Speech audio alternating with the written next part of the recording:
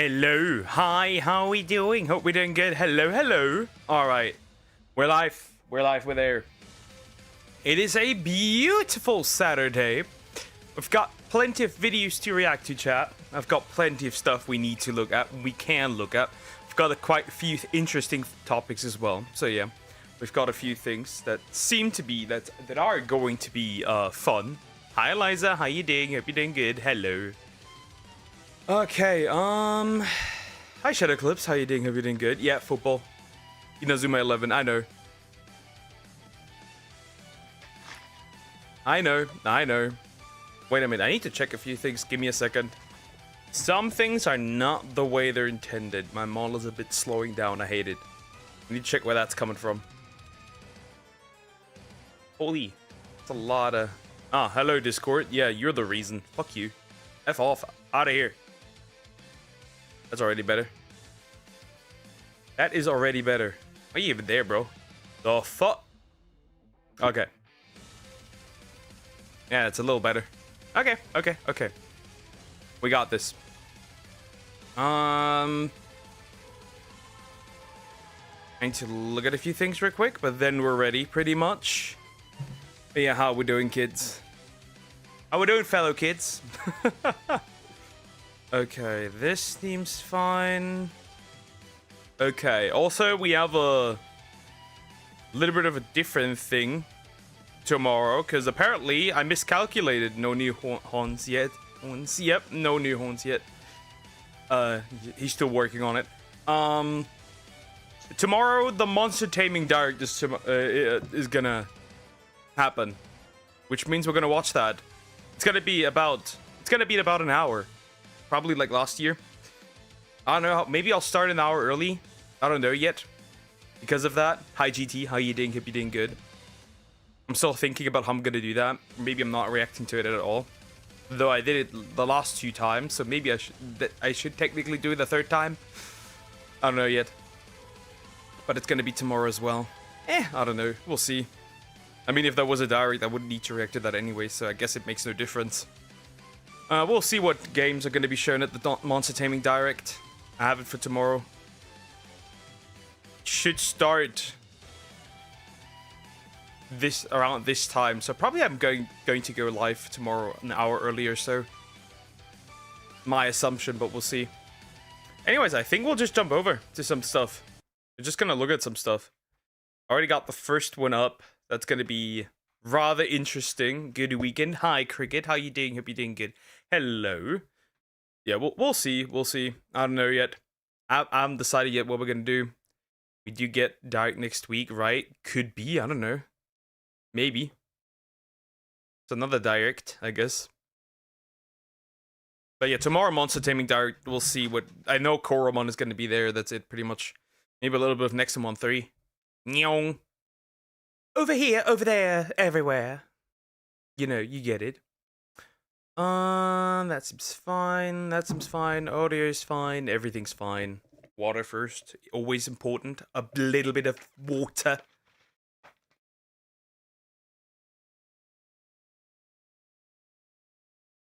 You never know. Found out that there's going to be a new Digimon game coming out next month. Yeah, there's also supposed to be a TCG is going to release as well. I don't know if it's that one actually, but there is something along the lines of that is going to release as well. Yeah, for the Monster Taming Direct, I have no idea what we're going to see. I know Koromon's there, probably a little bit of how Nexomon 3 is going to be looking. I don't know. I'm excited to look at that. Anyways, I think we'll start with this one. I think reads title. Yep. We're gonna start with this one, pretty much. Nobody knows how to act in public anymore, and it's shocking. By Jordan Kang. Yeah, this is actually quite true. This is very much true. I would even say this starts not only with adults. This starts with our youngest, in fact. This does, in fact, start with our youngest. Our youngest, at least, I don't know how it is in other countries, but kids here throw around swear words, they throw around slurs. It is crazy.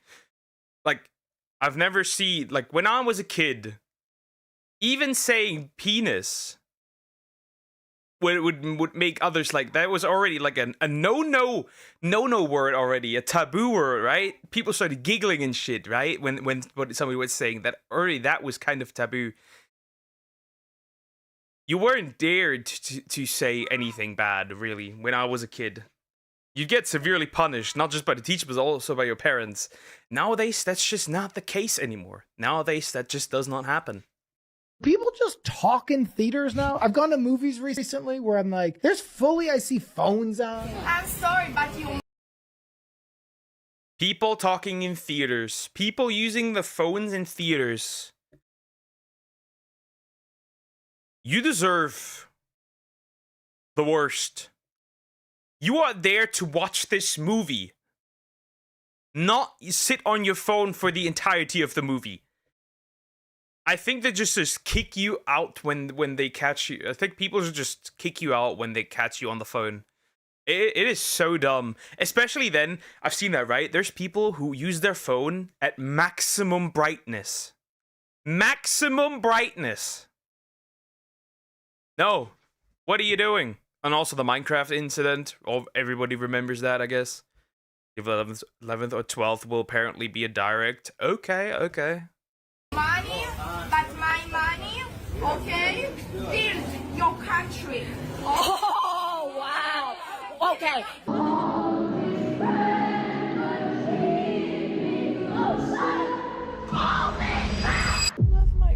Bro, that was that is cringe. That was cringe. I would have never done anything to jeopardize it. I've come to an interesting observation recently, that nobody knows how to act in public anymore, and it shows. And we know. We know. We are aware that that is the case. And the problem is everything now gets filmed. Every little bit. So people crying, right? People just crying on their phone, uploading it to TikTok. What is this? That's another one. Why are we doing this? no, I'm not talking about giving up your seat for the elderly or holding the door for the person behind you, even though you should be doing those things. I'm talking about not reading the room. The complete lack of social awareness and lack of basic human decency. Tourists disrespecting the people and the country in whom they visit. People screaming and throwing things at performers at concerts. Public is a whore stuffed. What? Wait, what? Bro, what? What the fuck? Look at this again. Respecting the people and the country in whom they visit. People screaming and throwing things. Where is it? Come on. Damn, I didn't catch it in time. Shit. Screaming and throwing. Come on. Things. I want to see it. There! You see it? There! It's literally an airstrike! Nyong, bro. That is so disrespectful, bro. That is so disrespectful, bro. That is... Look at this. There it is. That is a literal airstrike. Bro, what the fuck? That is insane, bro. Whoever was that... Autistic, and even I can read a room. This is probably, I'm gonna say this is a result due to the pandemic. And we haven't even seen, chat, we haven't even seen the full extent to that. Because all the kids that stayed at home during the pandemic, they're never gonna catch up to the socialization that they usually would have. We have not seen them as adults yet, or teenagers. That's the worst part.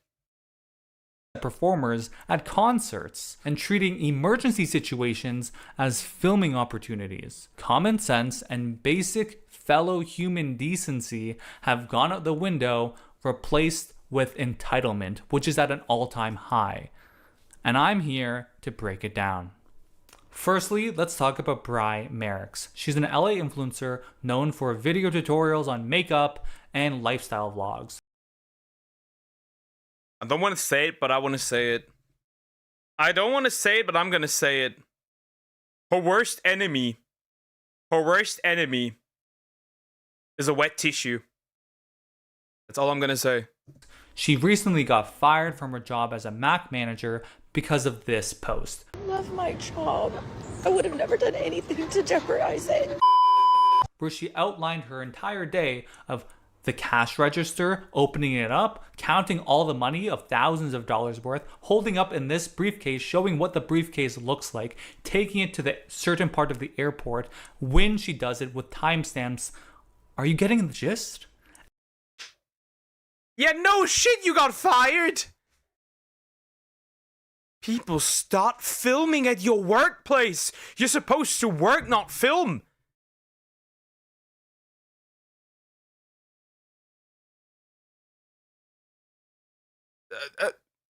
Bro, somebody's gonna...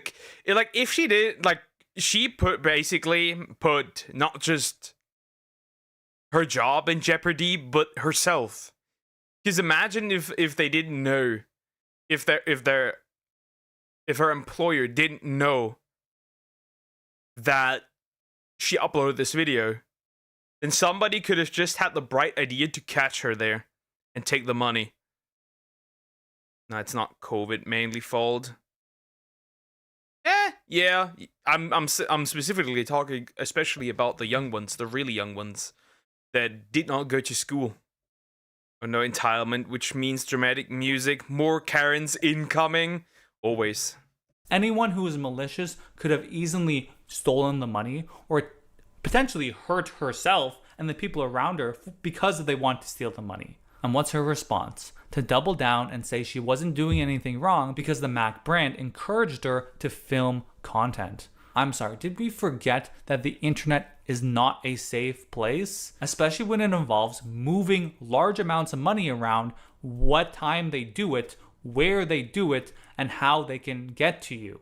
Okay? This is not okay. But clearly that common sense flew over this girl's head and got her fired. Rightfully so.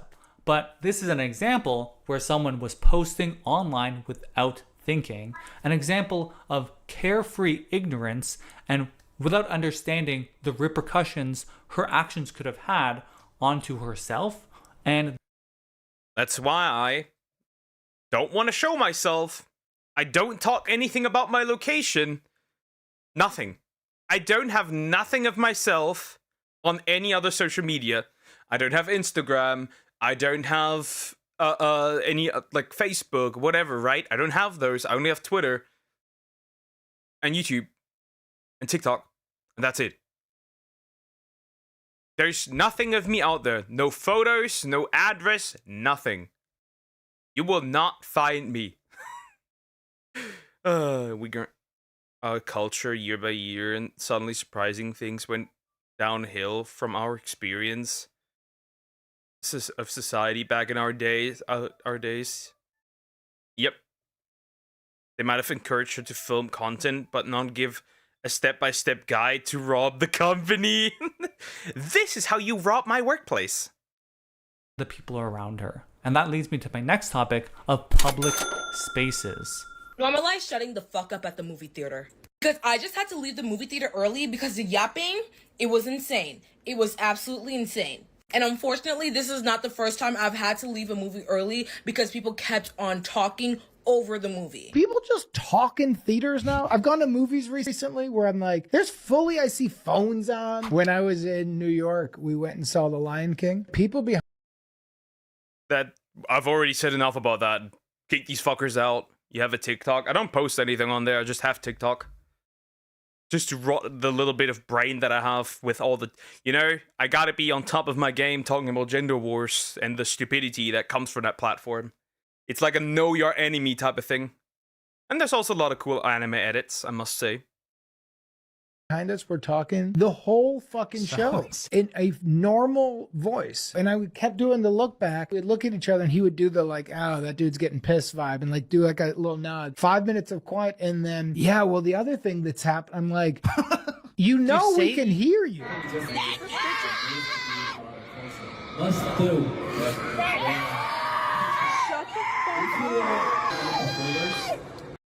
What the fuck are you screaming at? Man. I've never been to a concert, and this does not want to make me go. You have the Rot app? Yep, I have the Rot app. I have the Rot app.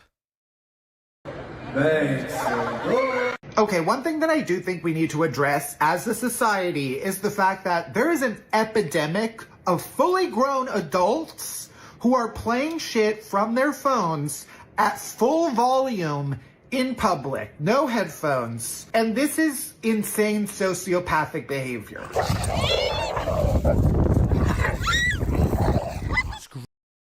Yep, that is something that I've noticed as well. People do that straight up, even though they're technically not allowed to, even in trains. Funnily enough, this has also become a nuisance streamer kind of thing as well. So they promote this too. And yes, the dog, like, people do not get that you should have your dog on a leash. They don't get that. They don't. Like, there's no way. Like, are you that stupid? At least don't complain if your dog gets hurt afterwards.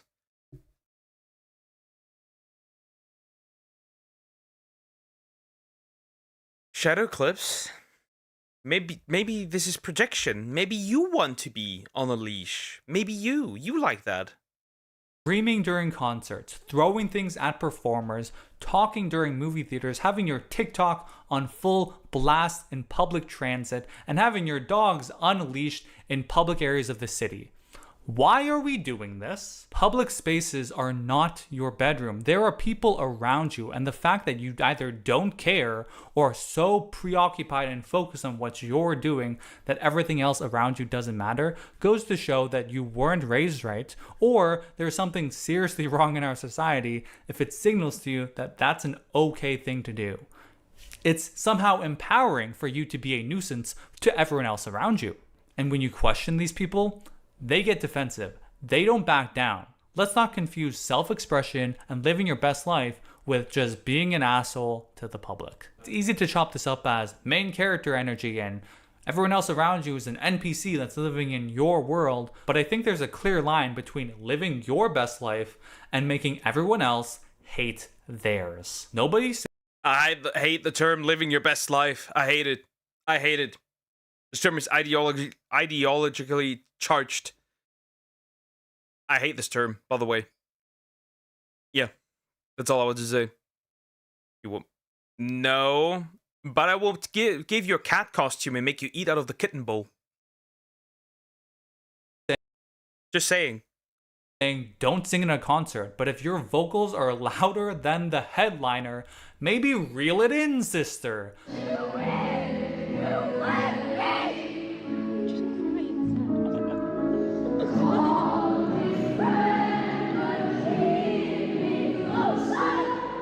What the? She sounds like a dying animal. Give me a bonk stick. I need to bonk her. Bro, that would be... I would literally just, like, use my flat hand and be like, bonk. From the behind. Like, bro, what the fuck are we doing? That sounds horrible. Nobody is saying your dog isn't friendly, but there have been too many cases of friendly dogs that have brutally attacked someone.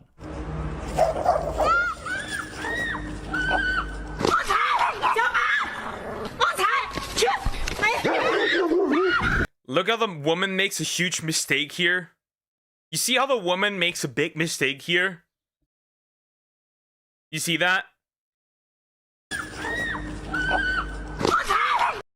Like, look how these small dogs come up, right?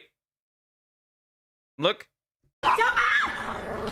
And this retard of a dog owner, instead of, like, being calm, not screaming, not like, carefully stepping in, you know what she does? She stretches out her arms, comes in all aggressive, all fast, already like threatening the big dog. If she was bitten, I would feel no sympathy, to be fair. Look at this. How stupid can you, like, look at this. How stupid can you be? Living your good life, never accurate, but it's tried to be positive. Perspective.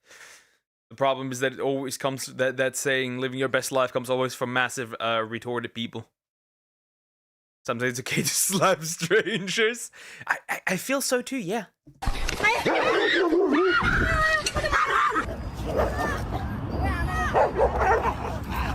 Oh yeah, I've just recently seen this clip. This clip I've just recently seen. A 9-year-old child suffered life. And this guy is incredibly stupid, by the way. Just saying. The owner of this one is also incredibly stupid. The dog stuff upsets me because if the dog reacts to being stressed by biting, the dog will be put down when it's not their fault. That is very true. That is very, very true. Story. My parents were dog breeders, specifically German Shepherds. And they got their dogs taken away by animal stuff, right? You know why? Because a couple bought a dog and treated the dog badly. And then sued my parents. My dad in particular. But it was their fault. Because when we gave them the dog was perfectly healthy. They didn't care there. They didn't care there at all. Even though we proved it, they still didn't care. They took the dogs, and when we proved that was true and the dog was healthy, they did not give us back the dogs. I was at a museum the other week, and people were just walking around touching things that literally had do not touch signs. Nearly started fighting. Understandable. Understandable. Yeah, it's just people have no self-control anymore, it appears. A 9-year-old child suffered life-altering injuries in Toronto because an off-leash dog in a child's playground charged it. What are the chances it's a pit bull? Too much info, Poke. If you want to stay anonymous, say I know someone when it's story about you. Yeah, you're not gonna find that out. That is ages old. There was not even any court stuff related to that. They just took the dogs, that's it. Dragged them to the ground and attacked. This dog was already known to authorities because it already had a dangerous dog designation and was required to be on a muzzle in public and not be off leash. And they were required to see a trainer and provide evidence to animal services that they did. This culture of flexing about having one's dog off leash has to change. I am particularly troubled by quote-unquote professional trainers that promise off-leash reliability so that people can take their dogs off-leash anywhere, like it's some sort of evidence of your amazing training skill and that you have an amazing dog. People's dogs should be able to come to them on command regardless of whether you're in a leash or an off-leash area. And if you're in an on-leash area, the dog needs to be on fucking leash, period. Leash your dogs, please. And disrupt. Leash your dogs? And even in an off-leash area, still leash your dogs. Because you never know if there's some maniac who hasn't trained their dog properly, lets that dog go off leash, and then you're cooked. Leash your dogs, regardless, anywhere. It doesn't matter where, just leash your freaking dogs. Public spaces has also become a trend online recently, where people would go into subways and blast cringy music until someone stops them. If I put the speaker down, I lose. And another one. Get proper leashes for your dogs. If you have a big dog, get a leash for that big dog. Not like those small things. It took ages to find a proper leash for my dog, because every leash, if you use too much power, the leash would just break. Like the metal part would just be just like snap off, and she'd be like, "Yep, I'm gonna run."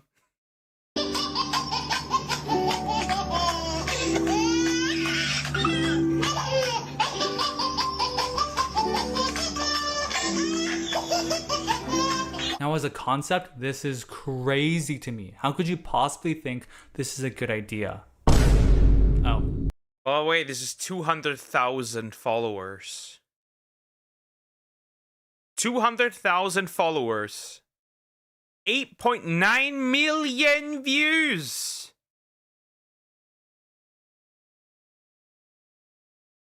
I would just knock the dude out. Just knock the dude out at this point.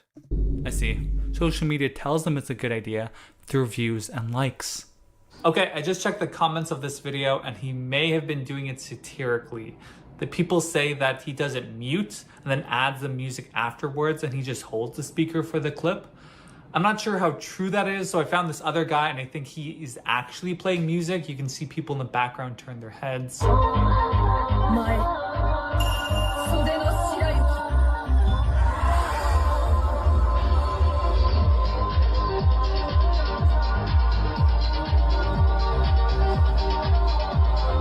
But I don't even think it's about online fame and notoriety anymore. I think it's deeper. It's their sense of entitlement to think that this is an okay behavior and an okay thing to do. You think Tiffany's gonna post that clip of her screaming her lungs out at the Billie Eilish concert?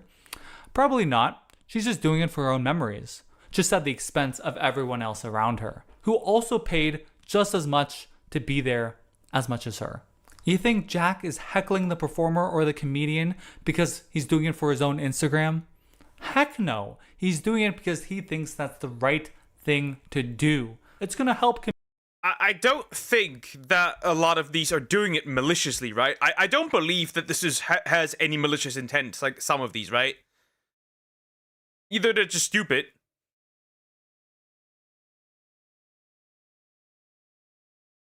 That's just what I believe. But there is definitely people that do it maliciously, right, for content. Like, right. Like, there's a German guy doing it right, straight up for content. We call those nuisance streamers, obviously. That kind of stuff, right? Or nuisance content creators, no matter if they don't stream, it doesn't matter. There's certainly people that do this for views and even malicious intent. Rage baiting. How do these people not get embarrassed? I want to delete myself when I cough in public.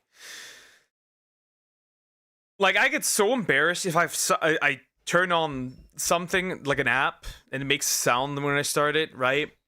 And I stop and I didn't turn the sound off. Like, that makes me so embarrassed. It even makes me embarrassed at home. So there's that. One of the most mistake with dog owners is they're letting them meet while holding the leash all tense. Leash a dog to control where you will go and how fast. But if you let dogs meet, try without leash as long as you checked it first with a safety way. Okay. I would make that dude on the bus eat that boombox or forcibly shove it all his rear end. Up his rear end, okay. Bro becomes the boombox at this point. Comedians farm clips. No one wants to be interrupted during a rehearsed practice performance. Even comedians. I interviewed a comedian about this in my previous video and touched upon whether heckling and crowd work is. Some heckling is funny though, especially when the comedian absolutely mops the floor with the heckler. It is so funny. It is so funny. Like that one clip with the lady and the guy make like a like the black lady complaining out with the guy making jokes. You know what clip I mean? The most racist joke ever. I got like 5 more in the chamber. Or something like that. That one. Ruining stand-up comedy. You can check that video up there. But it's not the right thing to do. And if you still don't believe that people don't know how to act in public anymore, just look at the poster girl outfit trend. Good morning. So I don't know if I'm just old, but I just looked up what poster girl outfit is. And those outfits, I thought they were used for like sexy time and for dancers. I mean, seriously, when I looked this up, I honestly thought this was just for the bedroom, but no, people are actually going outside Let me. I need closer inspection. We go back. I need closer inspection on Google.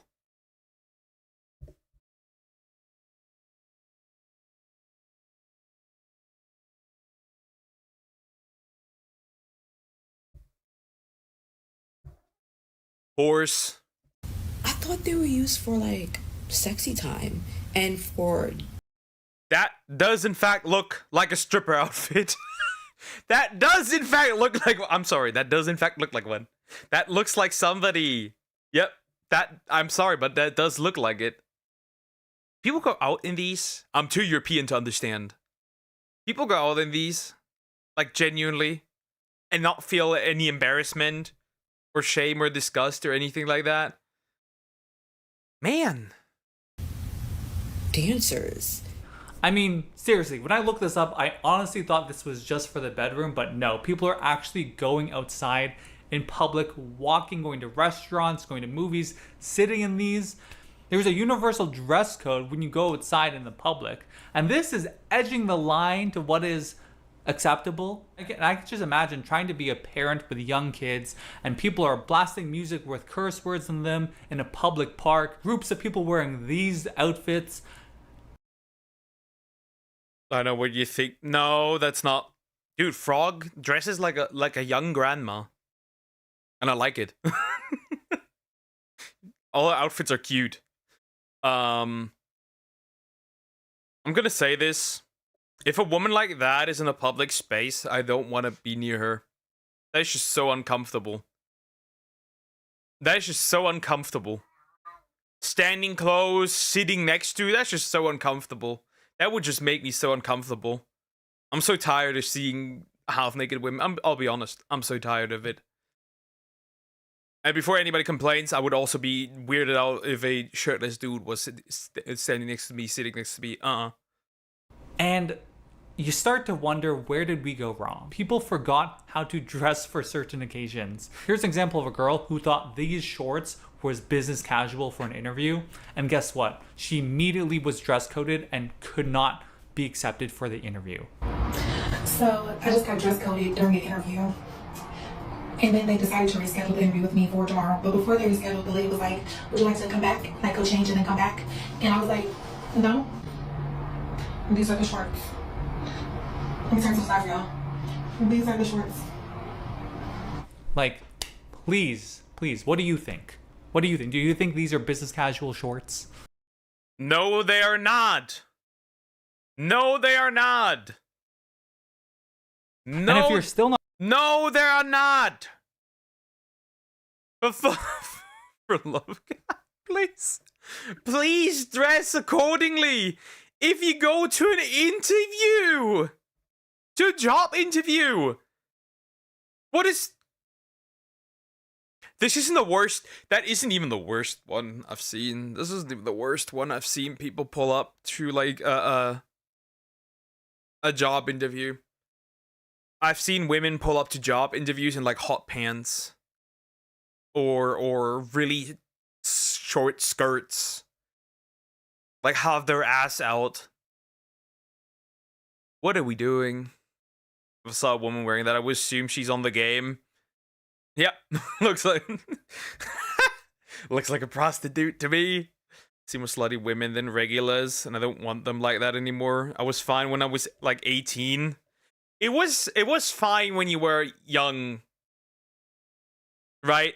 Because you were still, because you know puberty, horny young men. That makes sense.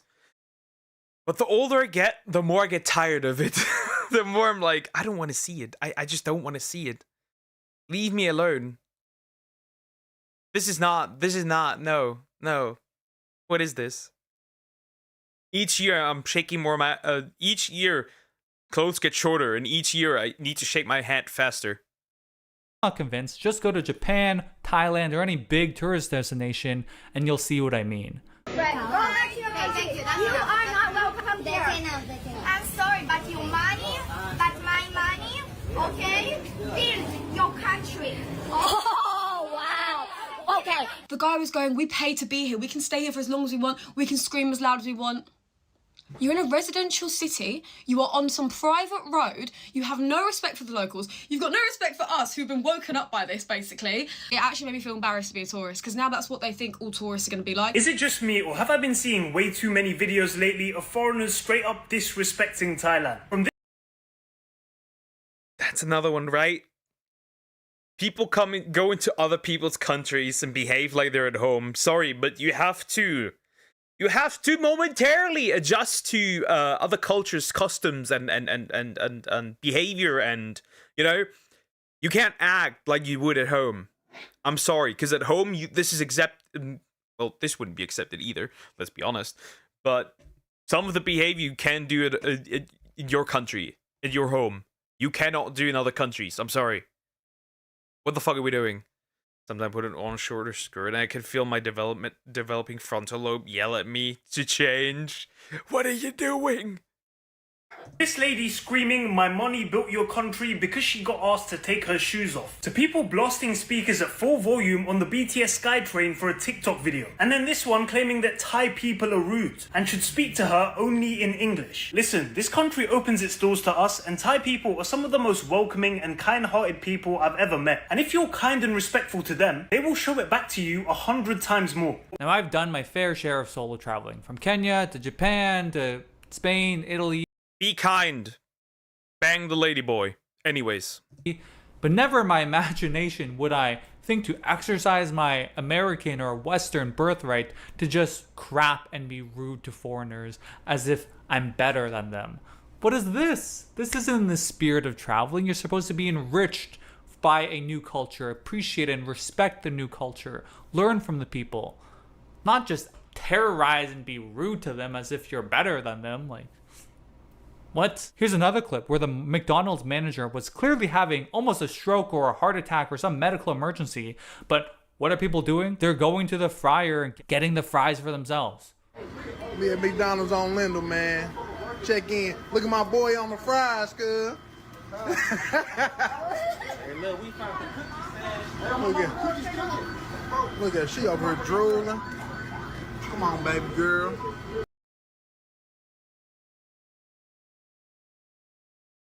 Wait a fucking minute. Wait a heckin' minute. Wait a minute. So this woman is either sleeping or sick, okay? Needs help. And these fuckers, the first thing they do is walk up there, get the fries themselves, not even check. Hi, Salmax, how you doing? Hope you're doing good. What the fuck? Huh? That's crazy. That wouldn't fly here. If you go to another country, you should at least know the basics of their language, and if you don't, stick with a tourist group with a translator. Yep. Be kind, don't do 2 girls, 1 cup.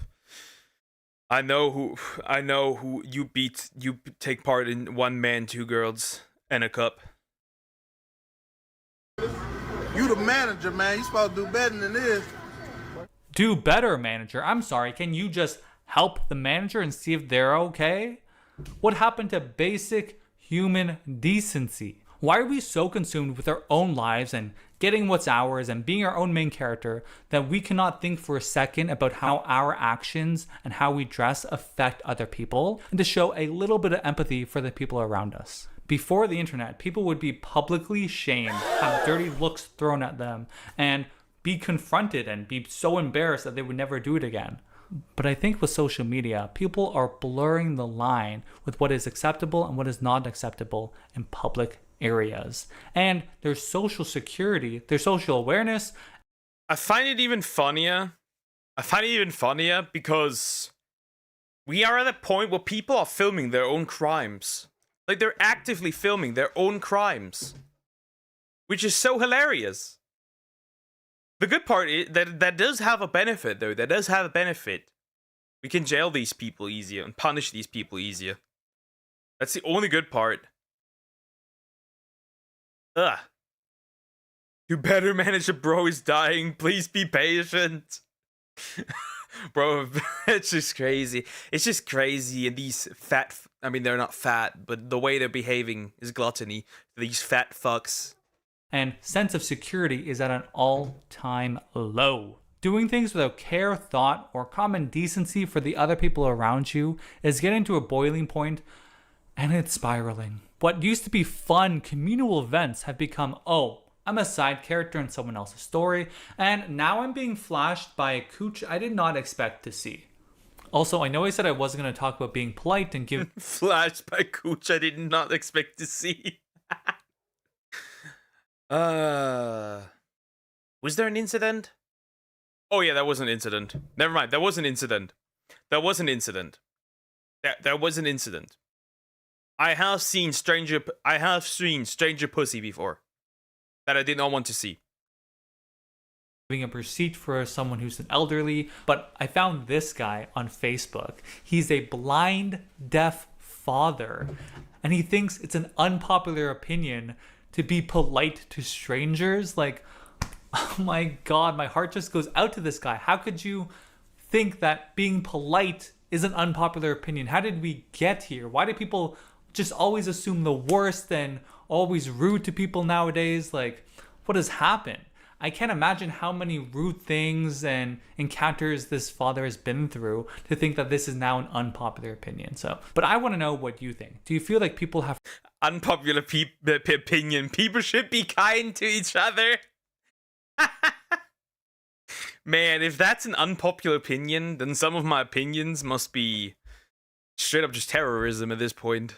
Forgotten about public decency and online safety? Do you feel like society is rewarding this reckless behavior in the real world? Share your thoughts in the comments. I want to discuss. And if you like this video, maybe subscribe, give it a like. I do commentary and videos like these every week, maybe film analysis here and there. We have a good time. Peace. Well, that is what we have. A problem. People are not kind to each other anymore. This is due to the internet and that socialization. I would assume there's a lot of people. I would probably put this also on the parents, also on the media kids consume nowadays, but also on the parents for sure. We have not seen the full extent of this yet, due to the kids that were in their most formative years were at home during the pandemic. So this will get worse. We'll see. Stranger pussy does to a motherfucker. The context of this was that I was sitting in the train, right? And she was sitting right in front of me. And there was no... how to put this? She had a really short skirt. And there was no... usually there's like tables in between, right? That wasn't the case for this one. So when she was moving her legs around, she was wearing no panties. That is all I can say. That is all I can say. That's all I know. Someone's boobs before that I absolutely did not want to see. They were my stepsisters. Oh well, could be worse. Anyways, like, comment, and subscribe. That was that. She was wearing no underwear. It was horrible. It was horrible.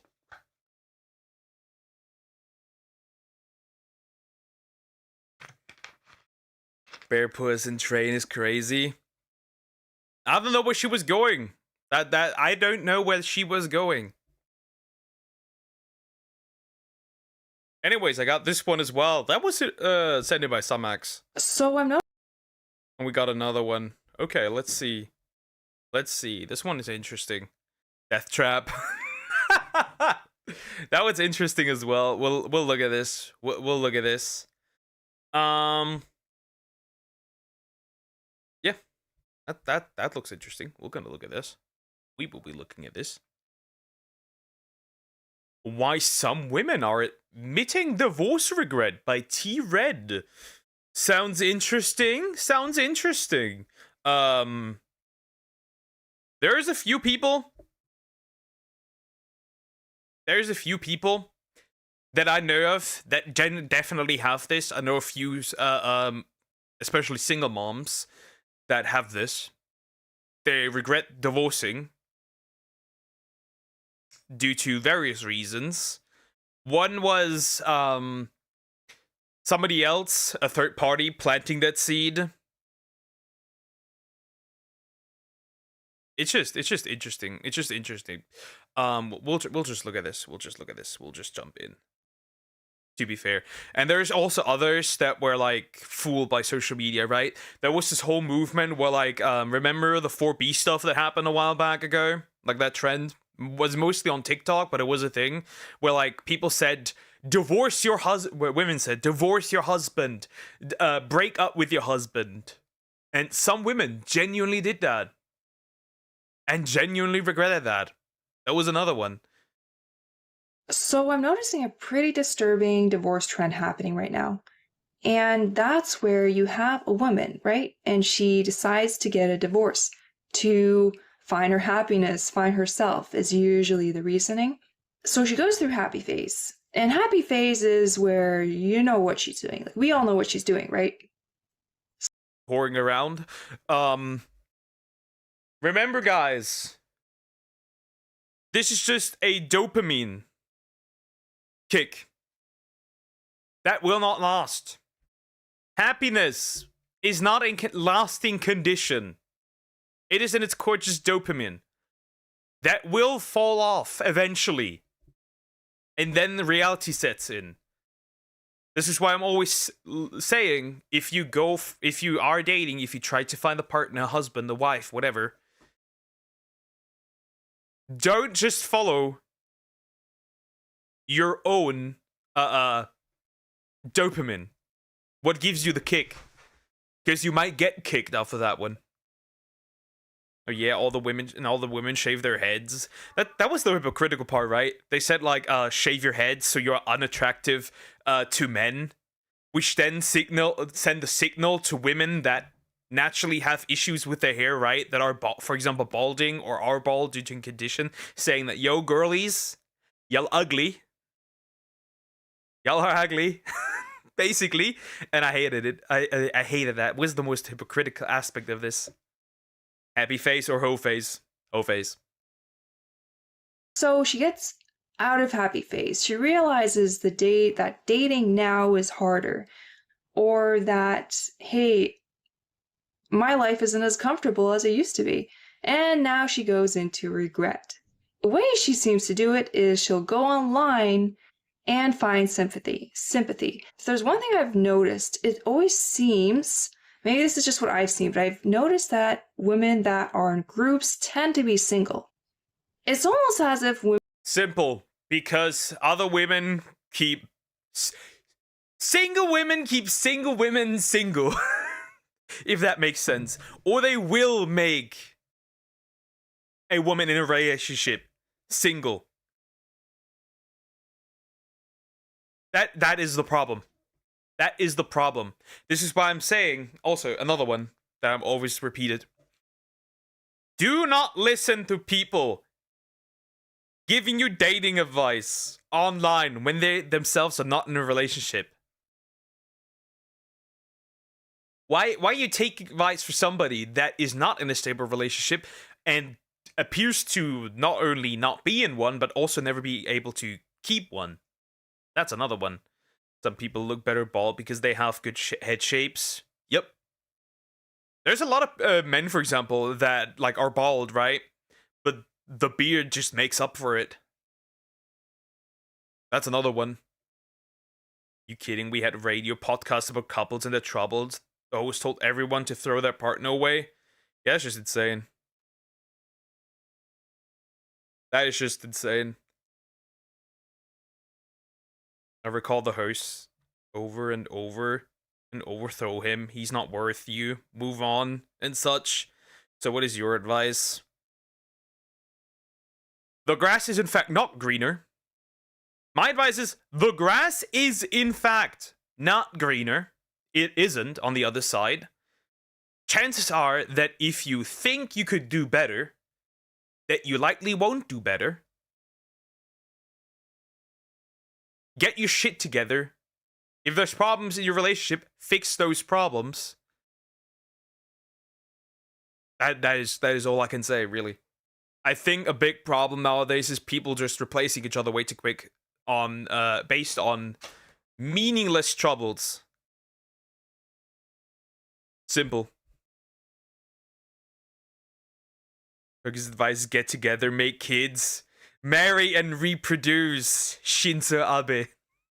Women do keep each other single. And there's that whole thing going around right now where the saying that women keep each other single. And I think it's, at least what I'm seeing, I think it's true. So I want to show you an example. How did I know it was time to end my marriage? Number one question from women in my DMs. I'm gonna get into some pretty heavy topics in this video, so just a trigger warning. I'd say about a year before I requested a separation, started to feel my sense of self slip away. Having disassociations multiple times throughout the day, started having extreme senses of deja vu. Since learned through therapy that it can actually be a sign of anxiety, and I think I just didn't recognize it in my body because I just didn't want to acknowledge what was happening. Be driving around the Bay Area, a place that I have been wanting to leave for so long. I remember I would just have these moments in my car just being like, what are you doing? Why are you here? Almost like putting myself in the multiverse, Spideyverse, like this is not the universe that you're supposed to be in. I felt like I had no energy by the things that brought me joy. I feel like all these emotions and all these things were compounding. And I called my mom and I just told her, like, I am so depressed. I don't recognize myself. Don't have any hope for the future. I just feel so down. That she was like, you need to come home. I never want to feel to the point that I'm that hopeless, that I have nothing to look forward to. I feel like I can't get out of bed every day. The hardest thing for me to admit is that I am at rock bottom right now. No idea what the future is going to look like, but I know there is one. And I know there is one that I'm going to be. Get to the point! What are you yapping? Yeah, bro. Bro, what is she yapping? Okay, she basically, right, if we go back to where it started, right, the title of this little TikTok video, right, if we go back, is how do I know my marriage is over? And what did she do? Yap about, like, her purpose and existence. Is there... I have a hot take. This woman does not know why she ended her marriage. This woman does not know why she got her divorce. This was just... There was no genuine reason. She didn't name a genuine reason except that she felt down. This was... What? Work together, make the grass green again. I see it. I see the vision. This is gonna be my my slogan for fixing the dating market. If you've got to ramble that much to make your point, you don't have one. She said nothing. She said nothing. She just said nothing and cried. Excited about, and I know I'm gonna look back at this time and be like, wow, if you got through that, you can get through anything. You're losing yourself to the point that you don't even recognize yourself anymore. It makes sense to start questioning if this is the path you want. So as you see, she's clearly unhappy and doesn't want to be married anymore. But what she's doing is she's associating her unhappiness with her marriage instead of looking at... Yeah, that's the thing, right? She never named the reason. She didn't even really name the reason. She didn't even name the marriage as the issue. She didn't say anything. Of course, this could be out of context, but from the context we have, she didn't say anything about her marriage. What her marriage is like, what her husband is like. She didn't say anything about that. Herself and seeing if maybe there's something that she's doing that's making her unhappy. So here's the first phase, right? So now she gets a divorce. And then this other thing happens too, right? Where a woman starts, like when she starts feeling unhappy and she needs that validation to get divorced, she'll go online. That is the quickest way to get a validation for your divorce. And I have another video planned where... Yeah, because other women that did pull the same bullshit,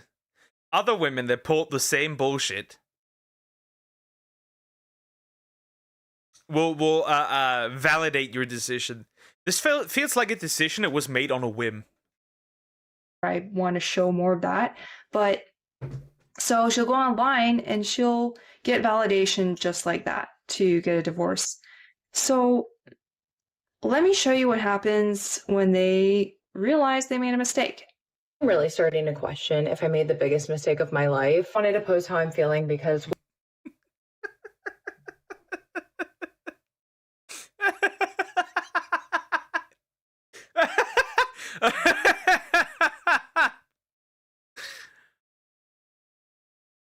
Any chance of love post divorce as a story? That is terrifying. Oh no. Oh no. The consequences of my own actions.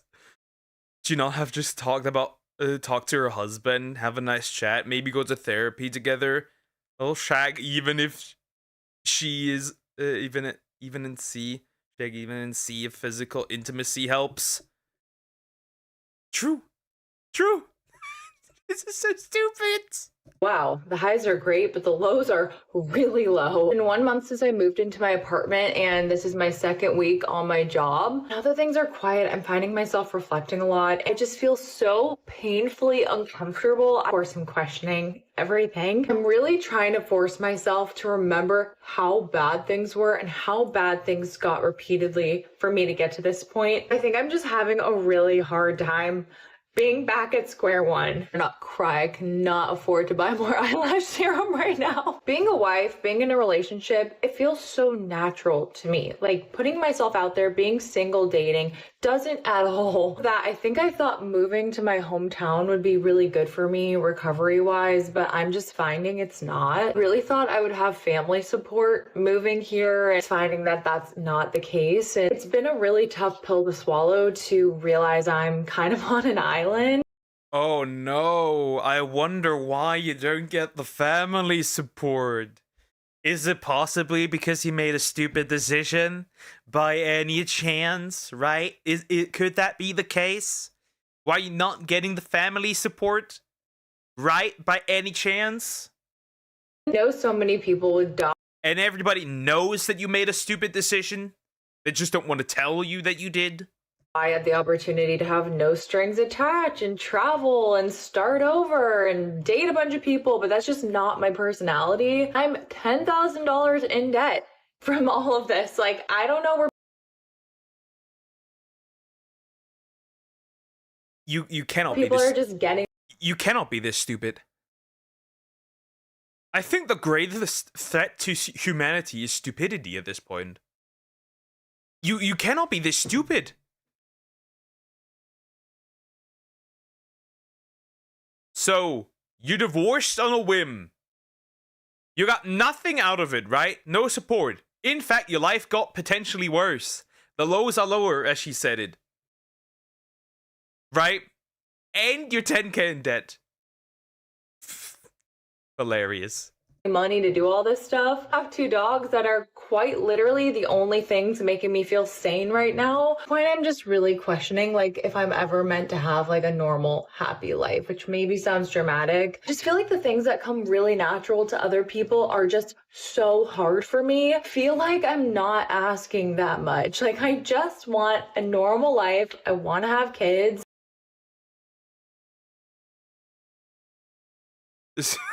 Imagine being the ex-husband and seeing this BS. I'd be livid. I'd be so angry. I would put you in another 10k debt. I don't care.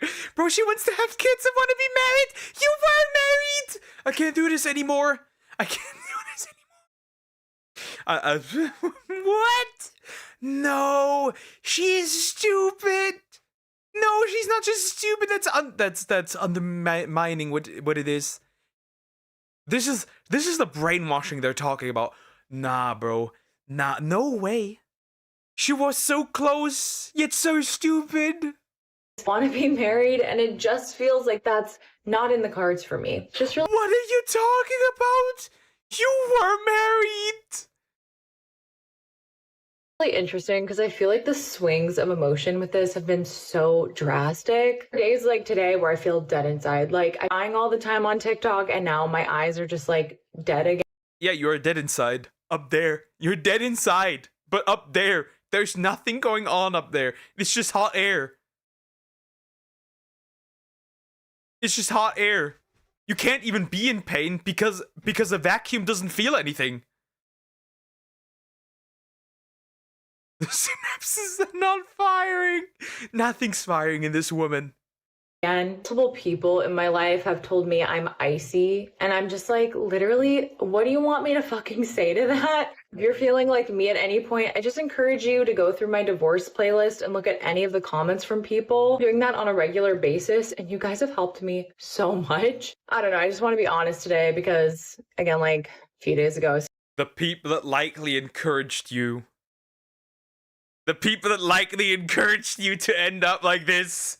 You're thanking the retards. I can't do this anymore. Feeling pretty good. Today I feel horrible. Yeah, so she realized she had it good, and she threw it all away. Now she's not going to say that she was wrong, even though she was. So consequences. Yeah, you make choices, you gotta deal with the consequences. What are you gonna do? So then this happens.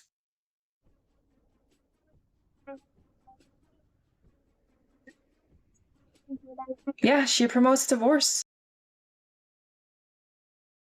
This bitch is got so miserable and bitter that she now has to make other women feel like her, end up like her. I can't do this anymore.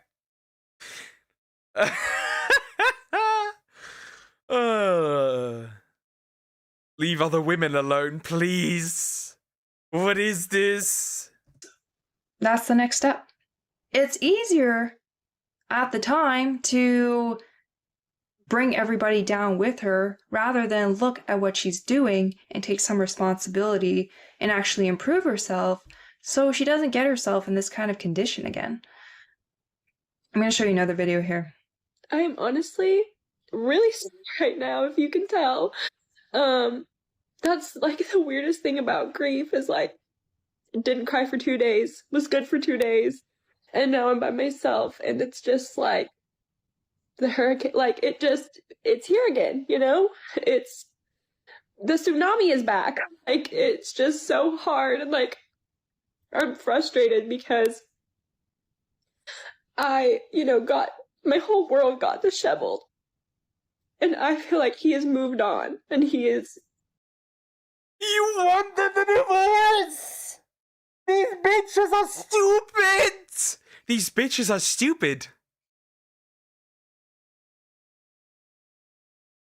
These bitches are... You wanted a divorce, and now you're complaining that you're divorced, and he has moved on. You don't want him to be happy either. You just want to... You just want to be... Just fucking admit it. You want your husband back, but he has moved on now. That's the truth. You just want your husband back. No. How does this happen? How does this happen? You don't want to be with him. You don't want him to be with somebody else. What do you want? Healed and moved on and doesn't care about me, which I don't want him to come back and... Yeah, no shit! Why would he? Why would he? To my life, but it still just sucks, I can't imagine, thank you guys for sharing stuff, like stories that you've been, like you've gotten through this and it's been however many years, because I could not imagine that. I can't imagine being with someone for a really long time and going through this, Sorry if you can hear my cat literally playing in the background. She's already started being a cat lady. She's already started being a lonely cat lady. The transformation has already begun. There's no coming back from this. Like, I was only with him for 4.5 years, 1 year married. I could not imagine, though, being with him for longer and this happening, but it's just so sad sometimes, and it's like so hard to have to learn how to do life by yourself again. Like, you don't have that person to call all the time or that best friend to go do things with.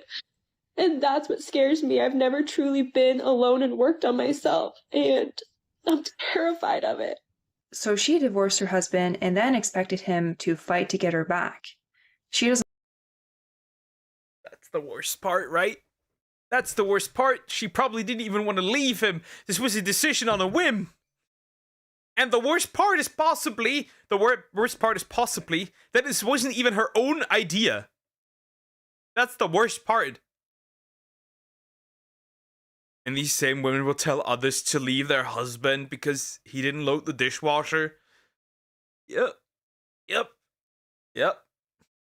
Probably watch some podcast. Too. Oh my goodness. Wow. Doesn't want him. She just wants the validation that she gets from the attention he gives when he tries to get her back. That's all she wants. She doesn't want him. What upsets her is that he's not doing that. Instead, he's moved on with his life. I've noticed men are very good with this. Maybe not all, but a lot that I've seen, they move on. And that's the thing to do. And he does the right thing. He moves on. And it sucks for her because he moved on and she didn't. And so basically, the only attention she can get is from people online. Mainly other women that have decided to do the same thing. And so she gets sympathy from them. She makes a video and cries and posts it, and it will get views. But a lot of times they expect the men to still try to make it work, even though they initiated the divorce. And 70% of divorces are initiated by women. They enjoy it when men give them this attention. They love it when they beg for them to take them back. And when they don't, when they see the men move on. I will not be begging if ever anything happens. I will not be begging. Nuh-uh. The moment, like, bro, most men, very much most men, especially when they're older, you fuck around, you're gonna find out. Just saying. Especially when they marry somebody younger and hotter. Oh, they are not happy about this. And unfortunately, you can't make a woman happy. You can add to it, but a woman's got to make herself happy. And if she's putting it all on a guy or kids or something, then, hey, it doesn't work well. I think we as women, we don't need to validate ourselves by crying and making these crying videos and try to get sympathy from people. I think we can do better, and I think we're a lot better than that. So that's my thoughts on it. Let me know what you think, and I'll see you guys on the next video. Like, comment, subscribe, and yeah. True. Like, comment, and subscribe, even to her. This video was good. I agree with her. This is gonna get worse. This is gonna get worse. This is gonna get significantly worse. It probably won't get worse because there's less and less relationships that are going to be formed. Let's be honest. Men are starting to avoid relationships altogether. I mean, like I said, we have already men avoiding being in the same room, sharing an elevator, anything with women out of fear. Yeah, we're cooked. We're cooked. Straight up. There's no denial. Straight up. Women with curly hair buy straightener. The straight hair curler. You can't make that species happy. Many times we called it karma. I guess father is its child. Yeah, pretty much. It's just this behavior will get worse. But that's really it. Possibly. Because we let other people dictate how we act in relationships nowadays. And not just relationships, but in general, I think. That's just a general thing. Stop letting third parties get involved in your relationships. That is not just the internet. That's family and friends too. Others will try to sabotage your relationships, and it can work. I'm a victim of that. Bro, that was horrible. That was horrible.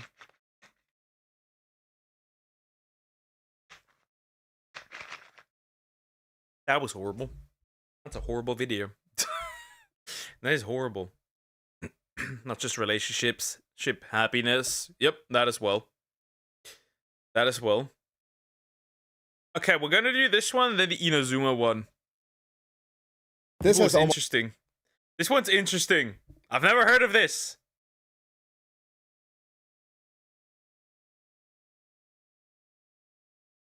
This one is in fact very interesting. I have never heard of this at all. America's Secret Underground Cheese Bunkers by the Fat Electrician. I have no idea what this is. Apparently, the Americans are storing cheese in bunkers. We'll see what that is about. Let's go. This has almost nothing to do with the US military, but it's so ridiculous I can't not talk about it. Today we're talking about America's Strategic Cheese Reserve. Yeah, if you didn't know the Strategic Cheese Reserve? There is a literal cheese reserve. I need to move to the other side, but there is a literal cheese reserve out there.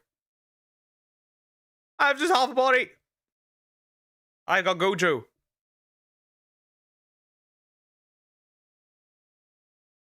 The United States currently has over 500 underground... And I need to move the chat as well. Should move the chat as well for this one. Meow. Okay, now. Just making sure. Cave warehouses spanning across 35 different states, the largest of which is underneath Springfield, Missouri, where America, as of August 2022, currently hoards 1.5 billion pounds of cheese. Bro, that is cheese. If there's ever an actual cheese of truth, you will find it there. How else would they keep their mac and cheese? Where's the rest of you? In the void. And just for the record, I realize I'm uploading this video very close to April Fool's Day. This is not an April Fool's joke. I am 100% serious. El Dorado is real, and Uncle Sam made it out of cheese. Look, El Dorado, the city of gold. And I know what you're thinking. Right now, you're like, wow, that's a cool little factoid. I can't wait to share that with my buddy at the bar one day. But no, this is going to infect your thoughts for the rest of your life. You're never going to see the world through the same lens ever again. I mean, for example, let's just say you're at home watching The Walking Dead. You're gonna come to the realization there'd be way more fucking cheese in the apocalypse than... There's a cheese bunker call. It's some good news. No! No! No! Now that I realize this, you could look for this cheese in The Walking Dead. In the apocalypse. Don't forget the moon's made of cheese. They have a cheese bunker on the moon. This is why America was so desperate to get to the moon. They harvested all the cheese. Or they really wanted all the cheese. Okay, you're never going to be able to watch Mad Max again without thinking about cheese. You have to come to the terrifying realization. Right, the milking. The breeders, or whatever that was.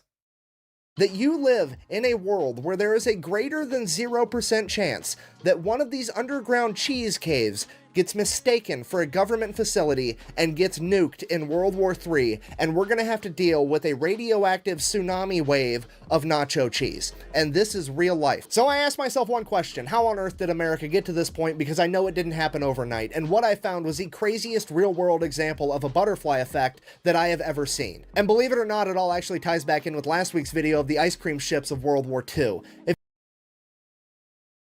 There's just 1 billion pounds of cheese in the US. That's crazy. What kind of cheese are they storing, though? That's the question. Are they storing the glibbery shit, right? Or are they storing... good question. I'm curious. I'm infinitely curious, too. What are they storing? Self-regenerating cheese monster! Cheesezilla! If you missed that, the super abbreviated version, basically the US government banned alcohol during Prohibition in the 1920s. Because of that, all the bars in America turned themselves into ice cream parlors to stay in business. Ice cream stepped up to fill the social void left by alcohol. If so facto, there was like 2 generations of Americans that treated ice cream like it was alcohol, socially speaking. As I'm sure you can imagine, this would drive up dairy consumption. Combine that with the fact that the 30s and 40s is when refrigeration would become readily accessible, meant that for the first time in human history there was such a demand for dairy products that farmers could exclusively become dairy farmers, meaning that this would be the birth of the entire dairy industry. And honestly, it worked out great, right up until it didn't in 1949. Are you telling me they overproduced cheese? And that's the reason? Are you telling me they overproduced cheese? Cheese makes me gag unless it's melted.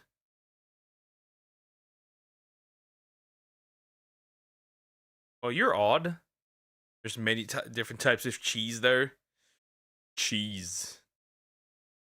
1949, 4 years after World War II, the American military is downsized, there's not an entire horde of young men eating 10,000 calories a day, and America's not exporting anywhere near as much food to other countries for war relief, meant that there was a decrease in dairy consumption, or a dip in the dairy market. As this became a bigger and bigger problem, the government had to step in because they weren't about to let the entire dairy industry implode, because, I mean, let's face it, that would be utter catastrophe. So the USDA stepped in and said, hey, you know— Oh no, not the cow movie.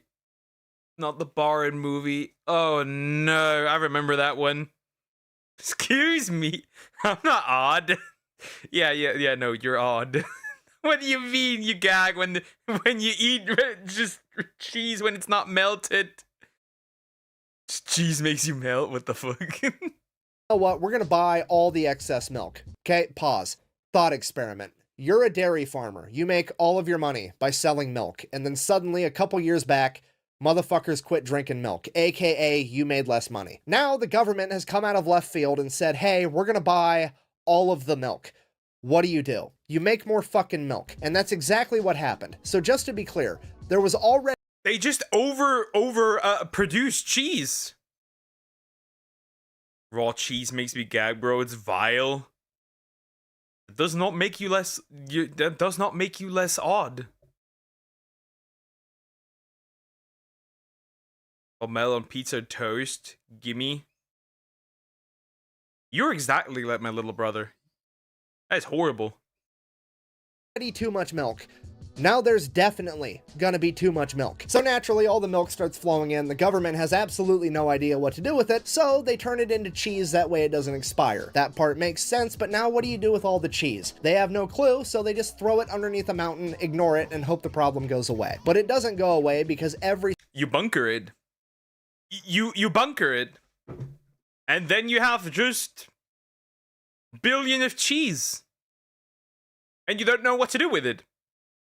Single presidential administration through the 50s, the 60s, the 70s, they all continue to buy up excess milk to prop up the dairy industry, turn it into cheese, and stash it away in these caves. It literally turns into a giant political game of kick the can down the road because nobody wants to be the president that crashes the global economy by not buying enough milk while sitting on top of a mountain of cheese, which, understandable, I don't want to be that guy either. Then, fast forward to 1980, Ronald Reagan, aka the small government guy, gets elected, finds out that the US government is sitting on top of 500 million pounds of cheese and spending $1 million a day to refrigerate and store it, and he looks at this whole issue like a beaver looks at running water. Absolutely fucking not. We can't have it. So his administration goes about figuring out the cheapest way to solve this cheese problem. Obviously, we're gonna throw it all in the ocean. However, having at least the foresight to understand that that would cause political backlash, he wanted to see how the public would receive it, so someone from his administration shows up to a White House press conference.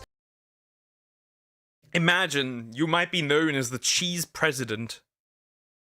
That could be horrible. Why am I being attacked right now? Can't a girl have dietary preferences anymore? No, you can. That's still weird, though.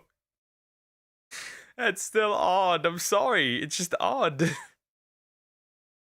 You do you, though. You do you. It's still odd. With a 5-pound block of moldy cheese and is like, hey, we got 500 million pounds of this shit. How would you guys feel if we threw it in the ocean? It'll be fun. We'll save money on cheese. We're going to find out if blue whales are lactose intolerant. It's going to be a great science experiment. The public did not go for it. They kind of felt like, hey, I've paid taxes for the last 40 years. You've turned those taxes into...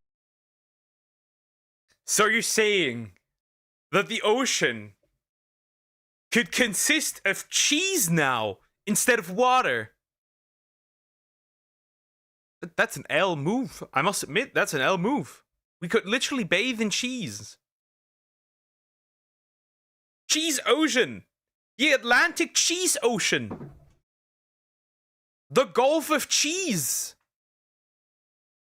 The Pacific Cheese. The red cheese. Cheese Oceans. To cheese, I would at least like the cheese. So then the Reagan administration took the 55-gallon drums of cheese, cut it up into 5-pound blocks, packaged it, and spent the remainder of his administration funneling 300 million pounds of cheese into impoverished and elderly homes. And this is where we get the saying, government cheese, from. You're gonna end up eating a steady diet of government cheese and living in a van down by the river. The US government would then continue to give out government cheese until the 1990s, when they seemingly ran out, because as of today, all 1.5 billion pounds of underground secret cheese in America is privately owned by corporations like Kraft and Velveeta. And this is the part where I wanted to end the video on a happy note of the government made a mistake, they fixed a mistake over 50 years, happy ending. Hooray. However, it didn't really make sense because something happened in the 1990s where the government... But why do we still have that much cheese? That's the question. Remember when they threw tea into the sea? Ah, the strawberry sea. I could see it.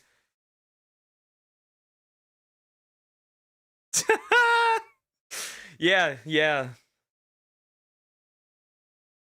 Moses partying the red Leicester Sea. The red Gouda Sea. I could see it. Was able to stop buying the excess milk. What happened? And that's when it hit me. It was absolutely the Got Milk ad campaign, the biggest, most iconic ad campaign of all time. I mean, every cafeteria in every school in America had a bunch of posters of famous athletes with milk mustaches saying, "Got milk, drink your milk." I vividly remember commercials as a child telling me that if I didn't drink enough milk, my arms would literally fall off my body. Well, Mr. Miller told me he never drinks milk. Look at him. What the fuck is that ad? That's a sign, chat. Drink your milk. Go ahead. Right now. Drink it. Oh, that's not good. Surely this is what inspired an entire generation of Americans to eat and drink more dairy. Ads were different. Ads were different. Ads were just built different. I need more ads like this. What the fuck? In 2,000 years, when Europe bands together and deletes USA, they will uncover all the well-preserved aged cheese. We're gonna handle cheese like we handle currency now. That's gonna happen. Like, you're gonna pay with, like, something that costs €3 will now be 3 slices of cheese. Dairy products, right? I mean, yeah, probably, but looking back on it now as an adult, doesn't it seem just a little bit weird that it wasn't a particular company putting on all these ads? Like, if there wasn't one company profiting from selling all this milk, where was all the money coming from? I mean, it almost seems like the government launched a giant psychological operation, ad campaign, just so that they could offload milk so they wouldn't have to keep contributing to their mountain of cheese. Well, I'm gonna take this off now because that's legit. Yeah, imagine the cheese conspiracy. We have like flat Earth, super Earth, I don't know, space Nazis, and then there's the cheese conspiracy. That was what we have. Crazy. Exactly what happened. In 1995, the US government created a nonprofit organization known as Dairy Management Incorporated, and their entire job was to get the American people to eat and drink more dairy products. Literally a cabal of individuals plotting behind the scenes to get people to eat more cheese. It's the cheesiest conspiracy of all time. And I'm not even kidding. Anything that has ever been sold or marketed that involved way too much cheese on it, this company is behind. Okay, they're the reason that Taco Bell started selling steak quesadillas. They were behind the Got Milk ad campaign. They're just forcing people to sell cheese and milk. Hi Zoom, how are you doing? Hope you're doing good. In 2,000 years, you said America was here for like 300. It probably will, to be honest. Hopefully, that'd be terrifying. Is what other places would disappear. Regardless, if there's an apocalyptic event, just locate where there's a cheese bunker. Fun fact, the US doesn't want you to know the moon is actually one of their cheese storehouses. Space cheese. Campaign. In 2002, when Pizza Hut had the Summer of Cheese event where they put way too much cheese on all their pizzas, this is who was behind it. In 2010, when Domino's almost went out of business, they gave Domino's $12 million to stay in business and then gave them a bunch of cheese so that they could put extra cheese on all of their pizzas, and that was their entire proposition for staying in business. Hey, our pizzas have more cheese on them now, so they're good. It is absolutely insane. So I did it. I found the world's cheesiest conspiracy, but then I found leaked internal documents from DMI. There's even leaked internal documents.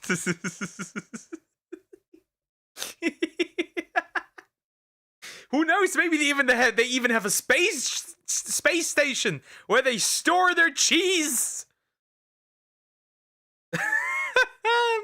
Modern cheese, all kinds, was also invented a few hundred years ago. I guess the first use of cheese in history. Apparently, cheese invented over 10k years. Well, that would make sense. That's not unlikely. If the cheese bunkers get bombed, we could have mutant rats. Domino's Pizza is banging. We don't even have that here. Bro, this is crazy. I thought this was like, haha, funny video, cheese bunker. No, this is a whole conspiracy.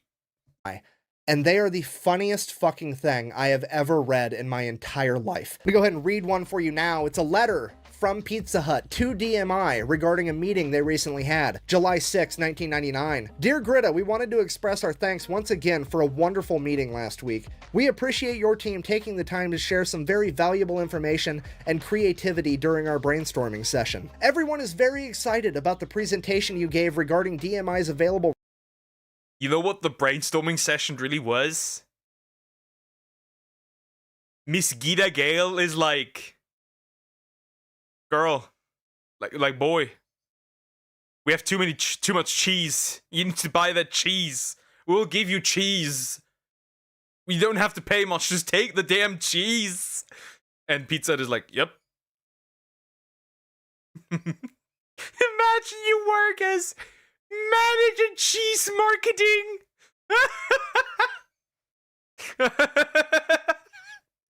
Derek Correa, Lord of the Cheese. Liskin Lawler, Lady of the Cheese.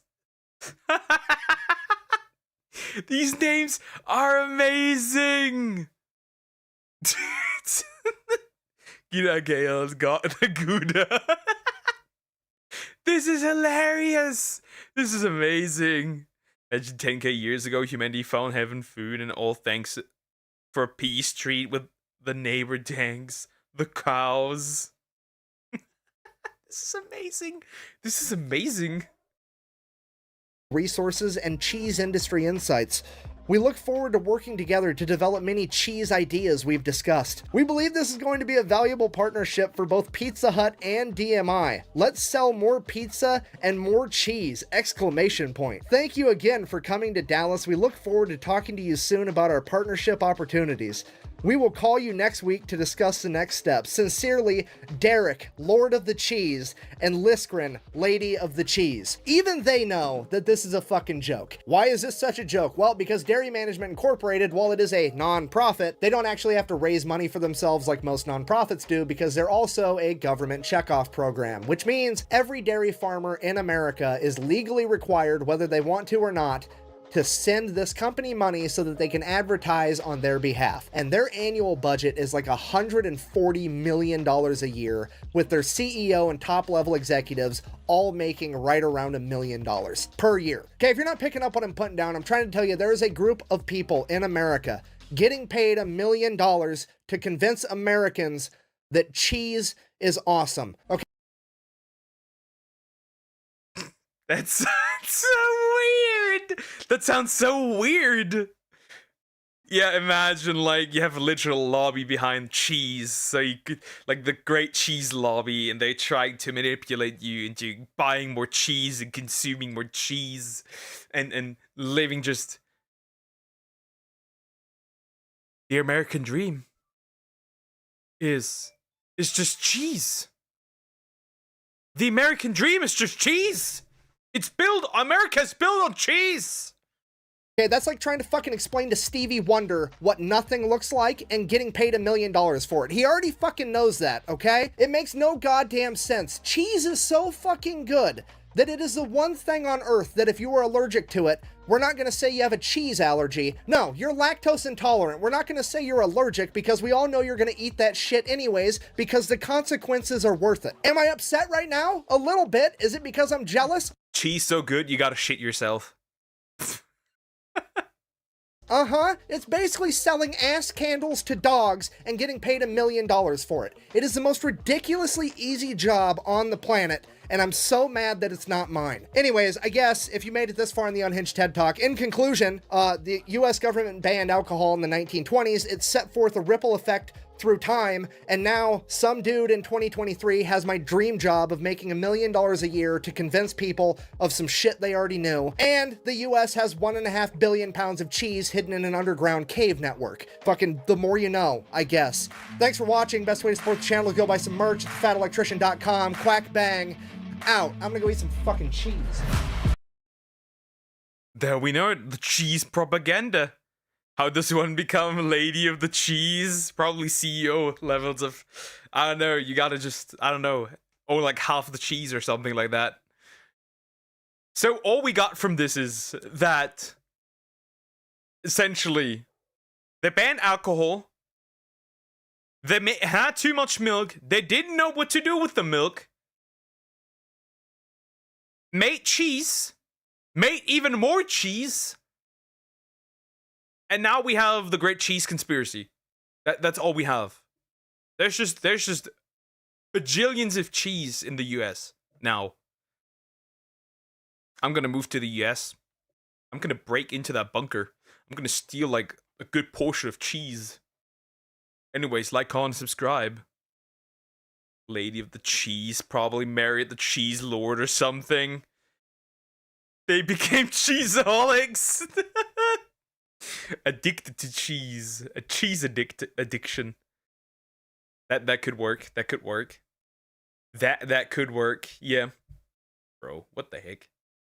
Praise the cheese lord. Hi Joe, how you doing? Hope you doing good. Let's not be cheesy, chat. Still have me. Still have me out here. Chat, you need to move again.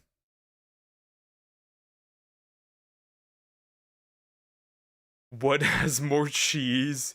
Use USA vaults or Skyrim players. I got better named Jesus. That's horrible.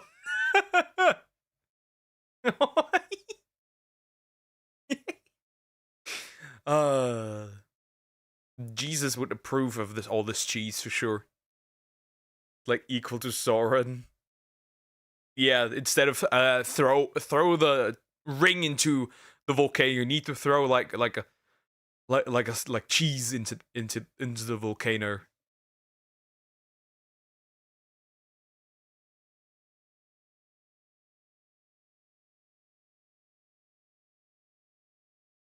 We're gonna do the Inazuma one now. Easy. Let's see. I think LoL players has it more. Alright. The rise and fall of Inazuma 11. The Complete History of Every Generation by Crimson Rot. Melania, is that you? Or is it Rot? Anyways, we'll look at this. Let's see. Did I even start recording? No, I did not. I need to do the intro again. The Rise and Fall of Inazuma 11, The Complete History of Every Generation by Crimson Rot or Rot. I have no idea.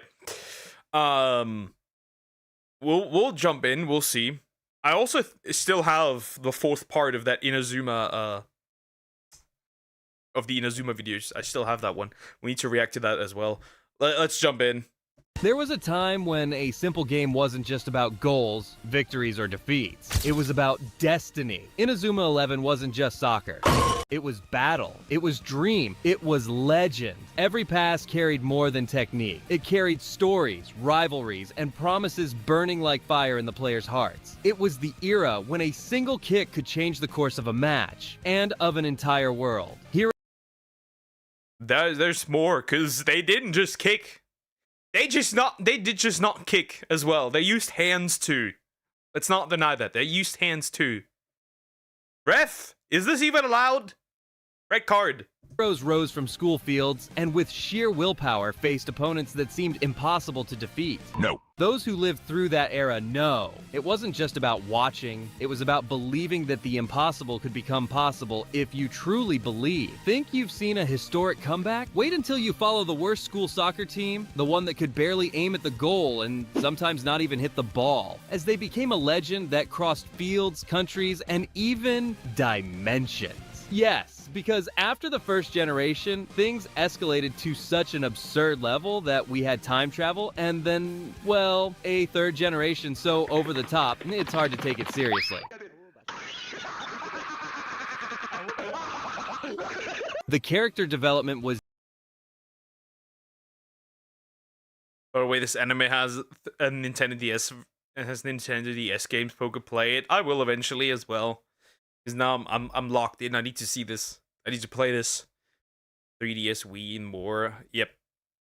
Deep. The special moves were absolute cinema. Extremely unique and creative. I'd even risk saying Inazuma 11 is the only anime where the audience actually remembers the names of the moves. But like every good legend, there came a time when the shine began to fade. And that's where our story begins. The rise and fall of Inazuma 11. Inazuma 11.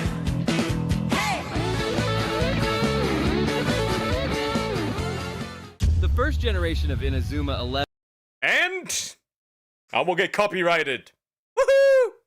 11 is simply a masterpiece of Japanese creative madness. A festival of charismatic characters, impossible plays, and rivalries that would make a soap like freezing other players. I must depart. Take care, Eliza. Have a nice day.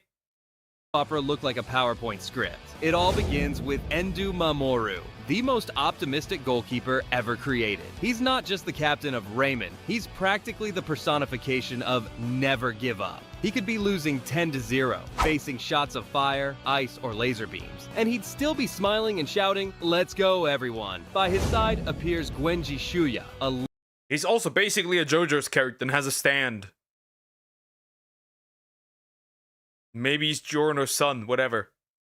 Legendary striker who joins the team already with myth status. He doesn't just kick the ball, he summons a flaming phoenix to blow up the goal. That's it. But it's not all about pure-hearted heroes. There's Kido Yuto, who starts as captain of Teikoku Academy, cold and calculating, obeying Coach Kageyama's orders like a general on the field. Deep down, he wasn't bad by nature, just trapped in the team's system. When Teikoku falls...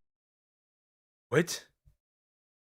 Did I just see that correctly? He wasn't bad by nature, just trapped. Almighty push? So when did Tom join the Akatsuki? What is this? Huh?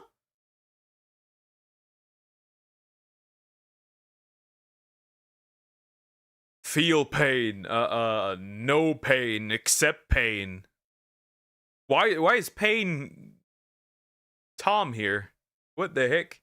in the team system. When Teikoku falls and Kageyama is removed, Kido realizes he can play differently. And in Raymond, he finds a team that values trust and friendship as much as victory. The result? He switches sides, becomes the tactical brain of the group, and turns into Endo's right-hand man, without losing the charm of an ex-villain. And who could forget Sean Frost? The boy with a split personality. One side calm and composed, the other aggressive like an earthquake. And that's not a metaphor. On the field, the difference between Nice Sean and Berserk Sean is a show in itself. His story blends family, tragedy, and overcoming hardship in a way that gives the anime a strong dose of well-done drama. The first season is about Raymond's formation and their climb to the Football Frontier Championship. It's where we meet the first rivalries, including Kido's legendary combo shot with Sakuma, and watch Endu gather a team that, at first, could barely pass the ball, but ends up facing special move monsters like It's Just Tuesday practice. The final villain, Teikoku Academy. Teikoku Gakuen was one of Japan's most powerful and dominant soccer teams, known for their discipline, unbeatable techniques, and for winning the Football Frontier for 40 consecutive years. They were led by the genius strategist. Did I just see that correctly? And for winning the Football Frontier for 40 consecutive years. They were led by the genius strategist. The penguins are just flying! They are just flying! They're like torpedoes! Missiles! Huh? Strategist. These fuckers are just flying! Huh? Yuto Kido. However, they ended up losing to the protagonist's team, Raymond. Furious about the loss, Kageyama Reiji went to Zeus Junior High to corrupt its players, and that's how the Zeus team was created. Using a serum called Ambrosia to enhance the players, the result was a team with absurd techniques, almost unfair strength, and the kind of arrogance that comes from thinking they've already won before the whistle even blows. Led by Aphrodite, a guy who looked more like a shampoo model than a soccer player. They were known for crushing. Bro has the girl face complex. Looks female enough. Someone has gone to this. Opponents without even breaking a sweat. The entire team was a festival of absurd techniques, nearly unfair physical strength, and an aura of nobody can touch us. They call themselves gods. Water bending, super speed, wind powers, earthquakes. So basically steroids. Ref, is this allowed? But they seem more like a group of cosplayers lost at Comic-Con. But jokes aside, the idea is really good. I really like how the dynamic of these villains is introduced. They have a ton of farmed aura just by breathing. To give you an idea, they were so strong that their special attacks looked like atomic bombs, and they still looked at other teams as if they were doing them a favor just by stepping onto the field. But then the protagonist came in, full of grit, confidence in the power of friendship, and a little bit of tactical insanity. The confrontation against Zeus I'm disliking the video. Twerking Goku was an epic battle, the kind that makes you hold your breath. In the end, against all odds and with some epic plays, the protagonist and their team turned the game around. It was the kind of victory that gives you goosebumps. You really get excited watching this match, not just because they defeated an invincible team, but because it was proof that brute force and arrogance can't stand against determination and teamwork. The second season throws logic out the window. Aliens come to Earth. Aliens. To challenge human soccer. And the worst part, they're not just good, they're machines for destroying entire teams. Every episode, another teams and buildings, collateral damage, dimensions. It's all good, but better not kick someone in the shin. True. That was the only yellow card we've ever seen since. Another strong team falls, and Raymond has to recruit players from all over Japan, including Sean Frost, to face the threat. Here, the team basically becomes a national all-star squad of protagonists, each with more ridiculous moves than the last. The main villain is Genesis, the peak of alien soccer, led by a boy who looks like a mini-god of the sport. The Genesis is a memorable villain team in Inazuma 11. They are known for their skill, discipline, and for being the first to show the true power of the Alias Academy. The captain, Hiroto Kiyama, is one of the most intriguing villains in the... Yeah. The skill. The skill. Ah, yes. The skill of opening dimensions. The skill of sucking up a ball and making it just disappear. Appear right next to you. Yep, the skill. I don't know, the skill of throwing Gallic guns. And now what? 3 logic out of the window, not having a kid kick a ball and create a nuclear bomb. Aliens came to challenge human with a ball game. It's just Space Jam. Series, in my opinion, with a mysterious past and a complex personality. The whole team, with their impressive techniques and impeccable teamwork, is one of the biggest threats that Raymond had faced up until that moment. The Genesis represented an almost impossible obstacle, challenging Raymond not only physically, but also emotionally. Their story is captivating, and they become a crucial turning point in the plot. If we already had aliens, why not a tournament bringing together the best in the world? The 3rd season introduces the Football Frontier International, with Raymond representing Japan as Inazuma Japan. Here, the opponent's power reaches cosmic levels. There's a European villain with a cyclone shot, a goalkeeper who's basically a medieval fortress, and massive... Bro just pulled walls out of the ground. Pressure to prove Japan is the best. It's also the season with the most space for personal stories and closure to arcs, such as old rivals' redemption and the whole team's growth. The ending of this generation is pure emotion. Inazuma Japan at the top of the world, Endu proving his unshakable faith in the team was right from that first disastrous practice. Guenji cementing his legendary status, Kido as the ultimate strategist, Sean mastering his 2 personalities, and every player leaving their mark. It's not just victory, it's the crowning of a cast that became a family. My score is 10. This generation wasn't just amazing, it was perfect. The balance between drama, friendship, rivalry, and the sheer spectacle of sky-tearing special shots is something no other fictional soccer series has matched. The 2nd generation, called... Yeah. No other fictional soccer team. No other fictional soccer anime is like this. No other. There is none. There is none. I don't even think Blue Lock is that crazy. What the heck? Oh, you know Law by Mike. That name says something. Is it about Roblox stuff? Also, I skipped the hangout for you, thank me. Thank you, dear, but you should have gone to the hangout instead. Inazuma 11 Go is the kind of sequel that doesn't try to erase the shine of what came before, but instead... Why do I have a homosexual... Why is there a homosexual clip if I show Speed now? Evolves and creates its own identity. And to be fair, it does it in style. It's like they took all the wild energy of the 1st generation, jumped a few years into... They're just fucking summoning dragons! However, the goalkeeper is 2nd gen. In 2nd gen is chopper size. Captain Tsubasa is the closest, but it's still super...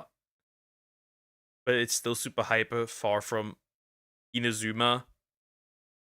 The future and said, now let's make things even more intense. This time, the protagonist is Tenma Matsukaze, the energetic, innocent, and absurdly fast lead, carrying that optimistic vibe that strongly reminds you of the Endo from the past. He's a solid protagonist, and I think his charisma really shines. By his side is Shindo Takuto, an elegant and strategic captain with that conductor's aura, controlling the game as if he were orchestrating a symphony, but with a more calculated and refined touch. And of course, the cast is rounded out with striking figures like Tsurugi Kyosuke, who starts off as a rival full of attitude and burdened by a heavy past. He plays as if every goal were...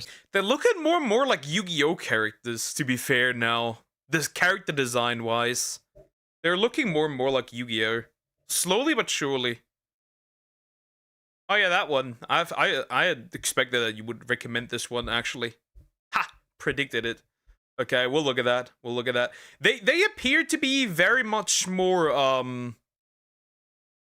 the designs, especially that one right now, is very Yu-Gi-Oh like. Settling a score with life itself. His story, shaped by his younger brother and by the wrong choices he made, is one of the strongest arcs of this generation. As a rival in the beginning, he's really cool. Now, speaking about the season... The setting is now Japan, where soccer has been practically hijacked by the Fifth Sector, an organization that manipulates results and turns the sport into a controlled spectacle. Raymond's mission is simple to understand, but difficult to execute: to restore soccer to its true form. This is where the series shows it's not messing around. Instead of just inventing new teams, it creates a concept villain, an entire system that suffocates the sport. The leader of the Fifth Sector is Ishido Shuji, who enforces this philosophy with the might of the Dragon Link team. The final showdown against Dragon Link is one of the season's high points, and it's where Tsurugi shines, evolving from a dangerous opponent to a key player on the team. The coolest part is how his development is gradual, not became friends overnight scenario. Interesting. Now, first it was the soul and memory. No new gen can take it. More like Beyblade. Early gen. Meta series to be exact. Yeah, okay. Interesting. Let me look at that too. Okay. A Charlie video. Yeah, we can throw that in too. Sure. Got plenty of time, so that's fine. Yeah, it's just, I don't know. I need to watch this. I need to watch Inazuma 11 for sure. The anime makes you believe in his transformation. Then comes the masterstroke: time travel. This is one of those ideas that, if poorly used, can become a mess. But here, it works perfectly. But yeah, one of the ones that's definitely a mess, if I have to bring up one of them, is definitely Dragon Ball. One of the many badly executed ways of time travel. The main villain is Protocol Omega, a team from the future led by Alpha, who travels back in time to erase soccer from history. To stop them, Raymond must... They use soccer to erase soccer. I don't know about that one, Chief. Journey to different eras, from ancient Rome to feudal Japan, facing legendary opponents and absorbing new techniques. It's a goldmine for varied settings and playstyles, but the most... Interesting. Let's see. When was football created? When was football invented? Modern football was codified in 1863.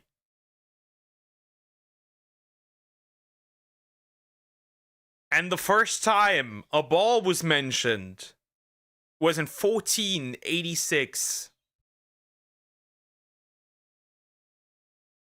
I don't think you can go that far. Football isn't soccer. I'm sorry, but here in Germany, if we learn English, we do not refer to it as soccer. This is football. You kick it with a foot. That's it. What else would you call it? American football isn't even football. Silence. Exciting part? The return of the first generation heroes. Seeing Endo, Guenji, Kido, Kabayama, and others back to help is pure nostalgia. It's impossible not to get goosebumps seeing the old and new generations side by side, passing the torch and showing that the fighting spirit never die. And the series doesn't use this just for fan service. They genuinely help the plot move forward. This season also introduces Fei Rune, one of the coolest characters in the franchise. Charismatic, skilled, and with an emotional backstory involving secrets from the future, he adds immense emotional weight to the plot. It even gives you the feeling that with more screen time, he could easily be the protagonist of a spin-off. The third season takes soccer to another level entirely: space. Now, Inazuma Japan is formed to represent Earth in an intergalactic tournament. Now we have an intergalactic tournament. We have an intergalactic tournament.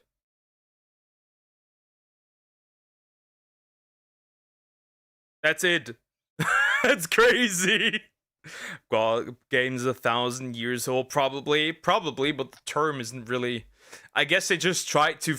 Well, I guess it's a different dimension.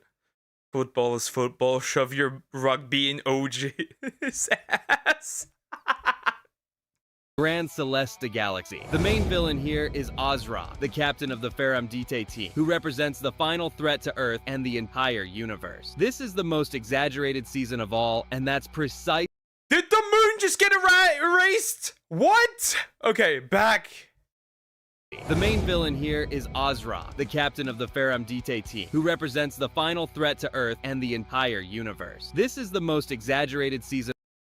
He erased the moon with a football. He erased the moon with a football.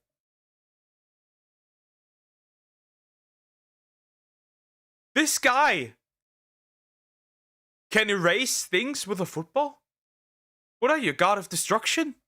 Of all, and that's precisely why it's so delightful to watch. If in the first 2 seasons you still thought, okay, it's soccer with superpowers, here you fully accept that you're watching a space opera in Glee. The villains are different, but equally memorable. Each planet has its unique style and threat, from techniques that distort gravity to kicks that seem to tear through dimension. It's a festival of visual creativity that, even with some absurd moments, maintains the emotion of the matches. The conclusion of this generation is an explosion of emotion and a beautiful closing of story arc. Shindu solidifies his role as a legendary leader. Tsurugi makes it clear he has overcome his past demons, and Faerun's destiny is revealed in a touching way. It's the kind of ending that leaves you with that post-series emptiness, but also a silly smile on your face. Most importantly, soccer returns to what it should always be: free, unpredictable, and capable of uniting anyone, whether in the past, present, or even outer space. My rating is 8. This generation is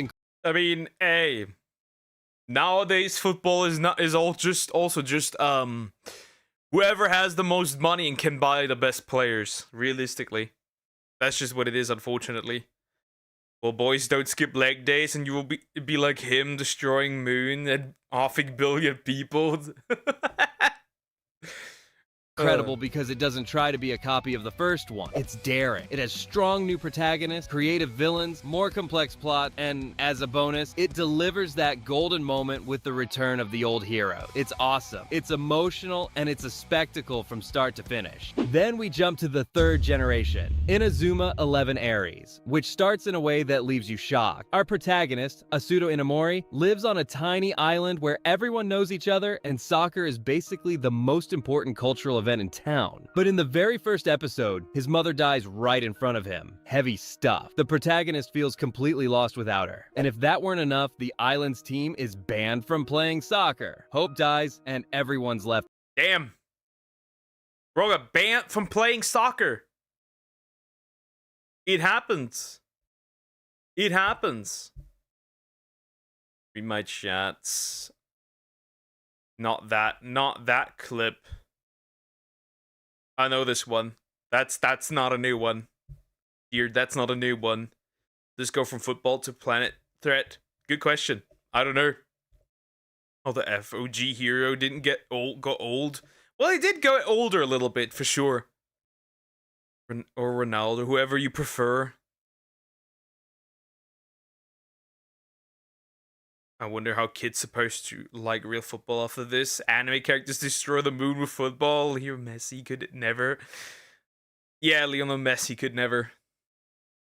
To drift. However, they get the opportunity to move to a new school, Raymond High, which is putting together a new team. For those who don't know, this generation is actually an alternate story. In this universe, the first generation's history isn't the same as we know. Here, soccer in Japan was reset by a project that scattered the legendary players of the first generation across different teams, so they could balance the playing field and teach new players how to play with their hearts. This creates a scenario where newcomers like Asuto's Raymond team must face these legendary veterans, learning and growing while taking on these monsters in absurdly difficult matches. It's like every game is against a living legend, and it's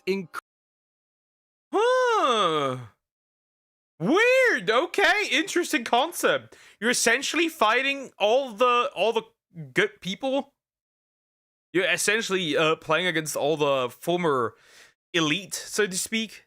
incredibly exciting. Seeing the old characters return is great, but watching them play against the protagonist's team is even better. Asuto is that charismatic, optimistic protagonist who believes in everyone, though I can't help but find his hair ridiculous. It's like he went to a barber who was in a bad mood and decided to troll him, ending up with a cut you'd get if you let your clue. That's right, alternate universes. We got everything here. Now we got alternate universes. We got everything here. This is wild. This anime is just ridiculous. Cousin do the job, but aside from that, he's a good lead. Now for the characters who really carry the season. Ryuhei Haizaki, the devil of the field. Aggressive, smart, and with a heavy pass. His rivalry with Asuto is pure fuel for the plot. Yuma Nosaka, genius captain of Ute Tsukinomiya, starts off as a calculating villain, but has understandable motivations and incredible control over the game. Hiroto Kira, this time with no aliens involved, is all talent and daddy issues. And of course, the Fubuki brothers Shiru. Wait. So we got previous characters from alternate universes are this time not an alien? What? Huh? It's so odd. In a story with no villains, the hero became the bad guy for the story's sake. I mean, it is an alternate universe. And Atsuya, playing together and balancing strategic coolness with impulsive fire. Nishikage Seiya is pure presence. Wait, huh? Again. With no aliens involved, is all talent and daddy issues. And of course, the Fubuki brothers Shiru and Atsuya, playing together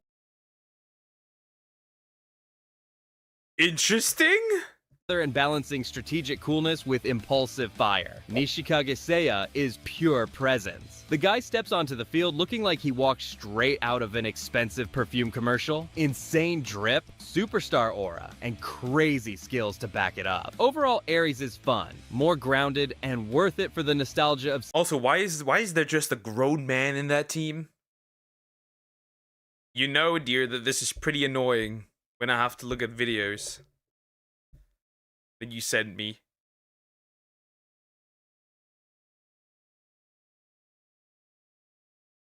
Aura farming.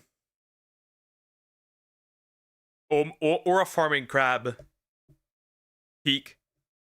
Seeing the new generation take on the old. Then comes Orion no Kokuin. Here, things escalate. Raymond and other players form Inazuma Japan to face the world. But it starts with a full-on soap opera twist. There's an organization called Orion that manipulates results, plants players. Wait a minute.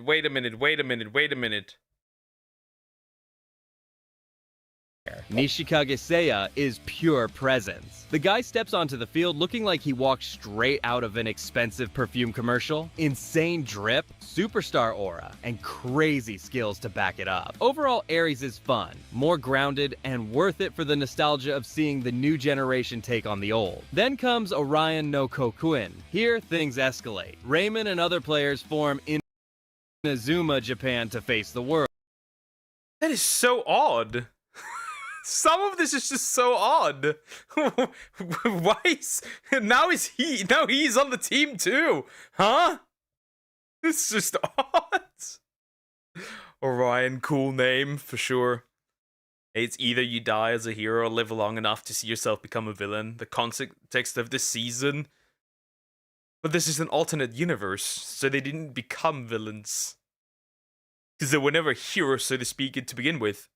But it starts with a full-on soap opera twist. There's an organization called Orion that manipulates results, plants players, and basically tries to destroy Japanese soccer. Is it over the top? Yes. But it's insanely fun watching every match turn into a battle, both on and off the field. Mitsuru Ichihoshi has one of the best arcs of the season. He starts as a spy, infiltrated as an apostle of Orion. But little by little, the conflict with his brother and the pressure of his role in the team transform him. Endo Mamoru returns as goalkeeper, and even without being the protagonist, he... True, okay. Because his national team, okay. But I know it's a name of a group of stars, but still, I like Orion. keeps the team together with his presence and leadership. Haizaki, Nosaka, and Asuto together in the attack is a wild mix of styles, like putting Cristiano Ronaldo, Ronaldinho, and Haaland on the same team just to watch the chaos. The season has amazing moments, but also some forced ones. There are matches that feel like scripted drills to make Orion look threatening, but when the stakes get real, the games are thrilling and the characters shine. The finale is the expected climax. Inazuma Japan exposes Orion, Mitsuru overcomes his past, Nosaka and Haizaki solidify themselves as legends, and Asuto once again proves he's the soul of the team. Terrible hair and all. My score is 7. Ares is simpler and focuses on introducing the new cast. Orion is more dramatic and full of conspiracy. It doesn't have the absolute magic of the first generation, but I had a great time watching it. The drama is heartfelt, the characters are memorable, and it So how is this a downfall exactly? How is that a fall? I wouldn't say that's a fall.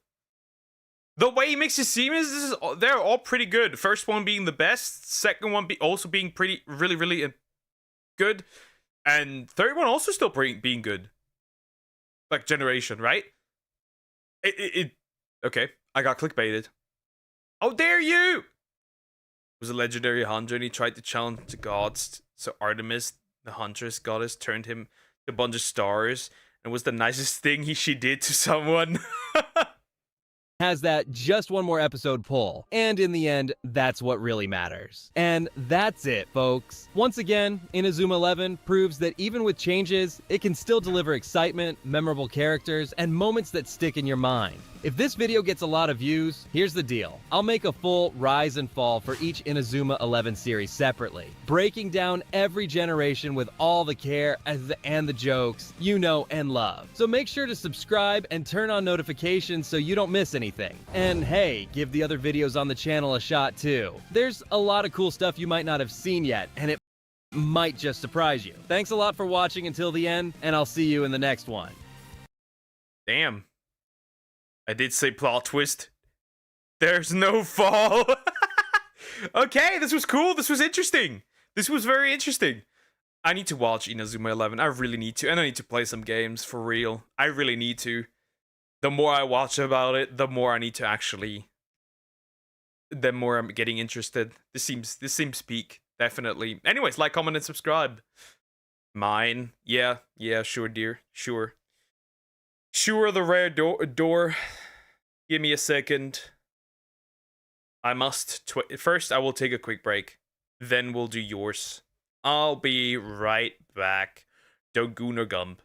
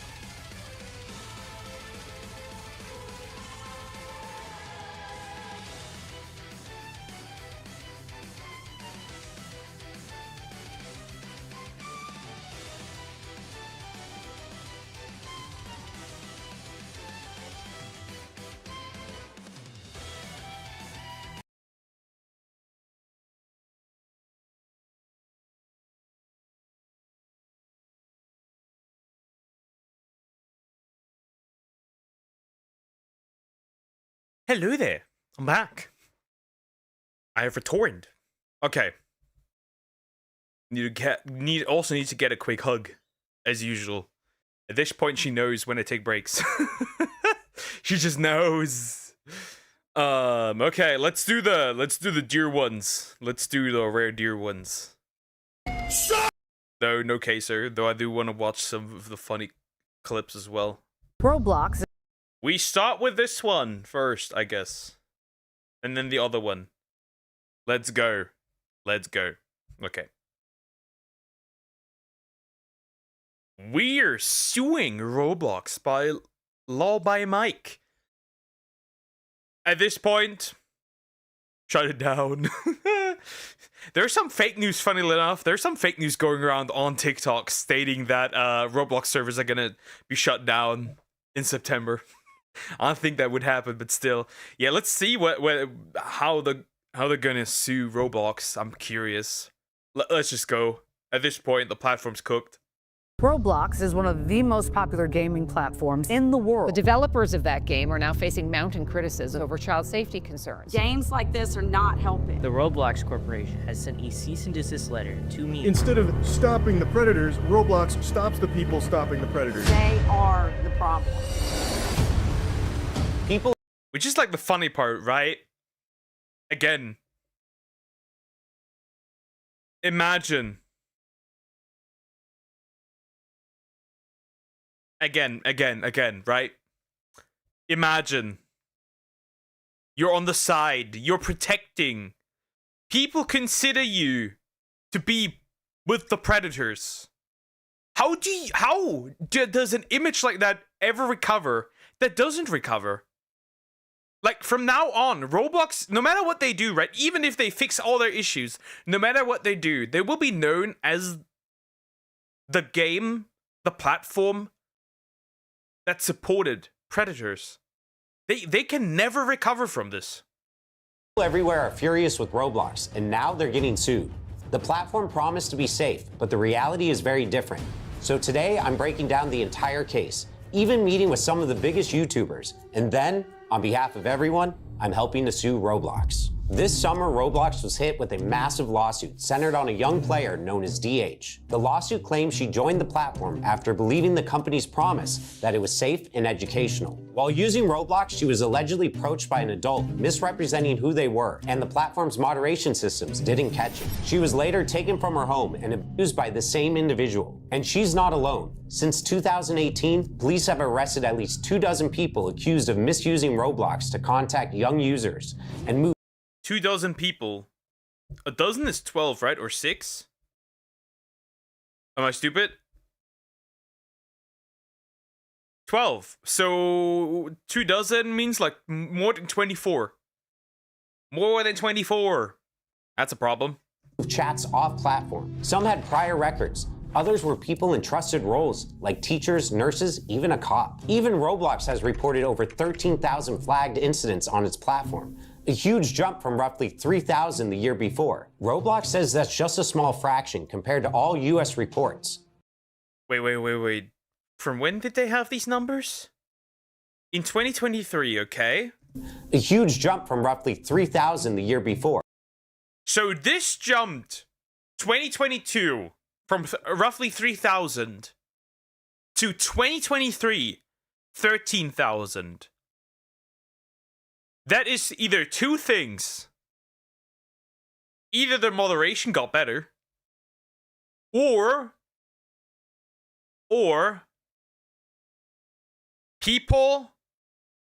preds know that it is easy to do on their platform. It can only be these two. Roblox says that's just a small fraction compared to all US reports. But for parents, the numbers feel staggering. And here's the core claim. The lawsuit argues Roblox allegedly knew these risks, but kept selling parents on the idea of a safe digital playground. Even some of Roblox's biggest creators are speaking out. Take Schlepp, a YouTuber with over 1 million subscribers. When he was younger, he says he had a troubling... I should probably go over to the other side, because that side is mostly used for showing the stuff. Let's move over again. Let me check my chat with me. Pokesu Roblox. Yeah, on what basis? I have not had nothing happened to me. 2023 was the only year people were noticing moderation improvement, then gone. So there is a chance it is based on the improvement of the moderation. Okay. Experience involving a Roblox developer. All that happened to me, it totally messed me up mentally. It made me have to go into therapy and psychologically messed with, you know, relationships that I had. Even till this day, I mean, it's something that, you know, it was messed up. That experience pushed him to act. As an adult, he began working with police by conducting investigations on Roblox. His efforts have led to the arrest of 6 people. So Schlep, what was the goal when you started making videos about safety issues on Roblox? It really all started back to my own personal experiences related to it. I had some very negative experiences as a kid, and I was affected by a very popular developer. So I saw these issues firsthand, like I experienced them. But instead of celebrating him, Roblox banned his accounts and sent a cease and desist letter, accusing. It's just crazy. It's just crazy that this can happen. And the funny part is, this is nowhere as prominent currently in any other on any other platform, any other genre of games, whatever you want to call it, as it is for Roblox currently. That's the weird part. Something happened to me, his jaw be going left. Good.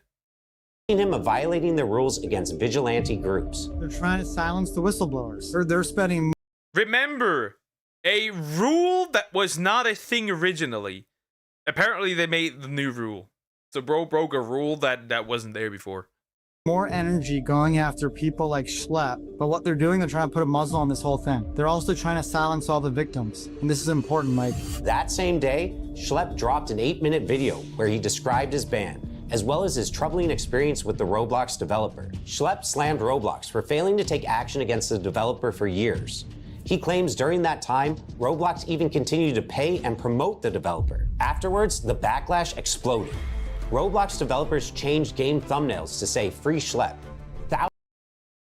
Who's the developer? Like, who's the developer he's talking about? Because I never got this. Who is the developer that apparently caused issues, trouble, the weirdo? Thousands of players staged in-game protests. Even major creators like Moist Critical, Gideon, and Creekcraft. I just saw Schlep's wife in the background.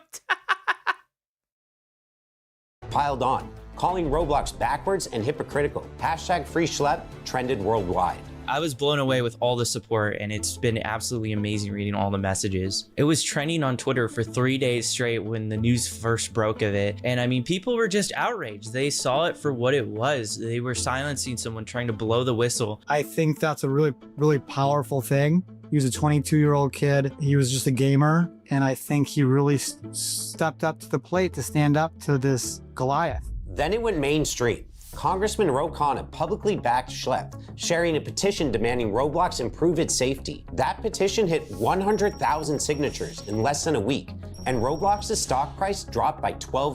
Imagine. This is like the Streisand effect, like crazy. This is crazy. Roblox apparently went ahead and deleted all the bathroom games. Okay, I assume it's a hangout game owner, but I don't know. Okay. No public bathroom exists. Okay. Imagine, right? You thought you would prevent. You thought you would prevent more trouble by banning the dude, right? And the Streisand effect kicks in, kicks you so hard into the nuts that you lose $12 billion in stock price. I've never seen this before. I've never seen somebody get fucked so hard. $1 billion. Now, Schlep. And you know what they could use these $12 billion for? You know what they could have used it for? Invest in better moderation, or even better, if people to get everyone that's 18 plus off the platform and move them to an 18 plus platform. But you didn't do that. Did you expect your videos to get as much attention as they did? Honestly, no. My whole goal with these videos was actually just to bring this to the attention of Roblox. Like, I wanted Roblox to see what was going on because I was reporting these communities to Roblox. I was making reports on a lot of these people. Nothing was happening. And the only other thing you can do is go public with it. So that's what I did. But the story doesn't end there. Schlepp just announced he's suing Roblox, not over the ban, but over the damage he says he suffered years ago from a developer on the platform. His lawyer confirmed he's also representing many others with similar stories. We have over 800 cases involving sex abuse. These are personal injury claims. So survivors are coming. 800! Oh yeah, this is gonna be tasty. This is gonna... When they receive letters, they're gonna be like steamy, right? They're gonna steam when they pick them up. They're gonna be boiling hot.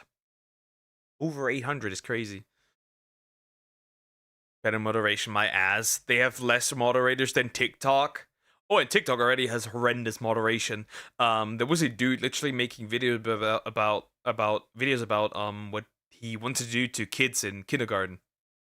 Like straight up. And he only got banned after mass reporting him, by the way.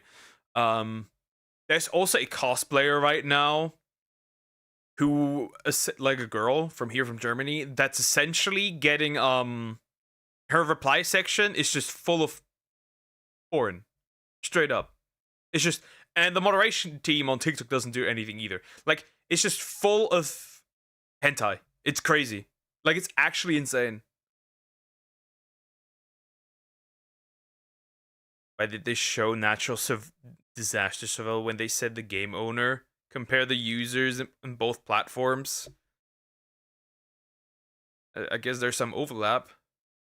Forward because of the personal injuries and the trauma they experienced. Yeah, we think it's a very strong case, and I think that's part of the reason they're fighting so hard to try and move this into some types of confidential proceedings, so they think people will forget about what happened, and then they won't. And now, because of you all bringing this issue to my attention, That's true. If the problem is that can happen. If people if people stop. People cannot stop from this. People need to keep at it. Because otherwise that does happen. That does happen.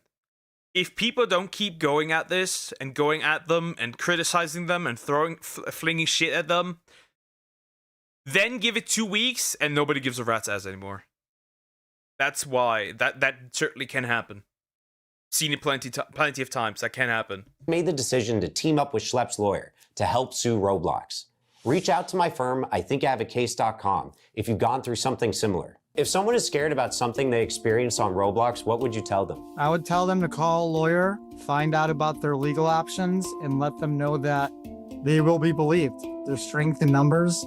Terrible things happen on Roblox. Hundreds and hundreds of people have come forward. We're here for you. Definitely reach out to us. We are here to help. Now he's fighting back in court because if Roblox won't be held accountable in their own platform, we'll make sure that they're held accountable in the courtroom. Now let's investigate how Roblox is designed, because the lawsuits claim there are at least 3 serious flaws. First, until 2021, anyone could make an account by entering just a username, password, and birthdate. Users could misstate their age and unlock unrestricted chat, which the lawsuits claim made it very common to find lower levels talking with adults. YouTubers like Gideon and Rob the Master, who have become well known for exposing bad actors, have said just how easy it is. When we went on Roblox, it did not take long for our account to get attention from child predators. It was almost instantaneous. Roblox says it's taking stronger steps. Bro, imagine you just make an account, right? You just make an account on Roblox. And the first message you get is just a fucking weirdo. Steps to protect its younger players. The company has rolled out ID verification, asking players over 13 to scan a government-issued ID and selfie to gain access to certain features. It's also testing age estimation, where machine learning guesses a user's age from a short video. And new features like trusted connections are meant to limit deeper chat and voice features to people you actually know in real life. I have to say though, no ID, I'm sorry. No ID verification. Nope. Definitely not for Roblox. Nope. Nope. No, no. If Roblox would ask me to show my ID, no. That's a bad idea. I faced it. You remember the new account I made in my video? Yeah. Bro, it's just wild. Because, like, if they suck at moderating this, imagine how much they suck at age verification. Just an idea. Imagine how much they suck at this then. Imagine it gets hacked and your ID is just out there then. No, we weren't just finding 1 or 2 peppers on there. We've caught 6 off of the game itself. But not only that, we've had dozens of these guys just contacting and grouping our decoy that we sadly weren't able to catch. And the real sad thing out here is that Roblox is going around telling parents that they're one of the safest apps for children, when from my own experience, that's not the case. Even with ID checks and trusted connections, the scale of the platform makes full protection something that has to be taken even more seriously. Unless you wanted to play the 17+ mic up games and stuff like that. Anybody can pretty much sign up for Roblox. Next, the game uses in-game currency called Robux. Players use Robux to buy rare accessories and customize their avatars. And many lower level— Bro, what is this avatar? What is this avatar? What is this? This shouldn't be on there. This Guna avatar. We can bypass chat filters too. Yeah, I would assume that. Levels are obsessed with it. The lawsuits point out these players even say they do anything for Robux. So bad actors can take advantage of that by dangling Robux to gain control. And third is the lack of moderation. I have to say though, there's definitely 18-year-olds right on there and older, right? And the worst part is, there's definitely adults who slot themselves out for Robux. I just realized that. It's a danger for the kids for sure. But the funny idea that somebody's essentially, that somebody might, like an adult woman especially, might send pics to a dude for Robux. I had that idea in my head, and now it can't get out. That's terrible. This is nothing compared to Meep City. Oh boy. Yeah, they are. This I'm just like, yo, I need an apartment. I gotta sleep to a random apartment with a dude. And these are like, yo, I need some Robux. Sends titty pic. This is just stupid. No. What is this? They do. 2017, the company claimed it had thousands of moderators working 24/7, plus advanced filters blocking unsafe content. The reality looks very different. For starters, Roblox has hosted many games with questionable themes, including Run from Run from DD! Bro, yo, it's the hub might be more safe for children at this point. Diddy Simulator, Shower Simulator. That's actually a fun. I'm sorry, but that's a funny one. I can't even be mad. That's a funny one. Showering Simulator. Showering Simulator? But why though? And Bloody Battles. The fact that these games even existed undercuts Roblox's claim of being a safe, moderated place. But it's not just the games that are concerning. Roblox is now the go-to social platform for younger audiences. 78 million users log in every day. The platform processes more than 50,000 chat messages every second. Roblox claims its AI and human reviewers scan all of it, text, audio, and images. But here's the problem. The company allegedly employs only about 3,000 moderators. Compare that to TikTok, roughly 3 times Roblox's daily users, but over 13 times the number of moderators on staff. The reason for the lack of moderators is allegedly due to Roblox's focus on growth over safety. In fact, 8 current and former trust and safety staff describe ignored requests for more resources, backlogs of incident reports, and even a manager quitting after promised hires never showed up. Some say protective features they suggested, like pop-up warnings, were rejected, and safety settings, like blocking strangers in Wait, what? chat, were switched off by default. Wait, you can't block people? Wait a sec, I can sue Roblox to have chat messages where guys were talking about 14-year-old girls' clothes. While I was what, dear? Touching them? Was touching the ditty? Okay. Okay, what? Originally, I wanted to be a pred catcher, but too much nudity, even for even me. That's just crazy. You can't block people?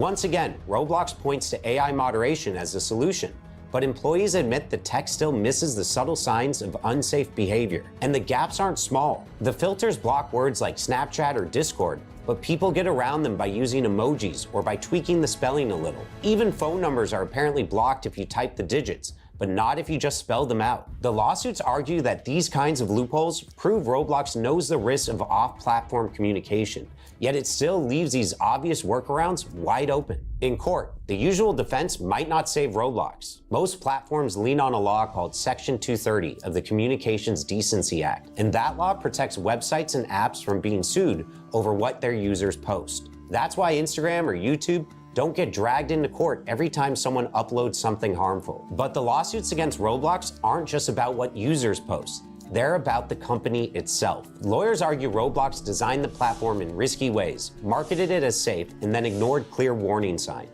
Well, then they can't really do anything, right? Then they're essentially cooked. Wow.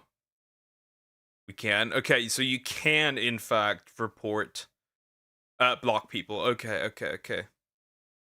And at least one court has already said Section 230 doesn't cover misrepresentation. So if Roblox tells parents this is safe and it's not, that responsibility falls on Roblox, not the users. That's why these lawsuits matter to me. They represent more than just a few individual complaints. They're part of a broader movement pushing tech companies to take accountability, especially when their platforms are hurting younger players. Now multiple cases are moving forward, and a jury will have to decide if Roblox should be held responsible. And if the plaintiffs win, the fallout could be huge. Absolutely, they should be held accountable. They should be held responsible. No doubt about it. I hope they're gonna get absolutely folded. Because it would set precedents that might force Roblox and other platforms like it to overhaul how they verify users and protect younger audiences. And I don't know how this video will perform or how many people will reach because YouTube flags and restricts videos on this topic. It's kind of scary because people are afraid to put out information on this, but we feel like it's our duty to make sure that everyone knows. If you or someone you know needs help, reach out to us. Thank you for watching. Roblox. Well, okay, let me jump back Roblox. for the outro. Well, that is interesting. That's gonna be many more cases flying towards Roblox. I'm curious how bad this is gonna get.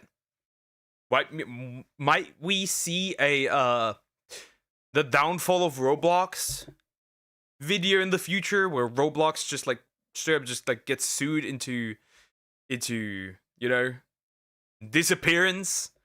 We'll see. I hope that all these cases get through. Get fucked. Fuffo. Fuck around and find out. Anyways, like, comment, and subscribe. Yeah, we'll see. We'll genuinely see. Alright, then we'll do the other one immediately as well, while we're already on the topic. Roblox. While we're already on the topic, we might as well do this one too. Roblox is getting cooked by Penguin Zero. We'll see what else there is to get them cooked. What else there is to get them cooked? Let's see.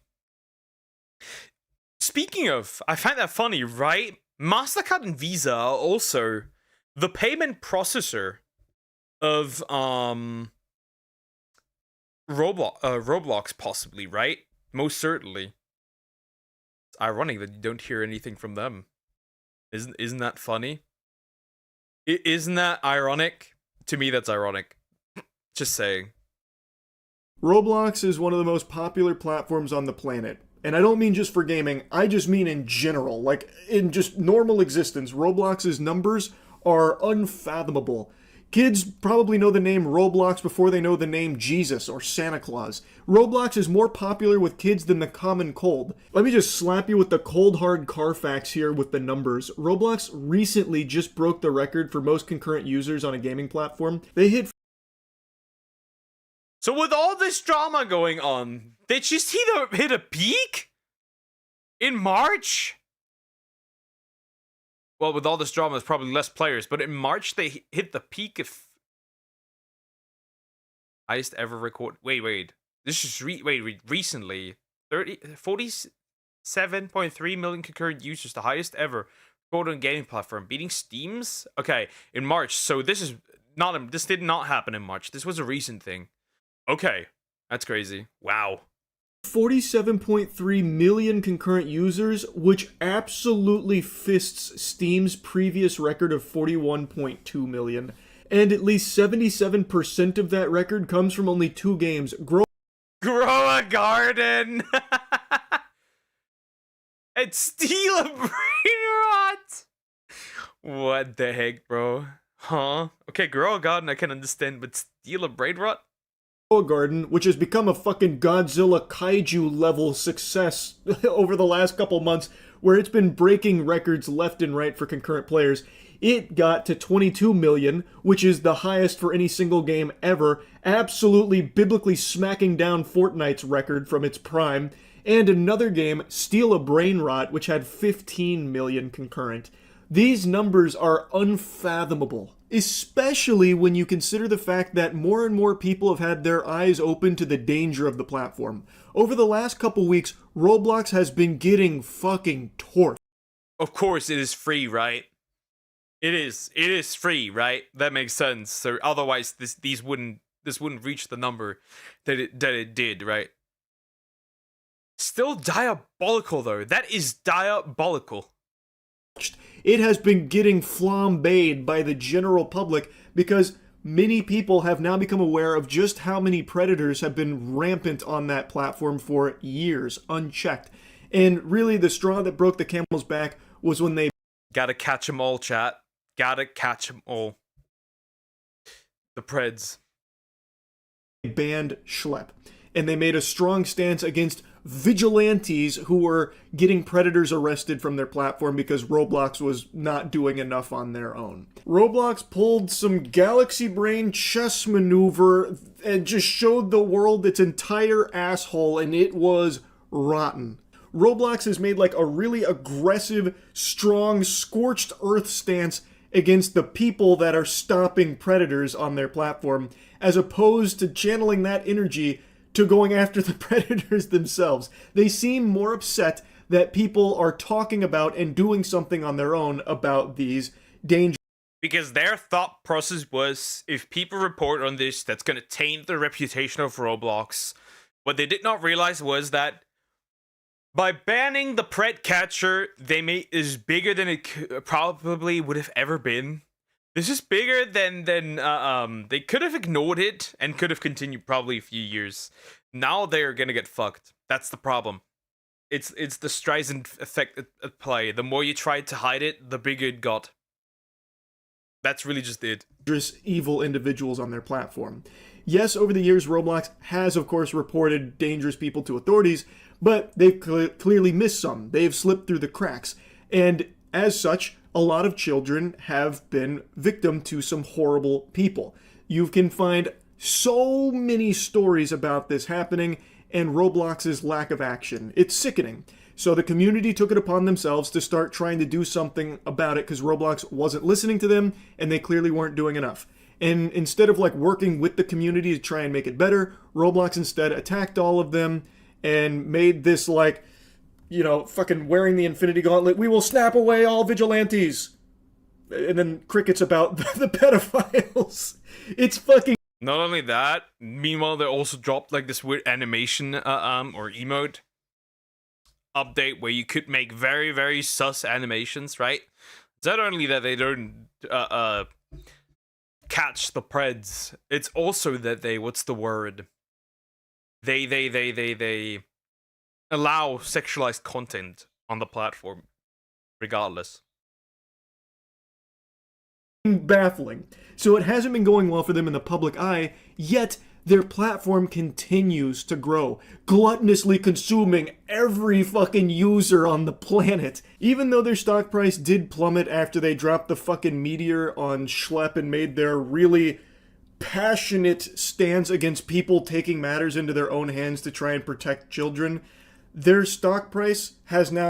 Yeah, that weird video where like the leader of this already like had a moment of like, oh god, please shut the fuck up, when someone of his colleagues was yapping. No, Charlie, yeah, crickets, ayo. The topic is Kaon.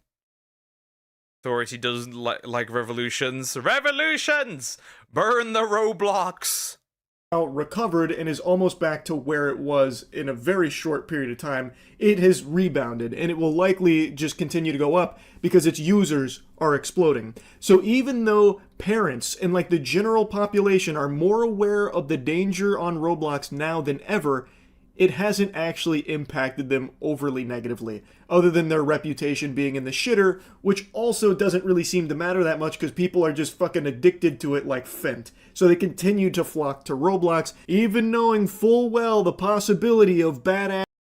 The amount of brain-rotted replies on TikTok, if you look at those and you see people defending Roblox, it is just hilarious. There's like two types of players: the ones that hate it and the ones who are brain rotted and defend it. Currently, but both still play the game regardless. It is crazy. There's been plenty of stuff that I've seen of people defending the platform, like it's the parent or something. Actors being all over the place. You could heck, they would make a blot sacrificing their own parents for the platform. You up for a steal a brain rot game, or God forbid wait in line to meet LeBron simulator, and then next thing you know you're waiting in line next to a Meep City veteran who's talking sexual. One of the wildest things I've seen recently is, you know, the Forever podcast, right? Or Fresh and Fit and shit, right? There's a Roblox version of it. There's a Roblox version of that, by the way. There's a literal Fresh and Fit Roblox version. Or no, actually not. There is a woman podcast that invites men on Roblox to talk about relationships and shit. Like it's female whatever podcast, but Roblox women. And Roblox men. It's kind of funny. And trying to get you to go to their fucking Telegram or some shit, or talk to them on Discord. It's a huge problem. People are aware of it, but it is still growing. But luckily, there are still people willing to try and get Roblox to do more to keep the platform safe from this scum. There have been a lot of stuff that we've already covered, but the most recent being Law by Mike, who has now joined in this fight against Roblox, where he has announced he is suing them. And he is actively looking to gather more evidence from more victims about all of the traumatic experiences and all the horrible things that they may have gone through on Roblox, to try and get Roblox to do more to moderate that platform to keep the kids safe on it. Because it is a platform mainly used by children. Also, I've mentioned this before, the fucking CEO... I said this before, but the hub is more safe for children at this point. Dave Buzuki, I think that guy is a real creep. I think he is such a weirdo.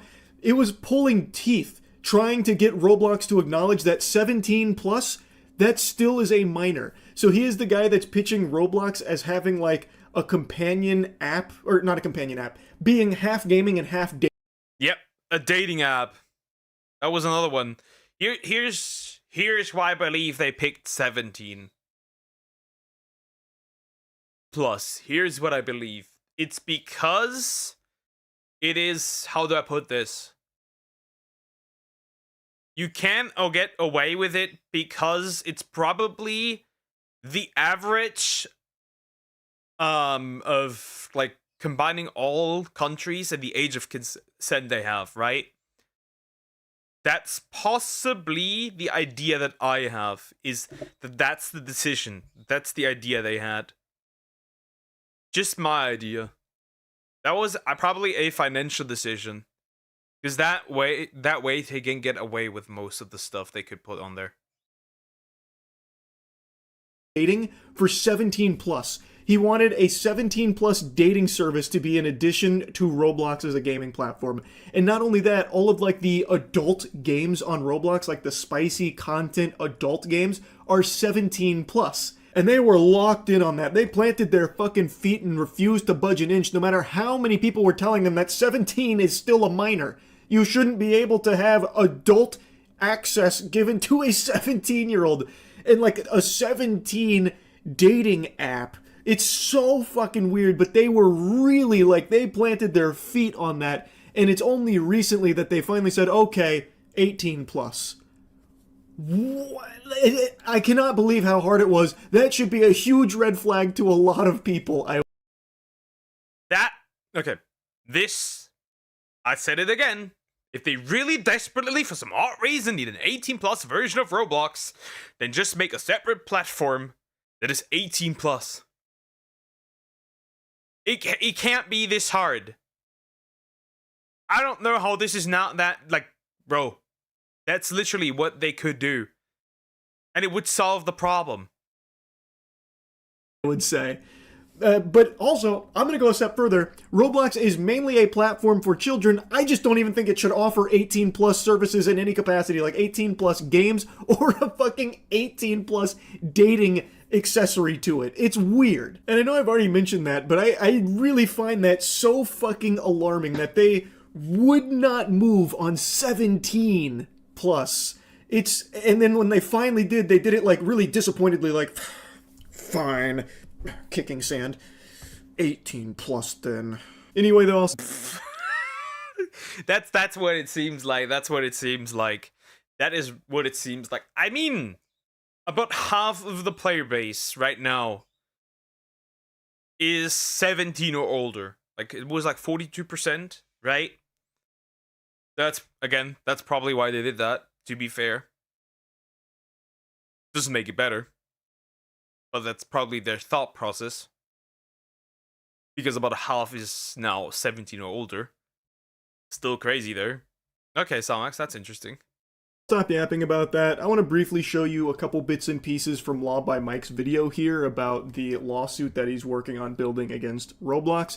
I want to show you a clip here, though, where he's mentioning the moderation, which has been a big thing people have pointed out in regards to Roblox's failures in protecting children. Roblox is now the go-to social platform for younger audiences. 78 million users log in every day.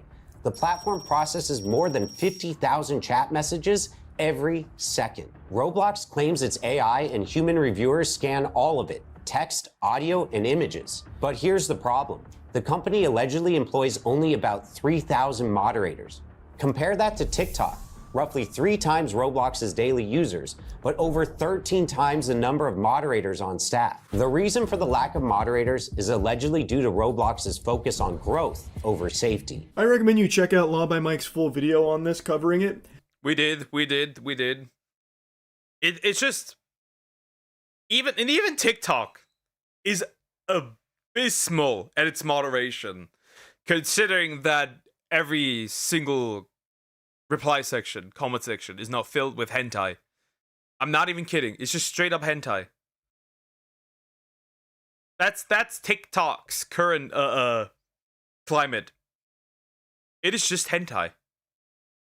Especially for female cosplayers. There's so many dudes posting hentai. So many. It's just to the point where some of them have turned off the reply section because it was just flooded by hentai.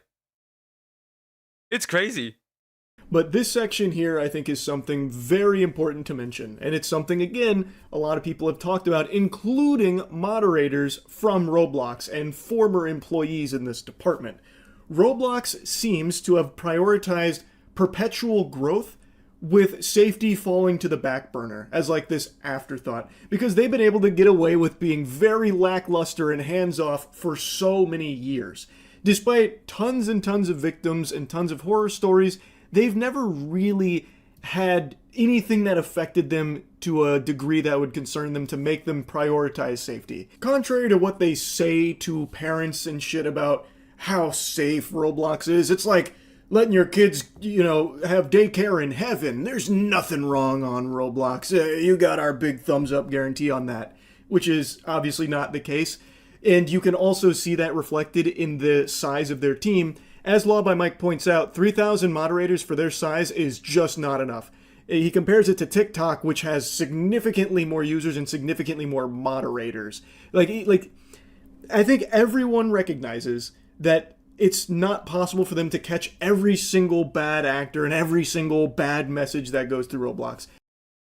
I don't even think that people want that, right? You never. That's fiction, right? That's utopia. That's not gonna happen. Nobody does that. No company can do that. None of them. Not a single one. Straight up. Well, at least try. At least try. Dude, at least try. The volume is just too high.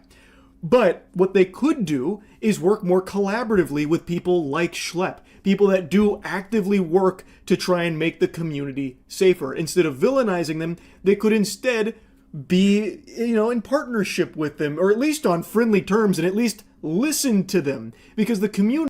Who I also do feel for is the developers.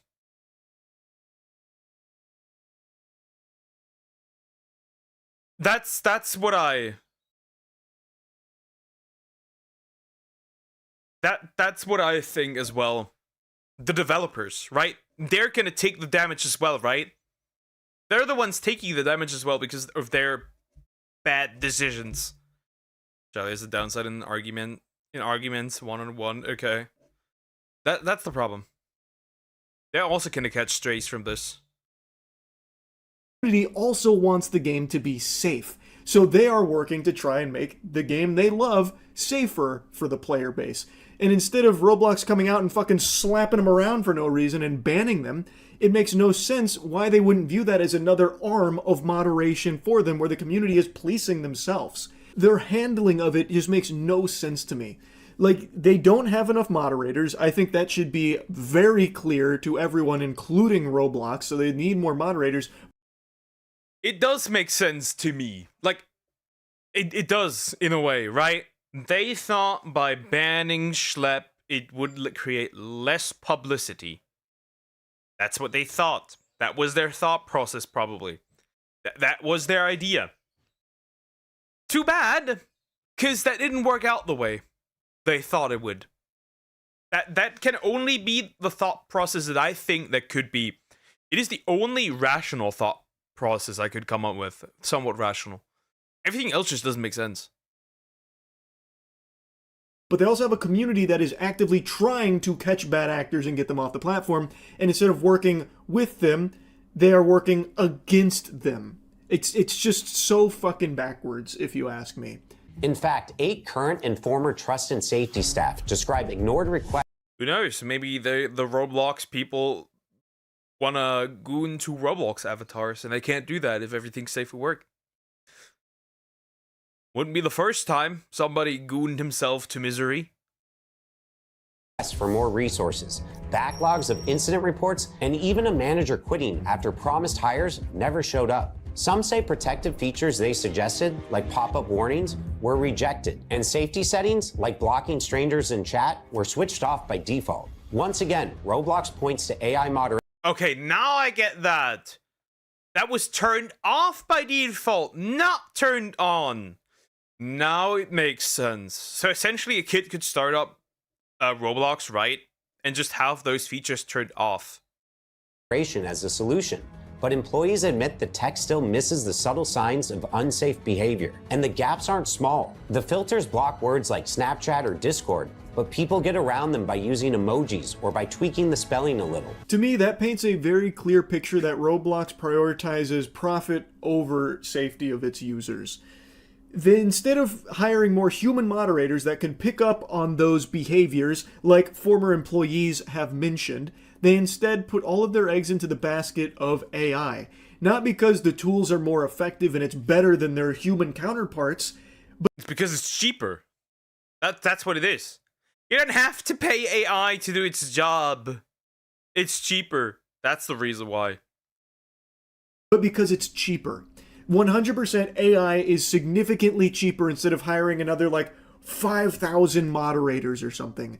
Instead of hiring 5,000 people with a salary and everything that comes with it, the benefits and all that, they instead just need to have AI do it for them. It would save them so much money on their bottom line, which is why it's so enticing to Roblox and many other corporations like it. It is clearly not as effective as a human moderator. Human moderators seem to actually want to improve Roblox. According to these reports, they were suggesting features that were rejected for some reason and a plethora of other issues, but the point is, instead of Roblox listening to the human moderators, it sounds more like they just kind of sidelined them and focused on just AI and like beefing it up a little bit, even though it clearly wasn't doing a good enough job. Again, the motivation for that decision is obviously financial because of how much cheaper it is to use AI instead of hiring more human moderators. Most platforms lean on a law called Section 230 of the Communications Decency Act, and that law protects websites and apps from being sued over what their users post. That's why Instagram or AI moderation is as everywhere. It's as on TikTok, as on Twitter, as on Roblox, as on YouTube. It is universally dog shit. That's just what it is right now. Or is it I also 100% unwanted? Did it help to avoid them? Guess not. The work less what the mass wants. True. YouTube don't get dragged into court every time someone uploads something harmful. But the lawsuits against Roblox aren't just about what users post. They're about the company itself. Lawyers argue Roblox designed the platform in risky ways, marketed it as safe, and then ignored clear warning signs. And at least one court has already said Section 230 doesn't cover misrepresentation. So if Roblox tells parents this is safe and it's not, that responsibility falls on Roblox, not the users. This section was very interesting to me because Roblox, for as long as I can remember, has always touted itself as being like at the forefront of innovation and keeping children safe on their platform. Again, it is a platform parents are definitely familiar with because it is a platform very much catered to children. It is mainly a platform for kids. So obviously one of the main concerns of a parent is, well, is it safe? Is there going to be anything bad on there that my kid could be exposed to or something? And Roblox has always stepped forward to assure them that, no, there's nothing bad that can happen on there. It's all perfectly safe. Even though... Yeah, until a child gets kidnapped. That certainly happened as well. It is what it is. It's very clear, and there's evidence of Roblox being aware of so much danger and so much bad shit going on its platform. Not just with the predators on there, but even just a lot of the content on there. He points out a couple of the games like Escape from Diddy and shit like that, but there's more than that, like the shower. I still can't be mad at that one. I still can't be mad at that one. That's the problem. I find that one's funny. I'm sorry. Simulator games and like the virtual like very spicy games on there and shit, all of which have gone unchecked for so long. Very clear that it is not as safe as Roblox claims that it is. And it seems like they know that it's not, but continue to make the claim anyway. Anyway though, it'll be very interesting to see how it all shakes down in court. Law by Mike announced that he is going to be joining in this and working collaboratively with other lawyers against Roblox, and it launched a website called I Think I Have a Case for anyone that may have an experience like what so many others have unfortunately gone through on Roblox. So yeah, I just wanted to kind of talk about this a little bit. That's really it. So yeah. Yep. That's all there's not much to say. Roblox most certainly has a case on their neck, on their throat. It is just interesting to see how this will all play down. Will Roblox get sued into oblivion? Will they just, you know, continue to double down and just be like, oh, anyways, oh no, who cares? Business as usual. Because it appears they have not really done that much yet. Though probably their company's definitely burning. Anyways, like, comment, and subscribe. Okay. Let's see. To click this one real Roblox. quick. So I can jump to the next one. We do this one, and then I technically have another Roblox one. Or we finish off the Roblox topic for today. Or we'll do that tomorrow, I don't know. We'll do this one. This video... The Gumper sent that in.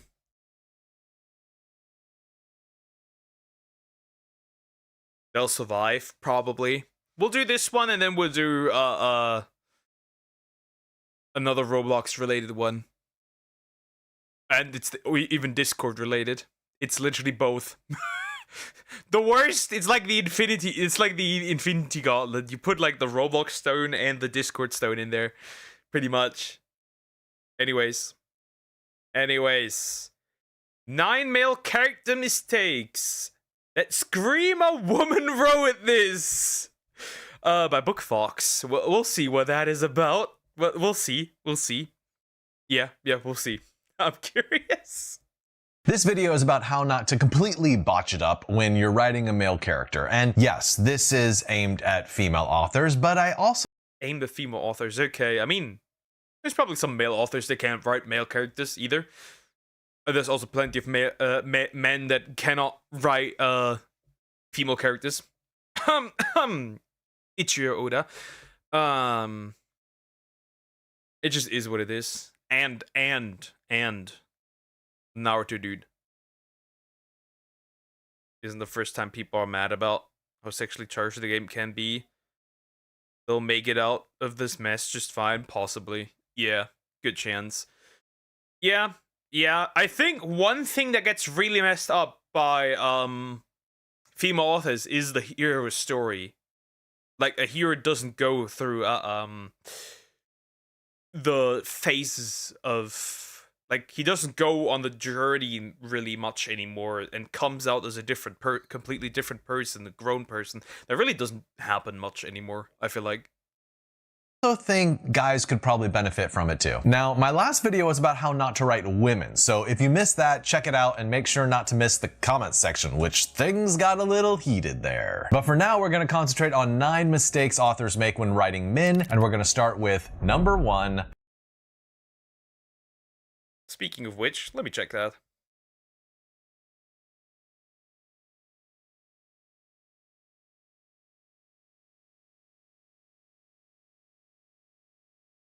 Seems pretty normal.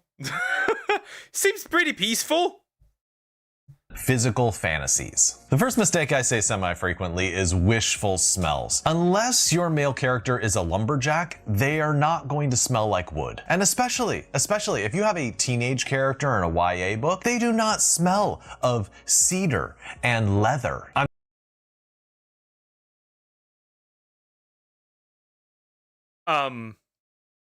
Wait, what? People actually write that about characters? How they smell? Okay. Sure, I didn't even know that. One problem I hate with such as Naruto saying at the start of a story, I want to be the king is fair. The story should teach any MC it's not easy as they thought. That it include heavy burdens, include more work than one imagined first. Yep. Okay, I can see that. Is that the boy smell? I can hear Frog coming downstairs be like, boy smell? I'm just gonna be honest, they smell like socks in locker rooms. A second really annoying fantasy is random physicality. Here is an example of something you should never write. His shoulders flexed powerfully as he opened the door. Folks, it's a door. It does not require any flexing to open. There's just no need to make up random physical events for your male characters to flex their muscle. I mean,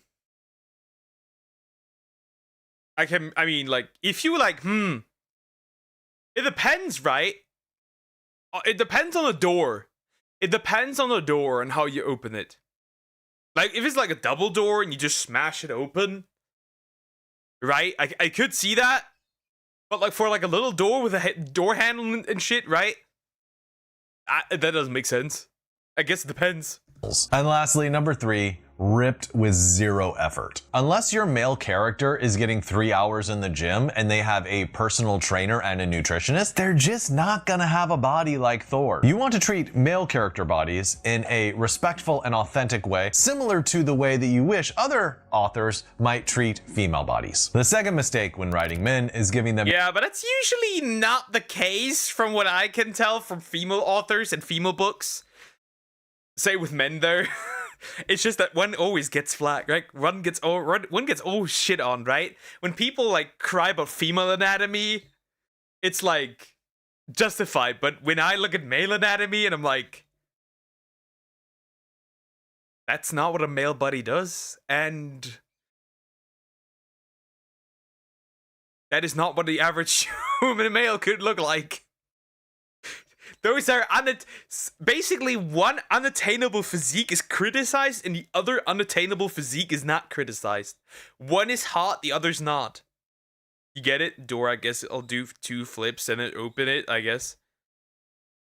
a genius level emotional IQ. So listen, not every good man out there has a super high emotional IQ. Guys say stuff that tends to be misinterpreted. Guys often miss opportunities to speak, like say the wife is in front of the mirror preening and you are concentrating on something else and you miss the perfect opportunity to say like, oh, you look so beautiful. Yeah, that's a total hypothetical example. That never happened. If your self-report male character always says the right sensitive things at exactly the right sensitive time, then you are not writing a man, you are writing an idealized projection of a man.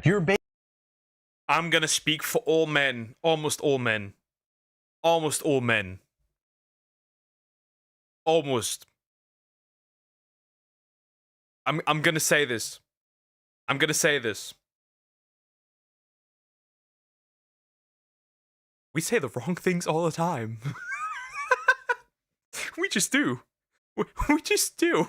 We are very much stupid when it comes to that. I'm gonna say it because we're not that good with emotion. So obviously, from a natural perspective, by the way, if you didn't know, men may feel all the emotions that women do, but on a less powerful level. We're just built that way. We're built different. So we're not that good at that. But poker, that's how we learn. Nah, bro. Nah, bro. We are, when it comes to emotional shit, we are just worse at it. That's just an undeniable truth. So writing a man that is good, like perfect at it, is just unreasonable. EQ is basically IQ, but for emotions, I guess. Yeah, pretty much. Basically writing a mannequin for female readers to get off on. Yeah. I know there is an emotional spectrum out there, and there's a lot of guys who are extremely emotionally tuned. There is not, I'm gonna say this. There is a few men that are, but the vast majority of dudes just aren't. They just aren't. Me included. But I think that women have the tendency to write men as all having this emotional IQ equivalent to like Einstein's actual IQ. Now, I think the opposite is also true. Female authors will sometimes write the villainous main character, like, you know, the husband that leaves her or something, as having the emotional IQ of a rock. This third mistake is probably the most controversial one in this whole video. It is number 3, sexual fidelity as key morality. I know the comment section is gonna sizzle with debate and disagreement on this one, but just hear me out. It is a problem when every single male hero ends up being laser focused on their female partner, as if no other women exist in the world. And sometimes it doesn't seem like they even have a personality trait other than obsession. So my advice would just be not to have every single heroic male. Basically, a lot of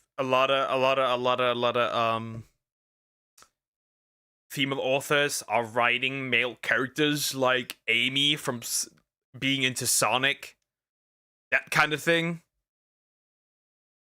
Yeah, I see that. Yeah, I see that. I do see that. Yeah, okay. Yeah, I see that.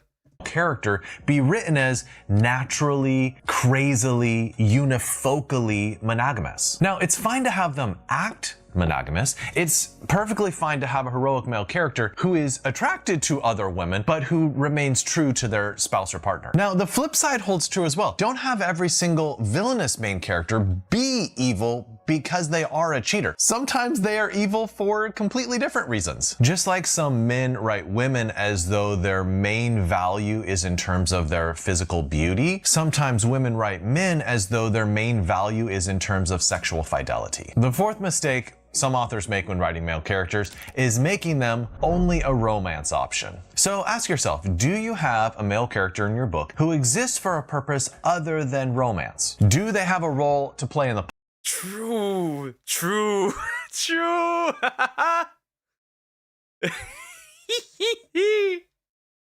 Yeah, that's another one. That's another one. That's another one. Men don't learn emotions. Give us something mechanic to solve, and we'll act to it like Rubik's Cube. But emotions, nah. True. True. Give me something to solve. What is this with this emotion bullshit? Get this out of here.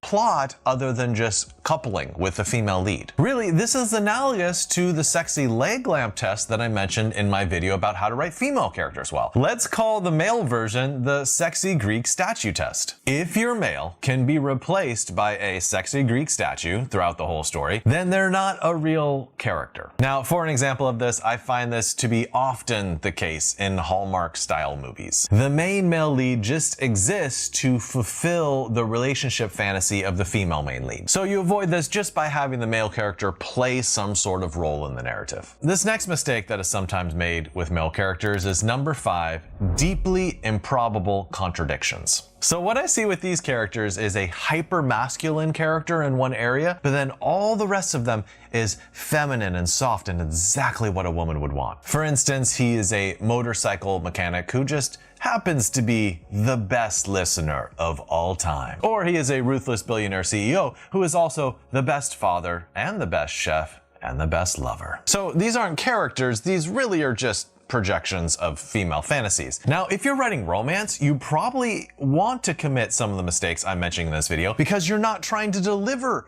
a real human being to the reader. You're trying to deliver a fantasy. But if you're writing in any other genre, I mean, isn't that most romances, right?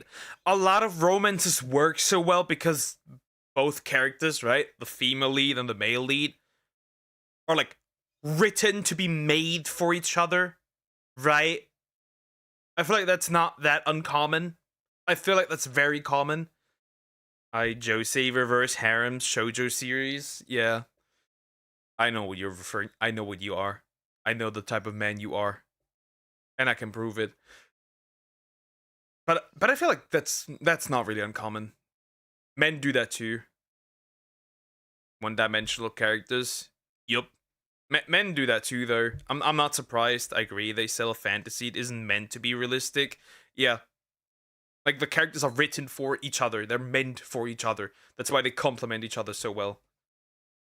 it's usually best to try to find a way to portray your male characters as being actually human rather than sort of cardboard cutouts of a fantasy. Now, this next point is actually the opposite of that last point. It is number 6, the stereotype. Now, number 5 is about wild contradictions smashed into each other, but sometimes authors have the opposite problem and they create this stereotype of man where everything is like hyper masculine. And if you're worried that this is the sort of error that you fall into, I would recommend taking the John Wayne test. The John Wayne test simply asks, is there at least one trait about your male character that is not stereotypically masculine? Perhaps something that just rounds them out and makes them feel like a real human being. For instance, if your male character is defined entirely by devotion to their work and their sports team and their convertible, then you probably want to find a way to round them out a little bit and give them some dimension. I think a good example of this might be PETA in the Hunger Games. If you remember, he's a baker. That's not, stereotypically masculine, I feel like. The 7th common error is male friendships. When female writers... I'm gonna straight up say it. Women cannot write male friendships, and they cannot comprehend male friendships. I'm gonna straight up say it the way it is. Male friendships in women's eyes are gay. They cannot write anything else than this is gay. Like, and when women see male friendships in any media, they're gay. I'm sorry, women can't do that. I do not care. I do not care. I know this is a stereotype, but I don't give a rat's ass. I've seen it way too much. Women cannot comprehend male friendships. They like guarding instead of chopping wood. I don't know. Pretty much. I mean, the reverse harem is really objectified, more sexualized. Sure. Try to write about male friendships, usually like guys just hanging out with each other in a group. They often end up projecting female relationship values onto those group of guys. So I find that those relationships end up looking a little bit more nurturing, a little bit more supportive, and a little bit more confidential than I'm used to. And gay. When it's real guys hanging out. For instance, a female friend of mine gave a book to one of my male friends to read, and he asked her, why are your male characters always complimenting each other? Because that felt a little weird to That does feel weird. Men don't do that. You know what a compliment is? When you can hurl insults and slurs at each other. That is the male way to compliment. That is the compliment. But Doug, there's nothing more gay than two straight dudes together. Brotherhood has and will be gay. Nah, bro.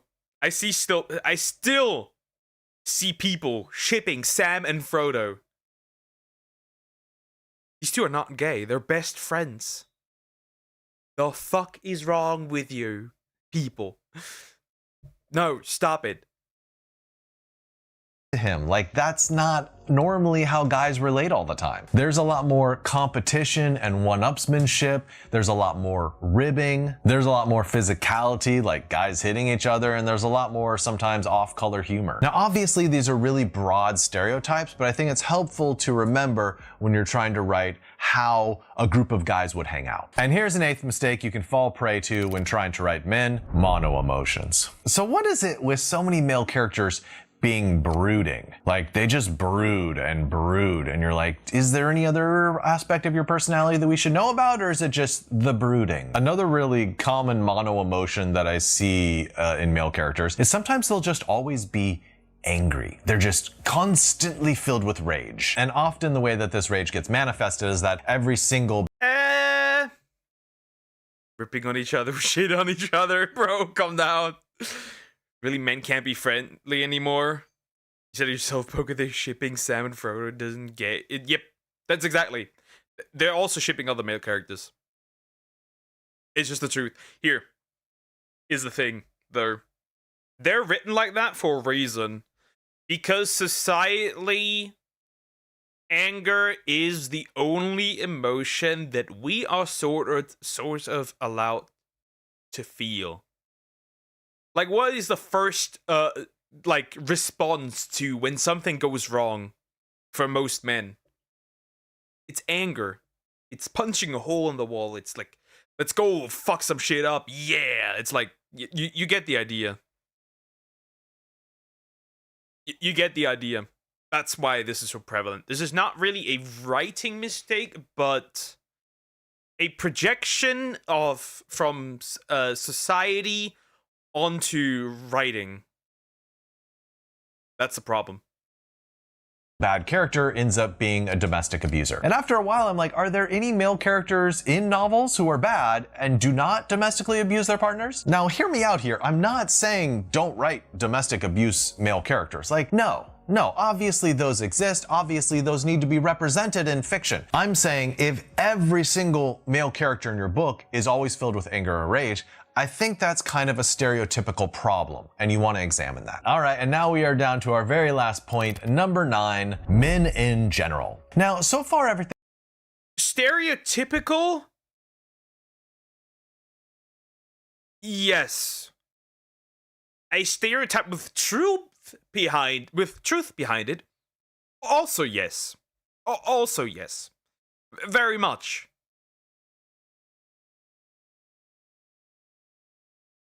Very, very much.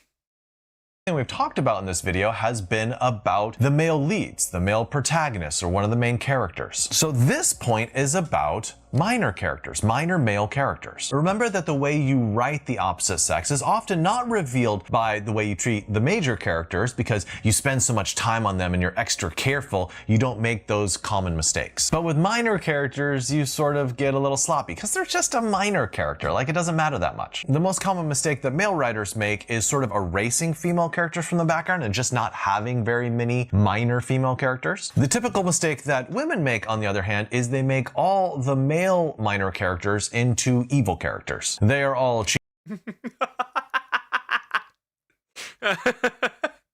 Men are like, you don't matter, woman.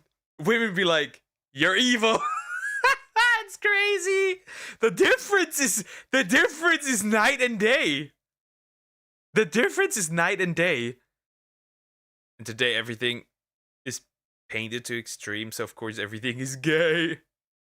But strong friendship within two males isn't bad for stories, or else how the moment Brutus kills Caesar would feel so impactful.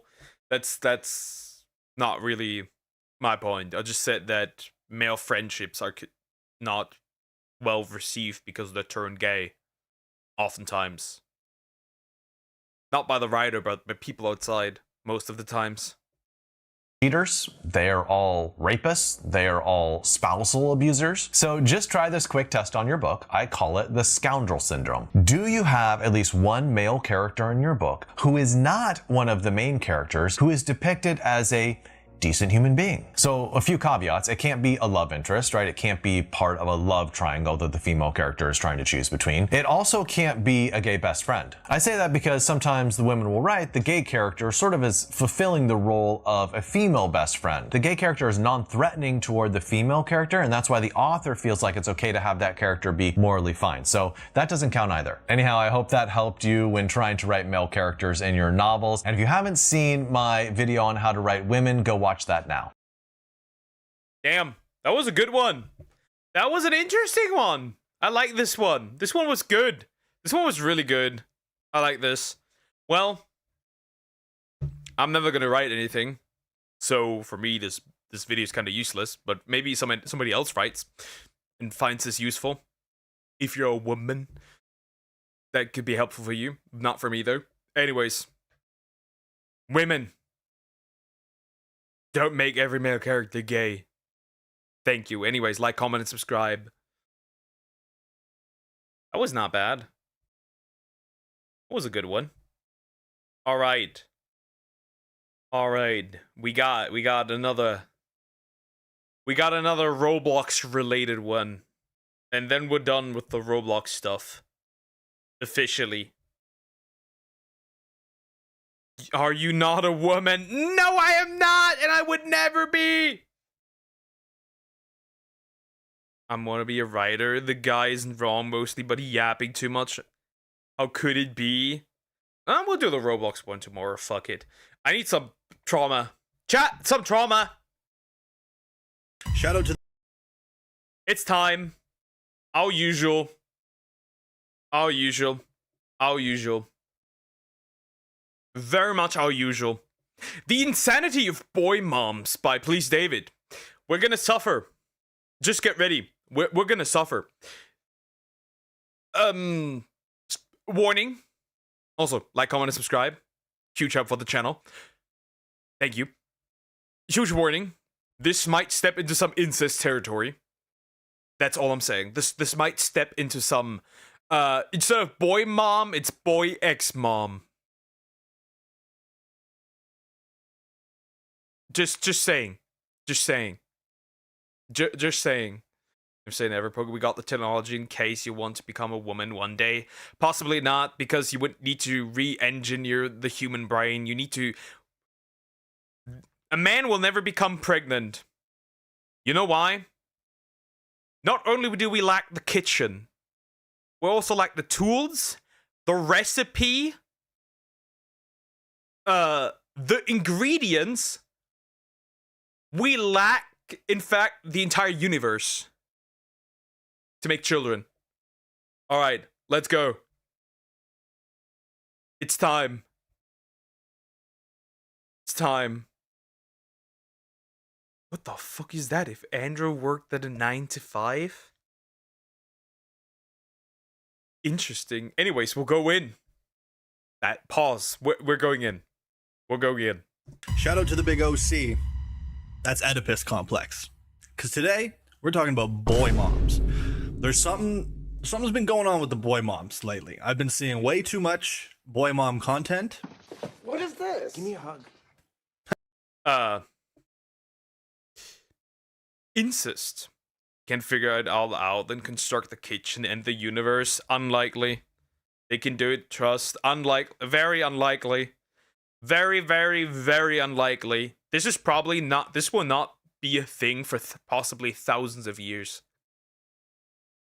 And as a boy with a mom myself, I don't like it. I've seen some things very extreme. And when you realize you're going to share the love of your life with another woman one day, you're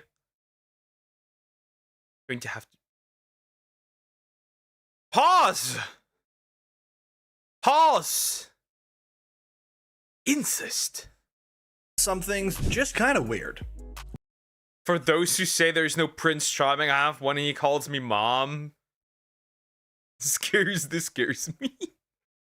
And we're going to be looking at the whole spectrum today, as I've scoured the internet and gathered posts from boy moms across many different sources. And I think this is just going to be like a exploration. It's like going to the zoo, going to the boy mom zoo. So if you don't know what the idea of a boy mom is, it's a mom who has a son and she loves them a little bit too much. You know, like these are the type of moms that would replace their husband with their son if they could. I'm embarrassed asking this, but the worst part is they can. Like, they can. Getting cucked by your own son is horrible. Oh no, no, sweet home. My 2-month-old has a large penis.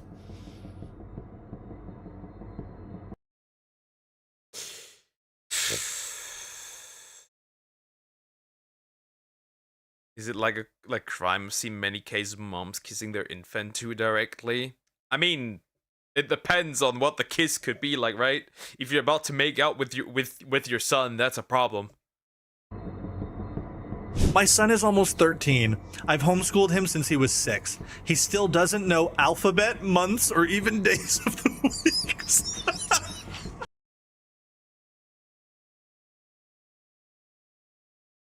The mom is retarded and the son is too.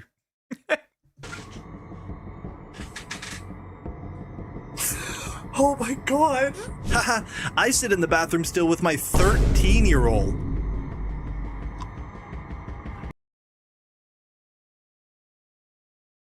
Alabama.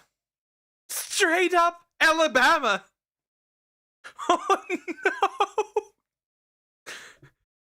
But kissing lips constantly, it depends. I think for toddlers that's still fine. Mothers love their kiddos, it's no biggie. Yeah, except this one. No, you're just trying to see some shit at that point. That's crazy. Nah, that's pretty crazy. Now, most of the stuff I did find was from Reddit, because that seems to be the hub.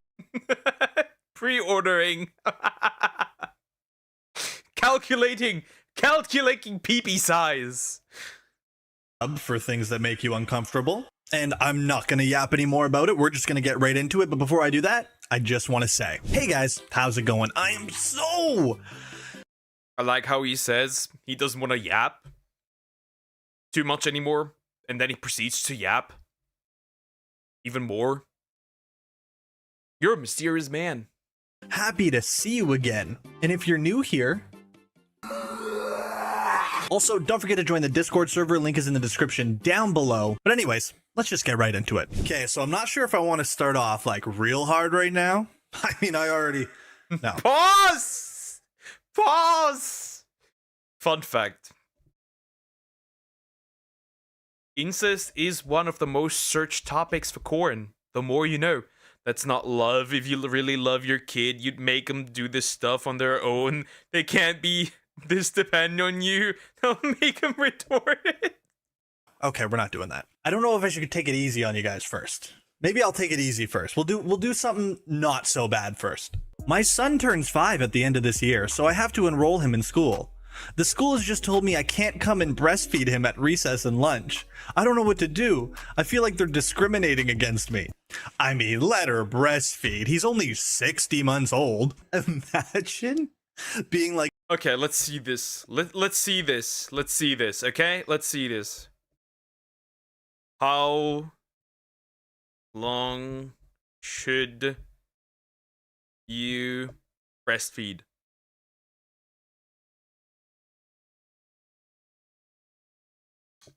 Okay, exclusive breastfeeding for the first 6 months, followed by continuous breastfeeding for up to 2 years or beyond. How far could you go there? 2 years or longer? So maybe like at 3 years, maybe like 3 years at most. 3 years maybe at most. Oh boy. True about inces and corn. Yep.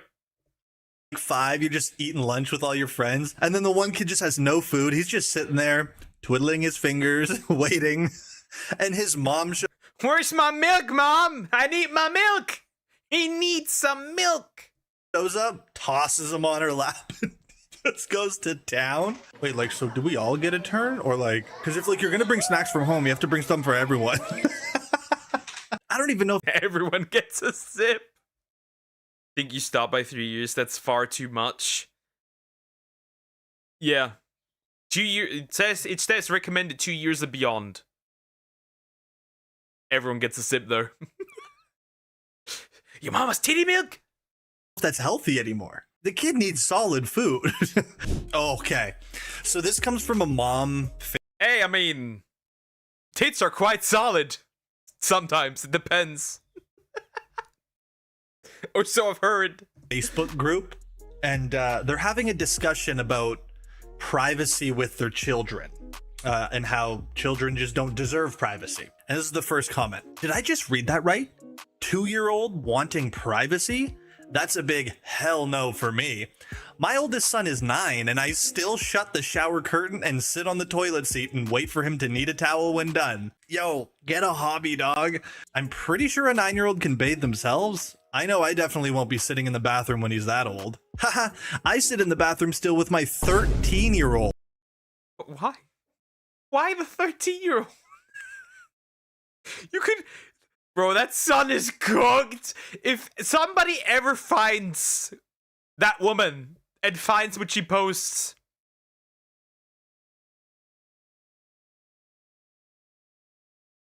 it's just, I don't know, bro, you're cooked. Most move to milk from bottle like when they're 1 year old. That's what's recommended. Just because it's recommended doesn't mean everybody does it.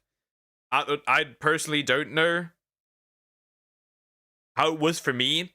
I could imagine though that it probably could have been 2 years as well.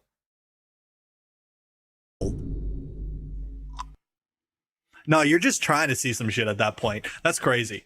Nah, that's pretty crazy. Because like, what do you do? What are you there for? Emotional support? What are you making sure that they don't do? What are they gonna get away with in a shower? They're kind of stuck in the shower. Oh, that would be so annoying. Like, probably just peeking in every once in a while. Did you get under your scrotum? Like, relax. God. Okay. So did you... Shoe on head. Man, watch your penis. The mom is like sitting outside, be like, boy, wash your penis. I thought the 8-year-old boy in Game of Thrones was fantasy, but that there's cases like that in real. To use is understandable. 5 though, bro, nah. 5 is crazy. So this one's an Instagram story from a creator called Judge Havens. I don't know how to pronounce that. Whatever. She's a boy mom. Growing up, so I never got to like really see a mother-son dynamic very close up. So now things that I'm experiencing, I'm like, I want to make out with you, I want to marry you. That visibly made me bro. Why does Rock Lee want to marry and make out with her son? What is this? Did I hear that correctly? Judge Havens? I don't know how to pronounce that. Whatever. She's a boy mom.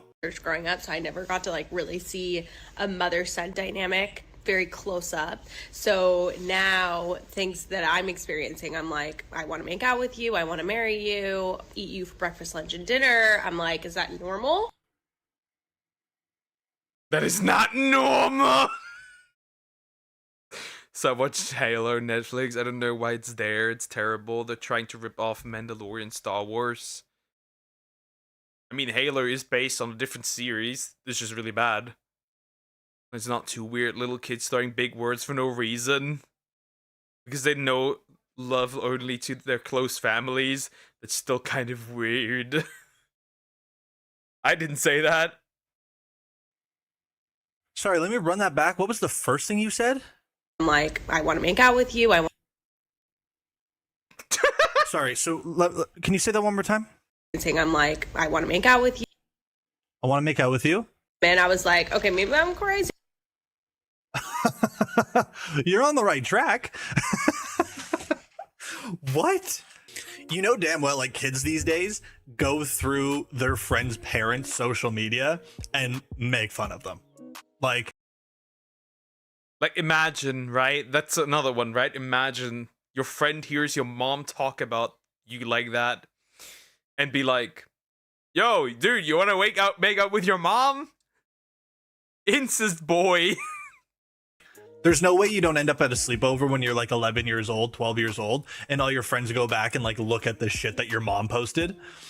Like, that's happening. That's currently happening for sure. I'm like, I want to make out with you, I want to marry you, eat you for breakfast, lunch, and dinner. I'm like, is that like the marrying part, right? That one's actually somewhat normal, right?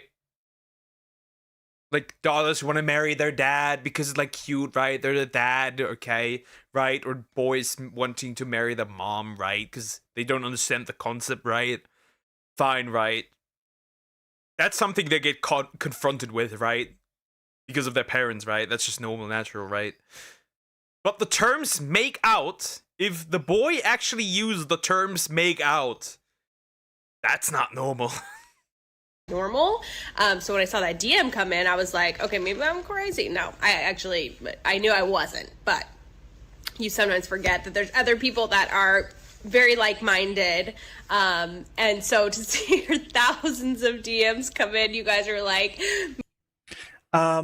Yeah. It just because other people are like that too doesn't mean it's like chill. What? Meet me at the altar, baby. Tiny boyfriend gang. I'm like, these tiny boyfriend gang? Nah, I'm cool. I'm cool. Tiny boyfriend.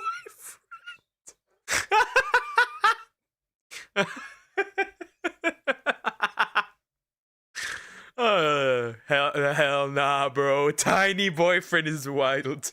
Love that, actually. Tiny boyfriend gang? Hey. Short kings rise up. Did I just... I don't know what that was. Okay, this one's from Twitter. Can't wait to have a son so he can dick me down when his dad not acting right. No, this... Nah, bro, I'm shutting off the stream. Nah, bro, nah, that can't be real. Let's hear it again for good measure. Let's hear it again for good measure. Short kings rise up. Did I just... I don't know what that was. Okay, this one's from Twitter. Can't wait to have a son so he can dick me down when his dad not acting right.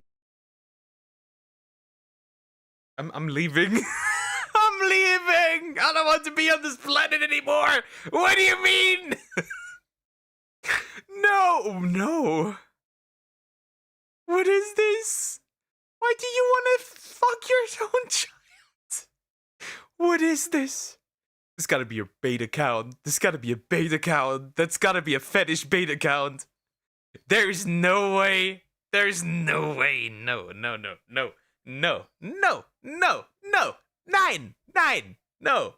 No, this is fake. Sorry, no, this is fake. Yeah, no, we're just gonna move on from this one because that's totally fake.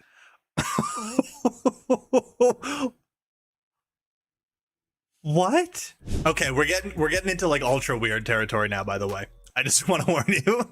We're getting into ultra weird territory now. So there's a blurred image down there. That would be Next vid. Skip. I didn't expect you were such a coward. a very hyper realistic butt and vagina toy. To promote safe and healthy sexual desires, I bought my teenage son a fake ass and I don't know if that... But why? Why do you buy your son a sex toy? What is wrong with you? That's promoting safe and healthy sexual desires, but you know what? Your child, your rules, I guess. It was bought online and ended up being questionably small. He said his penis would go all the way through it and come out of the top. The real kicker is that then my special needs eldest son and the younger fought over it. You could not get this information out of me. Not if you tortured me for 1,000 years. You could not get this information out of me. How is your youngest son and your oldest son arguing over pocket pussy? Imagine walking into this house and this fucking fake butthole and pussies just flying across the house with kids yelling at it. Now it's my turn with the pussy. I took that fake ass and threw it right in the trash. Mom said it's my turn with the pussy. Instead of my turn with the Xbox, it's my turn. No, what is this? How are these people real? How are these people real? Yep, okay. Yeah, that's probably a good idea. Oh, this is foul. This is so foul. You're not gonna like this one. I'm embarrassed asking this, but my 2-month-old has a large penis. By what definition, first of all? What are you comparing it to? That's the most important question here. That you say this. It is bigger than my 2-year-old. Mocked by your own brother. Oh, just outing the man like that? Oh, shit. I'm only bringing it up because I heard a few remarks that alluded to my older son being a good size. Wait a minute. Sorry. You've heard a few remarks of people saying your 2-year-old has a... Why are other people looking at your son? Pause. Good sized dick? You gotta start being careful who you bring your kid around. Man, in no world should your 2-year-old be walking by and like some other person that you're there with go, hey, he's got a nice cock.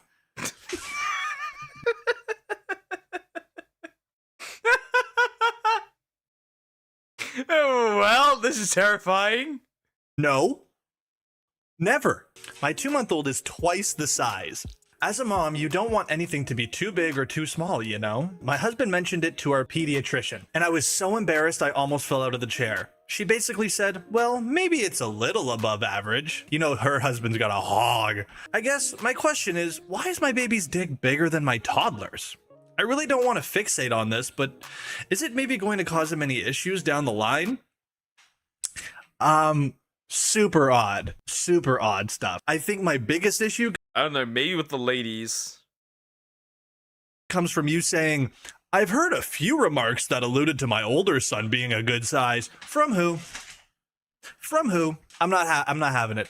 I'm not having it. Okay, this is another tweet. It's gotta be fake too. I seen my son's today and I was in complete shock. Like, boy, put that big thing away. Respect your mother. Nah, bro. This gotta be fake. Nah, bro. No. Nah, dude. Nah. No. This gotta be fake. This is fake. I refuse to accept like that women like this exist. We all male have energy anyway. Kennedy? Anyway, Ken spin-off movie will happen soon if it was announced. Probably not. I'm not believing these ones. Yeah. No, thanks. Okay, so this is another one from Facebook. I kissed my son goodbye and I saw he was hard.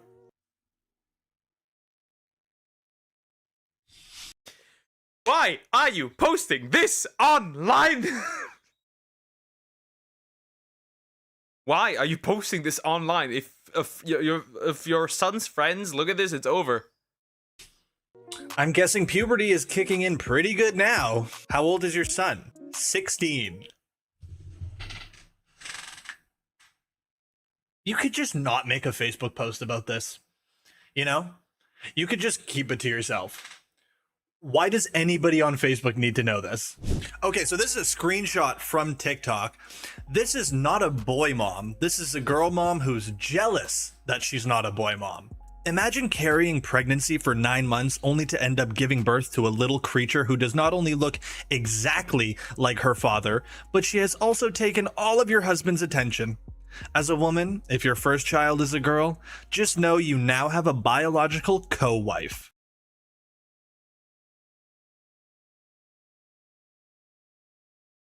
In what world do we live that women, mothers, are jealous of their daughters? Like, I get the idea, like, mothers are usually boy moms, dads are usually girl dads, right? Usually. Okay. But why would you share this on the internet? Why would you share that you're jealous of your own daughter? Seething because your husband loves his daughter. Seething. God. And to post it on TikTok? Oh, I'd feel so bad. Like, imagine that kid grows up and just eventually sees this. Okay, bye, mom. Okay, so this is another TikTok. Tell me you're a boy mom without telling me you're a boy mom. Later, babe. Bye, I love you. See ya, brah. Bye, mommy.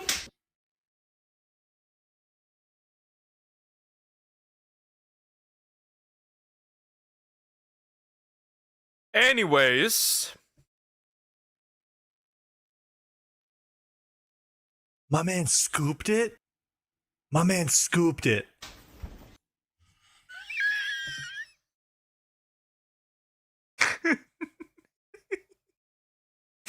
Bro really touched ass there. Oh my, maybe it's the stepmom. Maybe it's the stepmom. Maybe it's the stepmom. Maybe it's the stepmom. Maybe it's not so bad.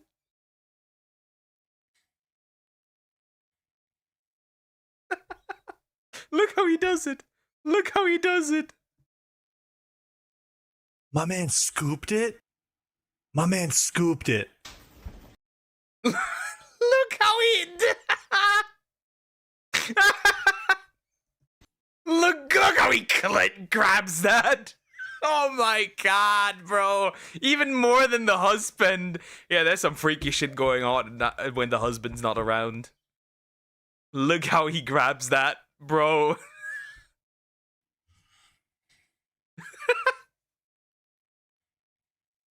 No. Imagine these kids thinking it's normal and they like go over to their friend's house and then start slapping their friends' moms' asses too. Great dinner. At that point, it's no longer my mom. At that point, it's our mom. Kathleen. This might cause some problems. Okay, so this is just like a screenshot of like a TikTok carousel. And I'm already hating the first frame. Born to be your lover? Pause.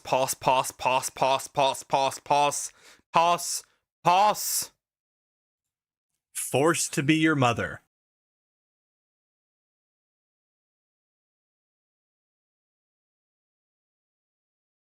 Oh boy.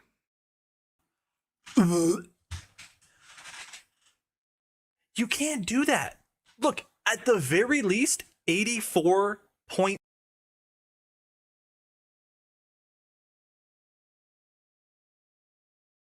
When people tell their others' kids, go back to your mother, that is not what they meant. Why do you want your own son to return to your womb? This is the blue people all over again. This is the incest royalty all over again. This is monopoly for the entire family. 6K people have seen you post this? That's just the likes. There's probably hundreds of thousands of people who saw you post this. What are you doing? Born to be your lover? Forced to be your mother? Nah. That's insane. What is the caption? Words can't describe how much I love you, Hayden, and how I am so proud to be your mother. Tags him? Tags him. Bro, she tagged him. She tagged him. Go unbirth yourself. Return to womb. Bro, she tagged him. Bro, social life is over. Oh, you just ruined his life. We shared tons of memories together, and sometimes I wish I was your lover. Shut the fuck up. Shut up. My fault for making you attractive.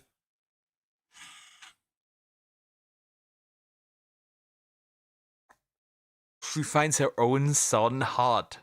Like, this is full incest confirmed, technically. This is full incest confirmed. Like, this isn't just like, you couldn't think about it, right? You just couldn't assume that this is. Because she's attracted to her son. Help. Help. Help. Are we done here? The like to share ratio is crazy. Yeah, like the majority of people were like, this is fucking insane. I gotta show somebody. All right, we got another banger from Facebook. Oh, god damn. I'm gonna want to take a photo shoot with my little Spider-Man.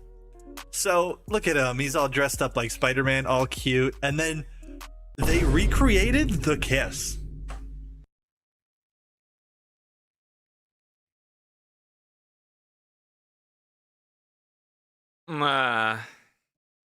That's odd. I mean, look, I'm not trying to make it like he's just a little kid, but it's like, what? You could have just done all the other I just feel weird. I don't like it. I don't like it. I guess in the context of all these other boy mom posts, this seems weirder than it probably actually is, but it's still not. Oh god. Wild. Oh, so this is like a Tinder profile. Born and raised a country Florida girl. Graduated from blank.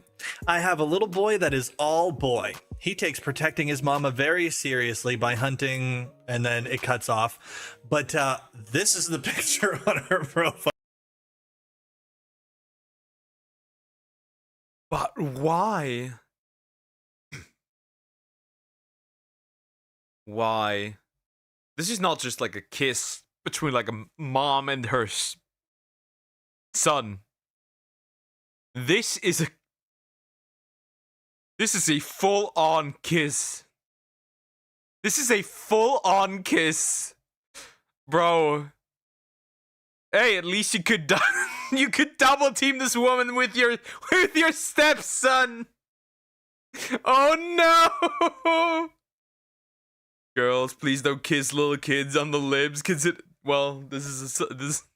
Bro, no. Well, you're gonna tag team the mom with your stepson, I guess. Let me look at that. What is that? Oh, Quagmire. Okay. Oh boy. Oh boy. Mom, who is my dad? Mom, why are you looking at brother? Oh no. Wow. I don't know if that's a Tinder thing, right? Maybe leave that in a scrapbook or something. That is just a little too passionate for my liking. Okay. This is it. This is just a picture. Legalize mother-son marriage. Bro, why is the dude wearing it? Why is a dude wearing it? That's the more important question. Is there somebody wanting to get cucked by his own son? Nah, bro. He probably isn't wearing that on purpose. He probably just went thrifting one day, saw a nice shirt, forgot to check the back. It happens to the best of us. That is the type of heat you find at thrift stores, though. Legalize mother-son marriage? Like, why is that a shirt in the first place? Where did you wear that? Some sort of protest? That's a protest shirt? I don't think you're winning too much with this one. Is this at the casino? That's hilarious. This is exactly the kind of guy you gotta see at the casino. Okay, so this is another one from Facebook. Hi, mamas. Ugh. I don't want to ever hear anybody say that in real life. What do you do when your beautiful baby boy, only 19? That is not Beautiful baby boy, only 19. You 100% sure it's a dude? I hope it is. a beautiful baby boy. I'm sorry. 19? That is not a beautiful baby boy. What do you do when your beautiful baby boy, only 19, wants to start dating? I was his first love and I just can't imagine another girl. It's hard. What more things than just this? There's more that's hard. Looks like fat Ellen DeGeneres. Bro, what is this? What are we doing? Do it then. No, do what you want to do then. You know exactly what you want from him. Do it. Do it then. Disgusting. What is it that having... Why are you encouraging her? Why are you encouraging her? Why are you encouraging her? Why are you encouraging her? What if she sees this now and says, yup, I'm gonna do my son tonight. Please, David, challenge me. What then?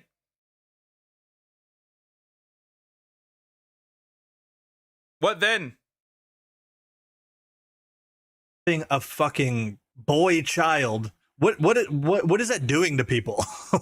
Okay, so this was part of a boy mom group, but it also kind of overlaps with just like mom groups in general, and also homeschooling moms. I just wanted to include this post because this is fucking hilarious. So the context, this is in a homeschooling Facebook group. My 13-year-old daughter doesn't know her timetables or the states of Australia, let alone capital cities or what other countries look like on a map.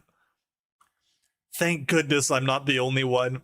My 15-year-old is way behind, and I blame myself completely. You should. Huge stress every day. Some things just don't sink in, and I feel like I'm ruining his life, but I found squirk I'm about to... And then it just cuts the comment off. Thank goodness it cuts it off. At 19, Alexander Gray probably already held armies. And here the day 19 is beautiful, baby. I think the age of consent should go up to 28. Nah, that's way too far. That's way too far. We're never making children after this one. By that logic. None of you are my moms anymore after watching this. I guess now it's time for Mommy Annie. Also, hi Croc, how you doing? Hope you're doing good. Hello. Okay, I have no idea what that was supposed to say. I don't know what the fuck squirk is. Doesn't sound like it's a solution to whatever's going on with your kid. My son is almost 13. I've homeschooled him since he was 6. He still doesn't know alphabet, months, or even days of the weeks. The 13-year-old is like, Mom, what's the day today? Bro, this is homeschooling gone wrong. This is homeschooling gone horribly wrong. Oh my god. What are you doing at home? Are you just dicking around all day? You literally can't be teaching him shit. Homeschooled since he was 6, he's almost 13, doesn't know alphabet, months, or even days of the week. He's just lost. Oh my god. That's a beauty. Bro has no understanding of time. He does not know, probably doesn't even know time. That's terrible. That's child abuse. That has to be. I'm laughing at how stupid this person is. But like, that's gotta be child abuse. What are you doing at home? Just breastfeeding them the whole time? That's crazy. That's really bad. All right, this is another TikTok screenshot carousel. When you have 3 boys and 1 girl, so you only deal with 1 female's hormones. Oh God, I don't know where this is going, but it's so stupid already. But then your boys start to get married and suddenly there are a ton of attitudes, hormones, and tears. How did she agree to this? How did you get her to agree with this? I'm thinking she has no idea what this TikTok is about. Cause what the fuck? You know, there's a lot of these posts of boy moms talking about how much they hate their daughter-in-laws and stuff like that. And like they always tell these stories about how horrible their daughter-in-laws are and they hate the people their sons married. It's you. It's you. You're the problem. You're the problem. You are the problem. You are the problem. Your son is retarded because of you, lady. True. That is horrible. You suck. Probably. Pause. Pause. This has 2 meanings. Either she sucks, or she sucks. Oh, cool. Another one about hating daughter-in-laws. Or daughters-in-law? Daughter-in-laws. Daughters-in-law. It's daughters-in-law. It cannot be Oh boy. Daughters-in-law. Right? Sorry, I was homeschooled. When you're so in love with being a boy mom and suddenly realize it means you'll be some girl's mother-in-law one day. Well, that's one way to ruin my weekend. What is your problem? What's your fucking beef? You know your sons can see this. Easily. You're a spiteful, boring person. Okay, this one has copyrighted music, but I stumbled across this person quite a bit. This seems to be like a boy mom that everyone knows. Her name's LynBeth86. And there's like lore, made up lore. Spoiler, made up lore about her. And like people seem to think she's like this weird, crazy, sort of like monster-esque boy mom who's like a horrible person. I stumbled across this TikTok first. When I find out while grocery shopping, my one and only son, my first love, is taking me to a country concert. #boymom. So I ended up getting to like digging about her because like there's subreddits about her and shit and people being like, oh my God. I dare you to find incest lore right now. God, she doesn't even have a son. She's like crazy. She's delusional. She had cancer and it like really fucked her up. And now she's... None of that shit's true. None of that shit's true. So she's pretty popular. She has 173,000 followers on TikTok. Only 5,000 on Instagram. But like her most popular videos are her being a boy mom. Like, my son's girlfriend has been chatting with this guy online. She's meeting him for a drink. Little does she know it's me she's meeting. Stuff like that. A lot of it. Bro. Okay, never mind. She is evil. Yeah, way to ruin your son's dating life. What the fuck are we doing? It is about her son getting cheated on and her fighting back, basically. And a lot of people in the comments are saying like, this is psychotic and also something my ex's mom would 100% do, LMAO. How do y'all know any of this is real? And the comments are even worse on Instagram where people are saying shit like, you're insane, or do you genuinely believe your own lies? I'm confused at this point. People are questioning the validity of her son for good reason, because she made another Instagram account called SeanBro7, where it's her. What the fuck? Exposed her son's cheating.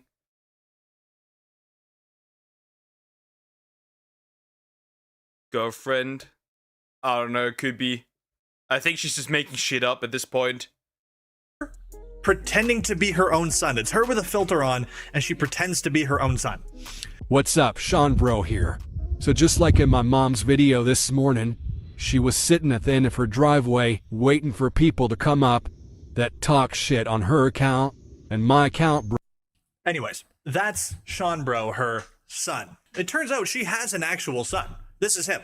His name is TJ. She's made TikToks with him in the past. And she's posted him on her Instagram a bunch too in the past. It's a real person. But she chooses to go make like the fake son TikToks of herself. It's this really odd mix of things.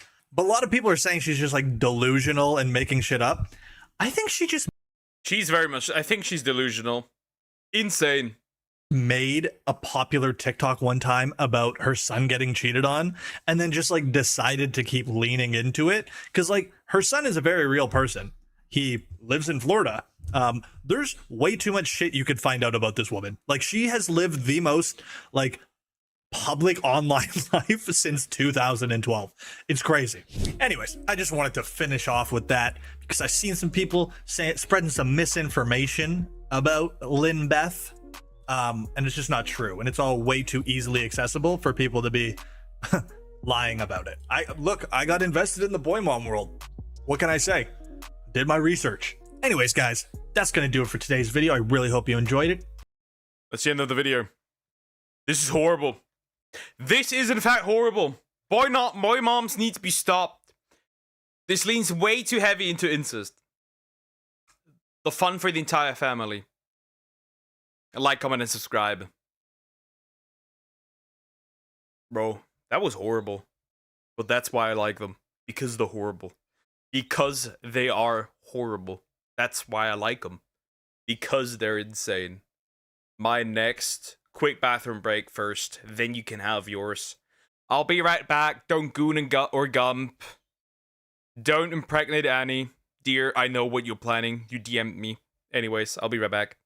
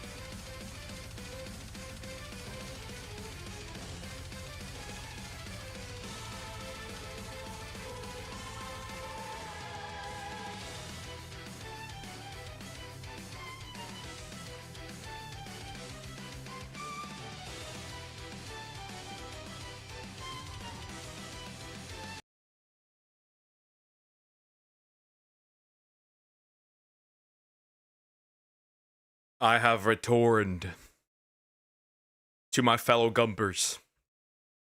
Alright. The audio again. Then we'll start with Deers. Next one. Let me click one. This video is about how not to... Okay, this one. Okay, now add 20. Silence, chill. I'm usually really careful because I don't like getting copyrighted, but you never know. It is what it is. You had gooned. Most certainly. Nah, I collected a hug. I'm collecting a hug. Every 2 hours or so, I collect the hug. Because she knows the breaks. Anyways. Best of Quagmire compilation, not for snowflakes. By, FamG compilations. This is just Family Guy. Fun fact, I heard a lot of people, heard it from a lot of people that they don't like what they did with Quackman and Brian because they hate each other and they don't like this, apparently. That's as much as I know. Okay, now add 20. Okay. Now multiply it by 4. Okay. And what do you got? 8,008. And what does 8,008 look like on a calculator? Oh, boo! Yes, if you ask me, I've tried this out before you ask me. I've tried this out. Boob! Boob! Boob! Yeah! All right, boob! What if we had 2 calculators and we put them next to each other? Yes. Find one. Yes. Boob. Boobs. Now it's boobs. Doug, where's my hug at? Wrong. It's frog. Where's my hug at? Come on, Dan, let's get a drink. Ha, it's great to see you back in your element tonight, surrounded by seamen. Seamen. See, Quagmire, I told you he's gay. Seamen. Not the seed, but the men in the water, the seamen. What do you think? Shut up, Peter. Hey, you Dan's boy? That's right. Your dad was very brave back in Southeast Asia. He flew supplies in where others wouldn't dare to go. I can't tell you how many loads your dad took when I served with him. Oh boy. Oh boy. Oh boy. Huh? Glenn, I wouldn't miss this night for the world. Everyone here admires your dad. He'd walk into an army barracks and make every private there feel important. Yeah, he just knew how to stroke those privates. Oh, God. Your dad was cock of the walk, Glenn. Every day at rifle training, he'd help me clean my butt. Your dad once drank me under the table. If there was one man you wanted in your hole, it was your dad. Your dad had the... That's horrible. The Marine, yeah. Hi, Shy Duck. How you doing? Hope you're doing good. I found the shiny fan P. Cool. I like Dunfan. Dunfan is cool. I like it. Best penis in the military. Okay, just stop! Stop! Everybody stop! Peter, what are we doing here? I thought we were looking for your mattress. We are. This is a 1950s insane asylum. They use old mattresses to pad the walls of the cells. May I help you? The context of this episode is that they are getting his old mattress after it was basically donated to an insane asylum. Same as my dad, okay. I am not gay, first of all. I love my wife. Second of all, you should go after your wife. Yes, 1950s, Doctor. Me and my friends are looking for... You're friends with a Negro and a cripple? This man is insane. Holy shit. That's terrible. Seaman. So that how words became words. Take him away. Now, wait a second. You can't do that to... A Negro speaking up to a white person? This man is insane. Now, look, I don't think... All cripples are insane. Euthanize this man. Something I can help you with? Yeah, you got any... That's terrible. That's terrible. Cock of the dog poke.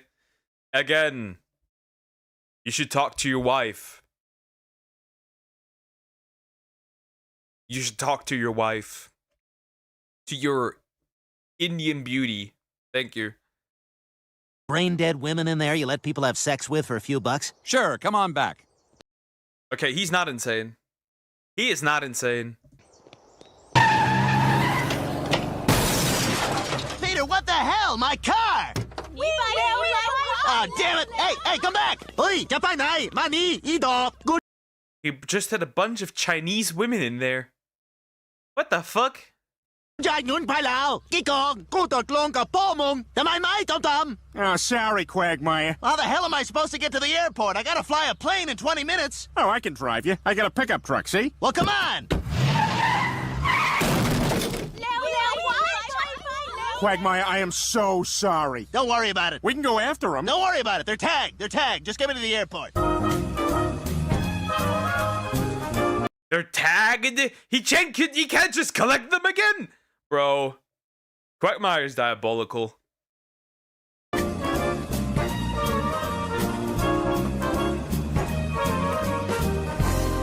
Quagmire, what are you doing here? You don't have kids. Don't be so sure, Brian. I've slept with chicks all over the world. Who knows? I could have kids in their 20s.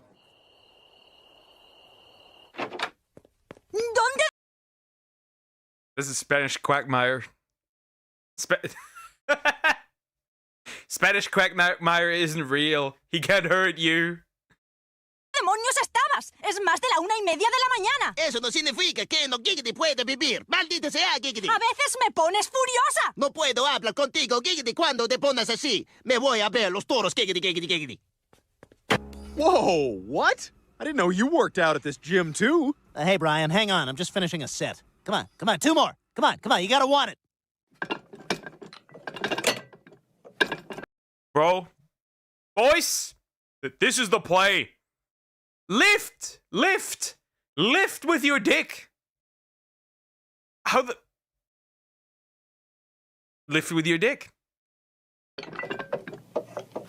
Nice job. Let's get you a rub down. I now pronounce you husband and wife. You may kiss the bride.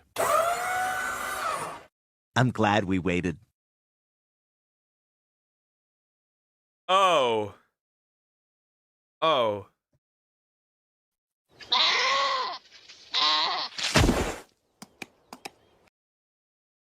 Oh. Oh. That's terrifying. That's terrifying. Oh. Giraffity! Yeah, see, that's not mine. Hey, you ever accidentally masturbate to young pictures of your mom? Who the fuck starts a... Okay. Funny how we're... the boy moms. Conversation like that, I just sat down. Dinner will be ready soon. But Glenn, I have a surprise for you. Do you remember Buttercup? Who's Buttercup? Oh my god! Oh no. Oh, that's a deep throat. Yep, Cocos, that's a deep throat. I can't believe Buttercup is still alive! Alive and well. Wait a minute, you named a cat Buttercup? Only Quagmire. And you know, Glenn, after you moved away, Buttercup had kittens. What? Oh no. Oh no. Also, hi Cocos. How are you doing? Hope you're doing good. Oh no. Bro impregnates everything. That's a powerful seed. That's right. You're a grandfather. My god. This is more pussy than even I can handle. Oh. Oh no. Oh no. Is he gonna say giggity? Should I say giggity? Are other people allowed to say giggity? Giggity. What? Nothing, it's stupid. Giggity. Giggity.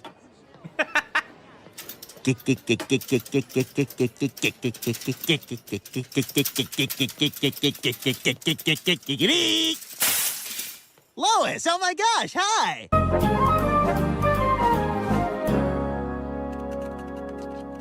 Chris, could you please get Hannah a thank you basket and schedule her next appointment? I'd like to see her again in 2 weeks. Of course. Mr. Quagmire can fit in you at 3 o'clock a week from Thursday. That works. And you know to fast the night before? Yep. And would you like to leave your panties in the fishbowl for a chance to win a free lunch?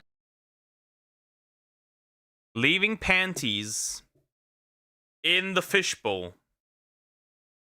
Leaving panties in the fishbowl. That's terrifying. Good luck! When are you going to do that drawing anyway? Oh, there's no drawing. I just like smelling the bowl. You know, you're doing a great job, Chris. Why don't you jerk the rest of the day off? Man, this is the best job ever. And to think I almost took that pop-up restaurant gig. Hi, you hungry? Oh, my God! Well, now hang on, Quagmire. There's no guarantee it's your baby. Giggity? Oh.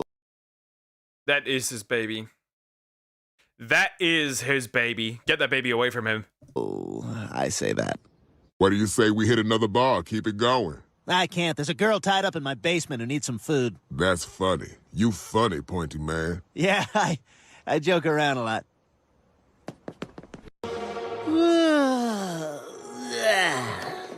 How you girls doing on popcorn? That's a lot of Chinese women again. I don't know. What is this thing with Chinese women? I'll take some. Here you go. This is my Malibu Barbie doll that There's not just popcorn in there. I know what this is. There's not just popcorn in there. I got for Christmas this year. She comes with a hairbrush, a pocketbook, and 2 different dresses. Oh my God, who the hell cares? Peter, I would like to remind you that you are in a classroom. Not for long. Can I help you, sir? Hi there, my name's Glenn Griffin. I'm here to pick up my son Peter for a doctor's appointment. Peter is your son? That is affirmative. Because you look a lot more like that child over there. Daddy? Oh, God! Bro is gone. Special end. The girl tied up in my basement. Didn't know Poke's catchphrase was giggity. Didn't you just have recently sex with a donkey? Right? I thought that was something. I have a few clips. How is that child support doing? I even have your sex tape. Popcorn sausage. Popcorn sausage. Daddy? Oh, God! Bros, children everywhere. Papa? Oh, God! Hey, there are no kids in here, right? Nope, just me. Oh, thank God. You want to have unprotected sex? And poor Brian. Also, what the fuck are you doing with Dragon Corn? So you're not denying you're not denying that it is yours. You're just saying it's the wrong dragon, but you're not denying it's yours. Well, good that we got that out of the way. Good that we got that out of the way. It's all good. It's all good. I'm not judging. I'm not judging. But you gotta pay child support. Or take care of the children. Peter, what the hell happened to my underwear? They're all stretched out. Huh? Huh? By saying wrong dragon, I'm denying it, bro. Nope, you're just saying you're not that dragon, but you're not denying the corn. You're just saying you're not the red dragon from Shrek. That doesn't mean there couldn't be another donkey in another dragon situation. Sorry, my guy, you lost. It's not forever child support Cocos. Out. Oh, sorry about that. Me and the guys were using them to shoot crab apples at Old Man McCratchen's truck. We don't want raisins on Halloween. We want kids. I would do that too. Andy! Hey, Quagmire, aren't you gonna get in on this? I, kind of got my own game going on over here.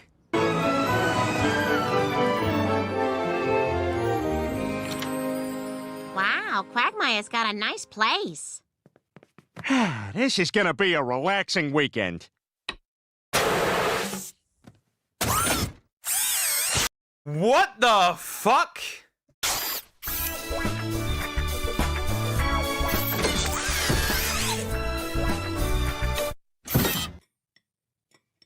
What the fuck? Can I even show this? Meg, stop staring at Miss... Why do they all look like Quagmire? Don't use frogs' undies. I wouldn't. Mr. Griffin. I'm sorry, Peter. I'm using yours. Afraid she's got a father's libido. What can I say? I'm a vegetarian. Oh! That's terrifying. Anyways, that was horrible. That was horrible. To be fair, Family Guy's humor doesn't super work well on me. But anyways, it's horrible. That's horrible. I guess Peter went back in time. Seems like it. Seems like it. Anyways, like, comment, subscribe. That was horrible.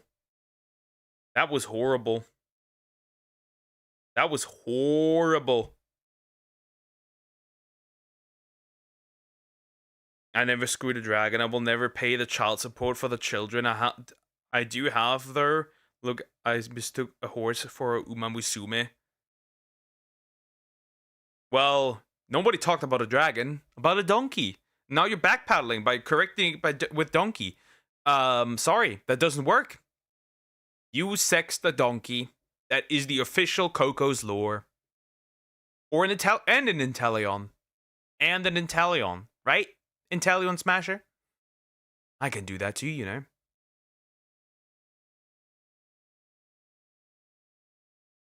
Simple. Simple. Alright. What is another one that I have? That I need to watch? That I wanted to watch? Let's do... Italian Smasher 69. Yep, just got my free shiny Ting-Lu from Mystery Gift. Nice. You know what? I don't know how, and I... You know what? Let's see. Let's see. I'm curious. You know what? Let's see. Let's see. Let's see. I tried Discord inside Roblox, but no text to speech. This cannot go well. This cannot go well. This can't. This can't. You date an animal too. You are not better. But mine is a human woman LARPing as a frog. You are a LARPing dragon doing it with real animals. Anyways, let's go. This cannot be good. This can't be good. I don't know how, and I don't know why, but someone made Discord in Roblox, and as the internet's most chronically online Discord user, I wanted to see with my own... How does this even work?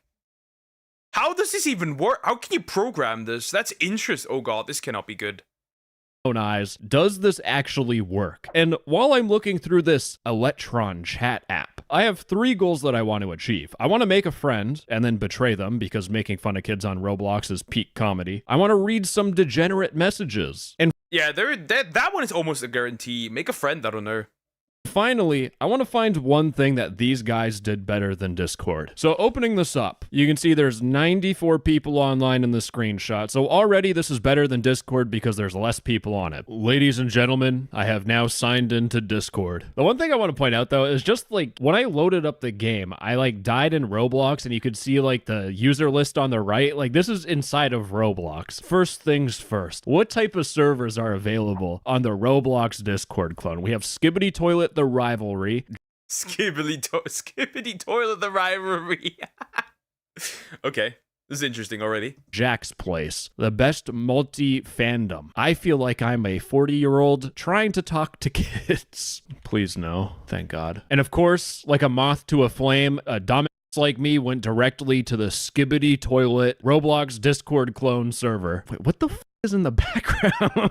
They've already min-maxed the microtransaction cosmetics. Discord was thinking about adding this, but they never did. Yet, at least. And these people are doing it. They even have preview mode, so you can like look at a server without joining it. Okay, these people have been paying good attention to detail. Not bad. Not bad. Okay. Hi, my Skibbity Sigma. Okay. This is not bad already. This is an interesting clone. Text-to-speech, join the guild. Hi, my skibbity sigma. Hello, my fellow gamers. Wow, this just works. Faker. Most obvious faker I've seen. Oh my god, you can reply, add reaction for it. Okay, let me add a reaction. Just keep in mind, right? In the background, like, this is a Roblox game. My character is standing somewhere doing... True, it's a Roblox game. Also, I don't believe that it's not a real frog. I've seen the pawn you build. I've seen the tape you have. So don't worry, you made. Don't worry. Also, what if it's a monster girl that doesn't fall into animal anymore? Then it's a monster girl. What now? Doing nothing. Reply. Sure, bud. I already know you're fake by just the fact you said that. I can upload a GIF. All right. All right. Would you like to be my friend? Remember, I got to go through those 3 goals. No, I don't friend people who impersonate popular people. But what if on the off chance I'm real? Pause. I don't even realize this is a Roblox game. Now, yeah, this does feel very much like Discord. I wonder if the moderation is better than it is on Discord. By any off chance. if you've ever wanted to code something like this, then you should check out this video's sponsor, boot.dev. Next to childbirth, the second most painful thing a human being can experience is taking a programming class taught by someone who doesn't know how to teach. I used this class to vent about my marriage and me being bald. Wait. I know somebody that's bald, but is not married yet. Trust me. But with boot.dev, they've somehow managed to make learning how to program enjoyable. Because on boot.dev, they give you some starting code and they give you a problem that you need to solve. And with boot.dev, if you have a problem, you can ask their Boots AI for help. Now, this is not like ChatGPT, which will just tell you to copy and paste code, learn absolutely nothing, and tell you to put your laptop in the microwave. Boots, instead of telling you the answer, will give you a hint, which requires you to use your brain and actually learn how to solve a problem. Now, boot.dev has a pipeline for learning back-end development, and all their courses are focused on building real-world projects and actually learning, like build a web scraper and go. Plus, you can see all of the courses that they offer for free in guest mode, and for every course, you can start off with a free demo. And since we can't just beam information into your brain yet, it's gonna take some months to learn, so simmer your expectations. But if 12 months, that's terrible. 12 months is terrible, Uma Musume, on the other hand. Cocos. It's important to realize, horny is not a mood in Uma Musume. You cannot get the mood horny. Calm down. It's okay. We get it. What if she's a frog that turned into a princess after gaining a real man kiss? Who knows? Maybe she is. If you want to learn how to code or you want to be a better programmer, go to boot.dev and use my code NOTEXT-TO-SPEECH to get 25% off your first year. And the link is in the description, or you can scan the QR code on screen. Anyways, thank you boot.dev for sponsoring this video. Big kisses. I love you. And let's get back to the good old Roblox Discord clone thingy where this dude had to learn a lot of programming to make this happen. Okay, what if I okay, upload a file. Can I add a file? No, you have to add an asset ID. Oh, you don't just go to your Windows file Explorer and you can't just upload whatever you want. This exists, by the way. No, the way that it works is that it uses Roblox's built-in asset browser, and that's because you can't show an image without uploading it to Roblox so it can go through their awesome moderation. Here's a picture of a Roblox shirt. Roblox. What the fuck? What the heck? That is a Roblox shirt? That is a photo in Roblox? I'm not surprised technically, but okay, bro. What the heck? Roblox's moderation is supreme. I tried searching for bypass stuff. I searched for bypass, and I think the closest thing I got was this to maybe being some furry stuff, but that's far from it. Okay, wait, this kind of go hard as fuck. Anyways, the thing that I was pointing out is the fact that we have hidden some assets, one that were blacklisted by Electron moderators. This may result in less content on the page. So the person behind Interesting. So the person behind this can blacklist stuff. Oh, there's a shirt saying BBC. I can't do this anymore.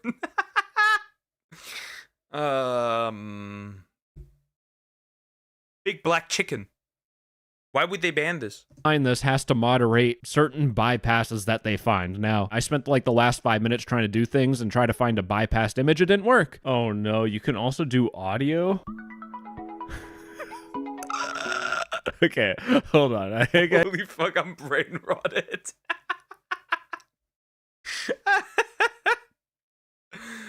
Oh boy, as long as it's not moaning audio. I could just send this to people. It actually embeds as a song. Holy sh! Okay, wait, that's actually sick.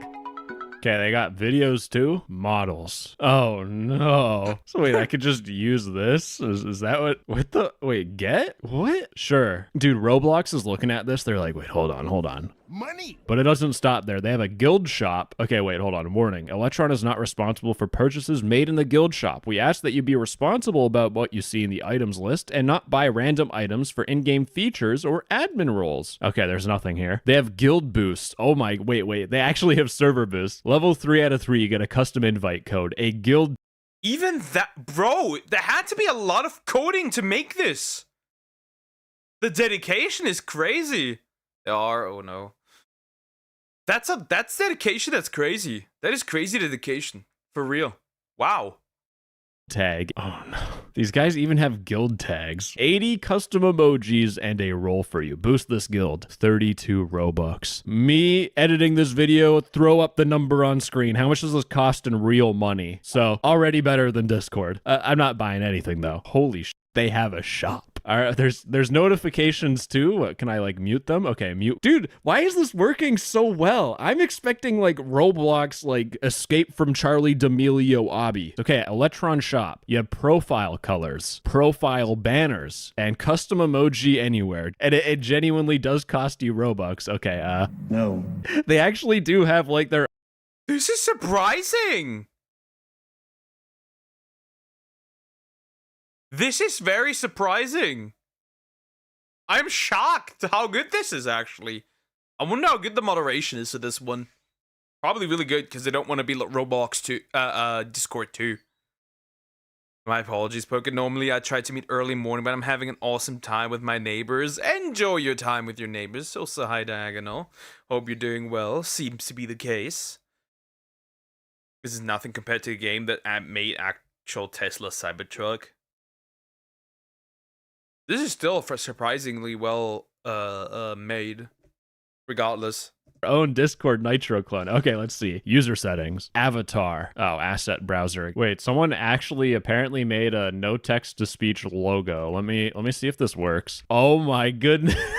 They've done quite a bit of customization for this stuff. Buy profile banner for Robux. No. Profile theme. You need Nitro. Okay, banner color. They also have themes. Okay, wait, hold on. This is actually sick. You can even choose your font? Really? Highway. Save.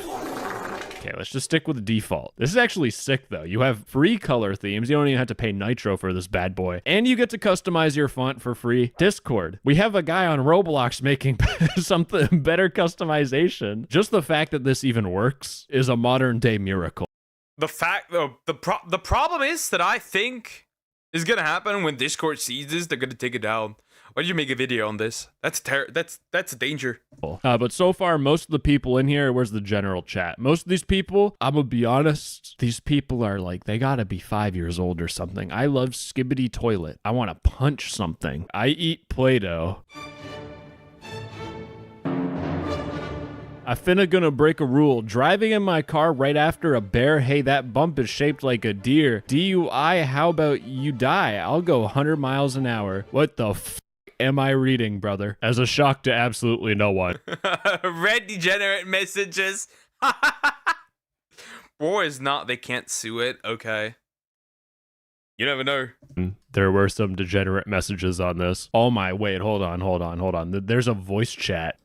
Okay, why can I not voice chat with people? One eternity later. Voice chat. Okay, Electron voice chat uses the new Roblox audio API. Why am I reading this? I just should click the button. Oh, what in the f is going on? Server browser. Okay, it is literally just me. Using Electron voice chat. Voice chat is subject to Roblox's community guidelines. Okay, so Roblox is listening to everything I'm saying. Hello, my fellow Roblox players. Jojo Siwa is a certified cartel drug leader who sold me copious amounts of fentanyl for me to smuggle across the US border. I'm planning a current terrorist. It's hilarious.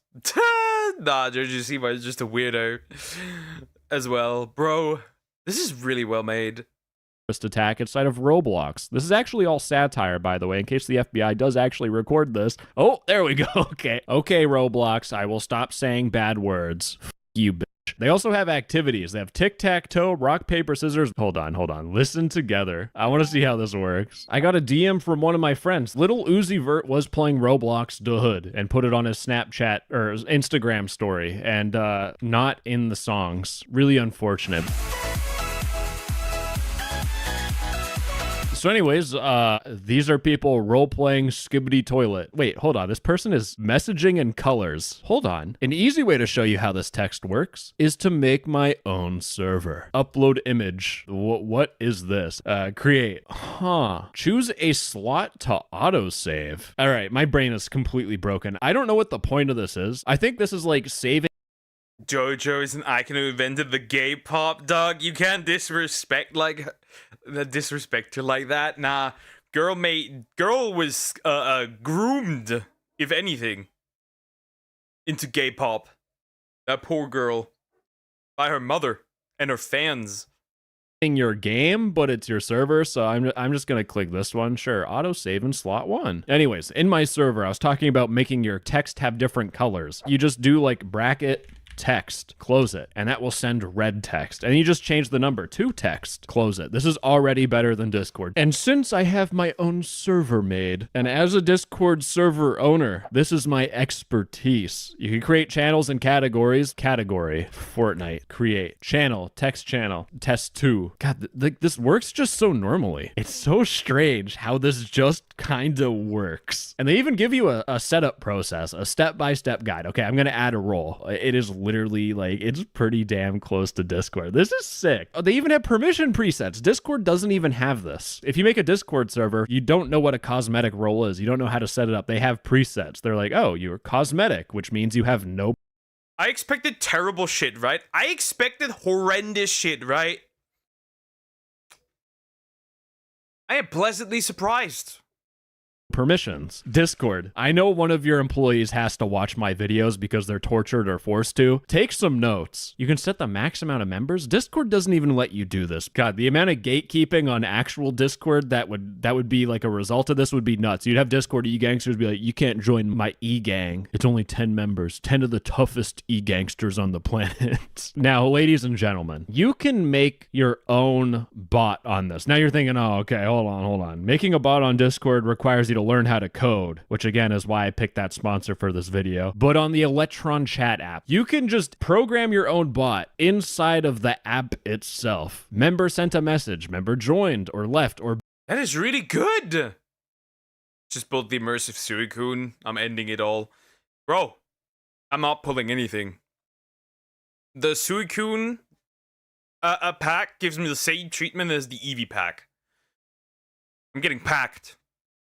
Boosted or bought an item, reacted, edited a message, member sent a message. You can apply an effect? Look at all this shit. But what is an effect? Bubbles. Bubbles Fortnite. Ladies and gentlemen, programming genius me. Okay. All right, let me delete my server before people try to... Version... You can back up and save your Discord server. So if it gets raided, you can go to your version history and just save it. Discord. Take some notes. This is Poke at this point, delete Discord and get on this. This is superior. This is almost superior. This is hella funny. This is really good. Whoever programmed this should just beat the shit out of Discord. Sick. Okay, what if I load the guild? Will it like delete all the messages? Load guild from slot 1. Okay, yeah, it just nuked everything. It's actually quite shocking how well this works, but I still have one final goal. To make a friend and then potentially betray them. Who wants to be my friend? I am a very nice guy. Smiley face. This on Roblox definitely isn't creepy at all. Bro, he's like, Freds. Fortnite. There we go. Oh my goodness, their about me is looking for friends. I play Roblox 1240. This has to be a dude. I'm I'm doing great. Can I add you? Sure. Boom. Add as a friend. Wait, is this like a Roblox friend request? Oh, I think it might have been. Oh my goodness, I have a new connection. I forgot. Roblox named friend requests as connections. Oh, they went off. This bastard. This is unacceptable. I play Roblox _1240 in people. Did this dude just unfriend me? Witchcraft. I'm too high. I'm gonna leave peacefully. Yeah, you should probably if you're too high. Just don't get into another situation. Thank you.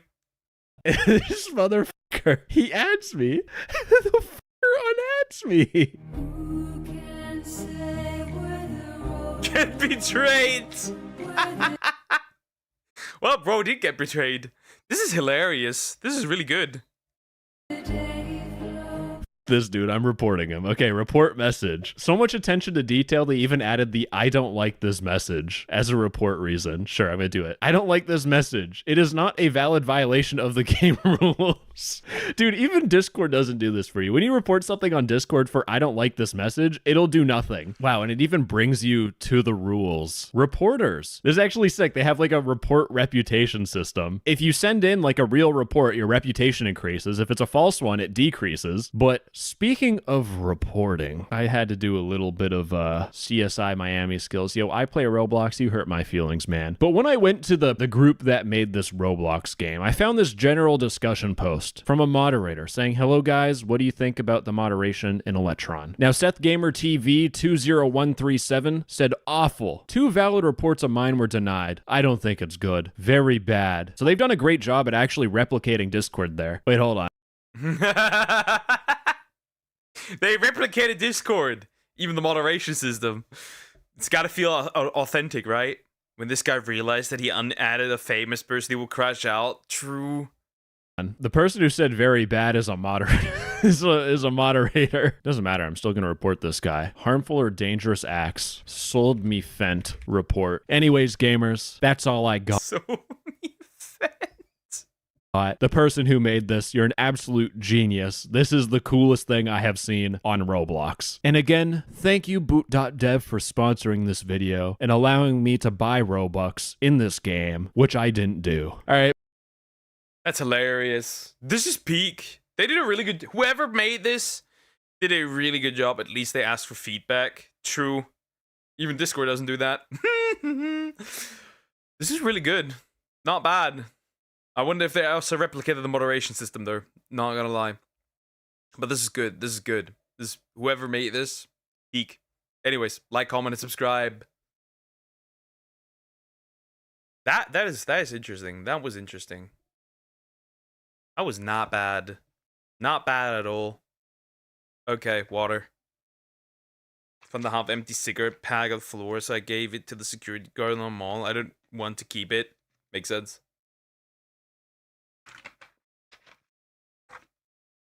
You could have also just, you know, thrown it into the trash. What's next? I need to look at stuff. Did any recommendations come in still, or nah? Let me check.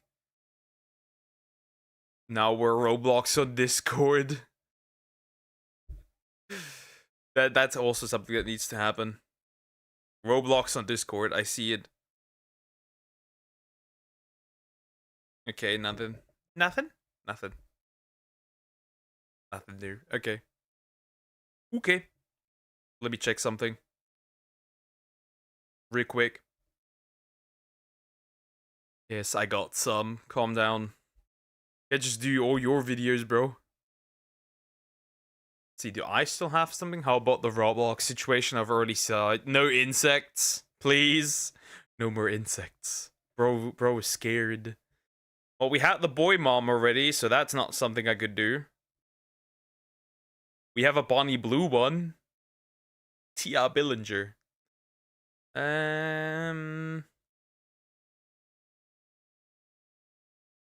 Nothing that's like ginormous as well.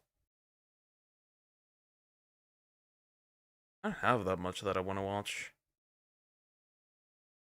You know, apparently a lot of VTubers reacted to queso clips. So let's throw in some queso clips. Easy. A lot of VTubers reacted recently to queso clips. A lot of VTubers. A lot of VTubers reacted to queso clips. A lot of them. Like, really a lot of them. A lot of that I watch as well. I'll take the hype with it. I'll do it. I don't care. Clips that make queso famous by Canoon. Let's go. Let's go. Let's see. These will probably be very loud. Protect your ears. Okay, you are too much into Bonnie Blue. Everything okay, but I think Samax actually recommended this one. So she is too. If anything. Sir!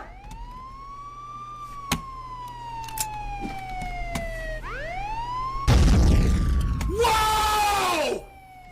B-52! The suspect crashed head-on into a tree and his car exploded.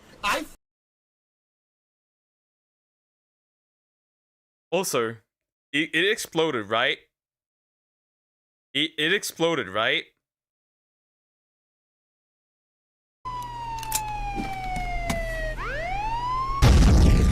Whoa! Bro moved as well. Why did the explosion happen in game and bro moved too? Well, it is his grenade, so it might be very powerful. Oh! B-52! The suspect crashed head-on into a tree and his car exploded. I feel like out of everybody that's ever played this game, like 2% of the people can actually beat it. The pain I feel now is the happiness I have. This is what happened when Queso was in a car alone. Well, sir, maybe you step out of the car and we see if you've been drinking.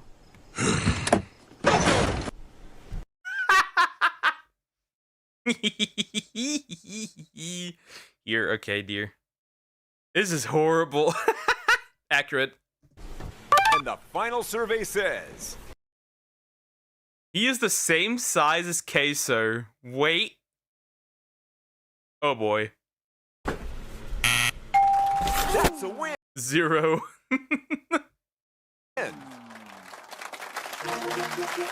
No! Find this dude and ban him from the stream now! Mount Everest is underwater. Mount Everest is underwater.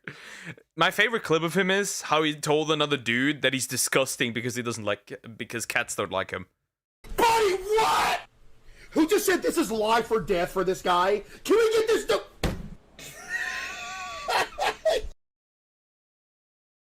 Queso, Blanco dip, medium.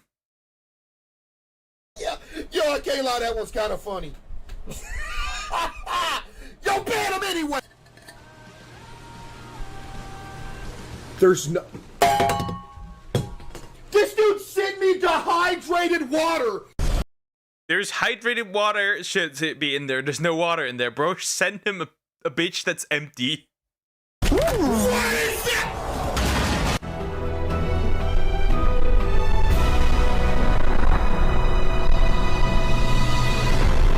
Canceled.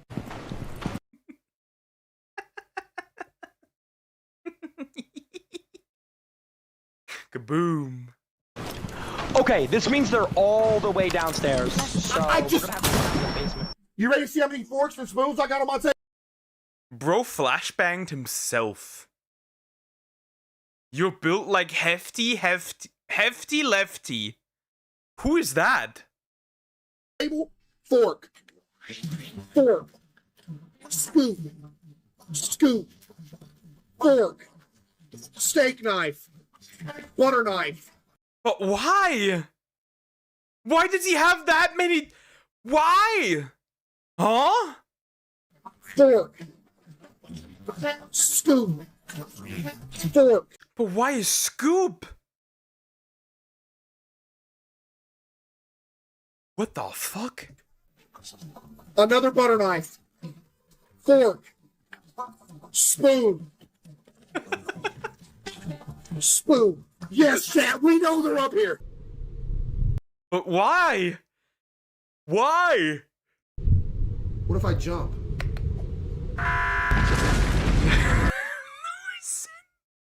Safety. It's just sometimes with ranch, sometimes with hot sauce. I eat poke spray, and that's all I eat. And you're a zombie. Oh well. He jumped, and it caused an avalanche. I just noticed that now. You absolute losers that keep grabbing me! I got a big. Wait, what? What is that message? I'm edging so hard to you, juicy yacht, bro. Queso's juicy yacht, by the way. I got a message for you. I'm gonna eat every single one of you. You're a loser. You know you're getting it wrong. You're gonna get a kill. Oh, no! Sketch! Like and subscribe. Wait, it doesn't extend all the way out like it used to.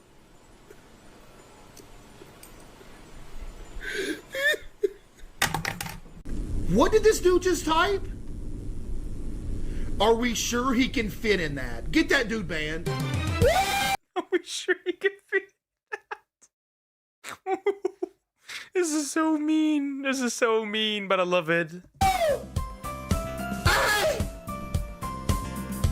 Hey! Bro is out of power? Bro is out of stamina? From Wii Sports?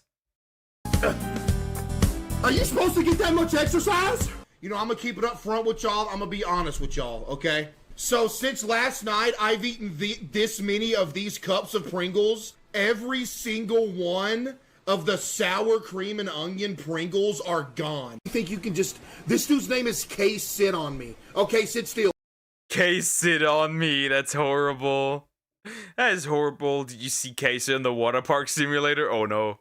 Oh no.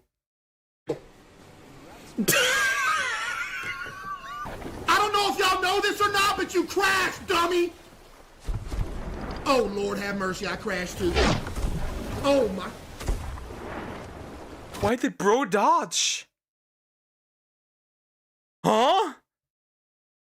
Also, if I had the resources, I would do a Wii Sports stream. I don't, but if I did... Sir, that's a lot of alcohol. You think you want to tell us? Good. Have a good one. Thank you. Hold on, I gotta hurry up and check these guys out. I like checking guys out. Pause. Pause. Pause. I've seen it, dear. I've seen it, dear. It's all good. I've seen it. Pause. Pause. Pause. Stop checking out dudes. I'ma do it again. Ging. Let me do it again. Ging. Yo, if we kill him. Does Patrick Star need a new voice actor by any chance? Y'all wanna go 50-50 on the loop?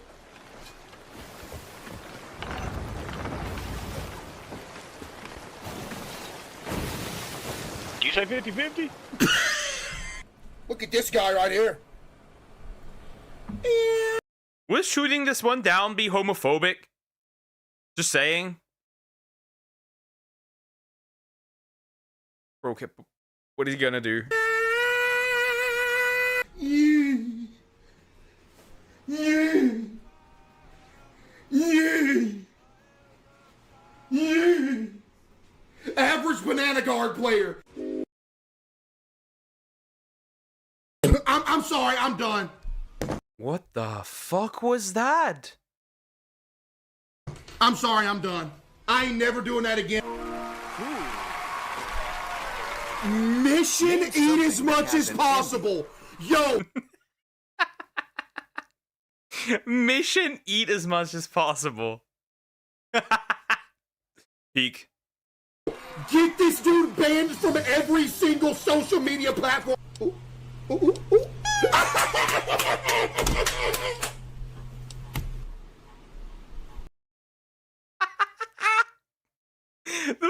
the muscular baby from the Boss Baby.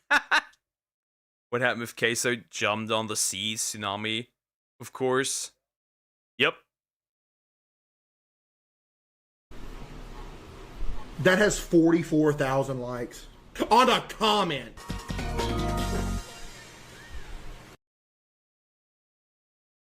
John never seen a gym.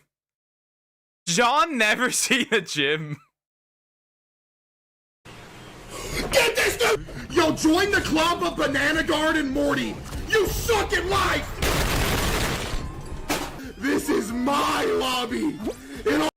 I sharted too hard. Now there's green poop on me. Can you help? Always has been my lobby. I am the chosen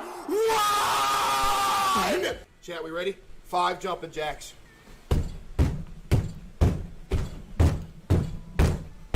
I like when Case is zesty. When is that? Never. Hammer me, please. Okay. Well, that is a zesty queso. Dude, is it just me or are they speaking English? No way I don't have a red or a 5. Just give me something quick. Something quick. Something quick. Something quick. Something.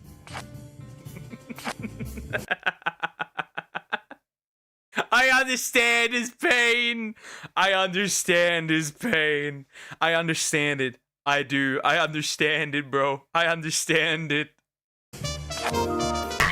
How do I breathe? Oh it's by the grace of God who gives me the oxygen to breathe in and to breathe out. Amen.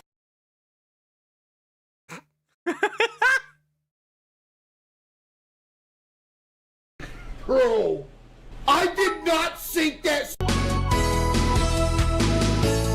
This is all Filipino food. Oh, Filipino. Hello there, the angel. Filipino. Filipino. Poor Filipino people. From my nightmare. Chat, we can get our stuff back. Don't lose hope. Why is the water? You look like Ralph from Happy Days. How much damage did that do? Why did my dad just say that? Alright, ban my dad. Get him out of here! Ooh, take a selfie! That looks very accurate. I must admit, that looks very accurate. Chat. Dude, am I that large? Oh my goodness, there's no way I'm this large. Everything is riding on these answers. Nah, man, you're even larger. You're even larger. They don't come any closer than that. What is it? I see my face. I can't tell. Hold on. Yeah!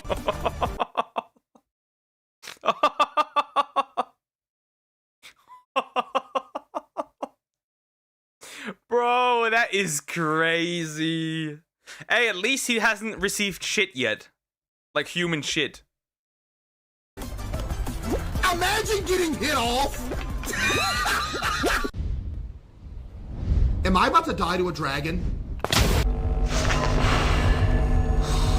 Well, ironic. Give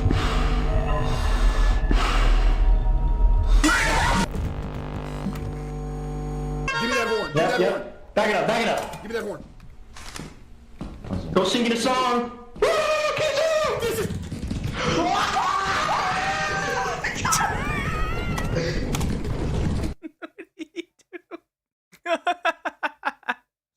I love, by the way, I love clips from that game. They're so freaking funny, especially proximity chat. It's just so funny. Why would you close the door?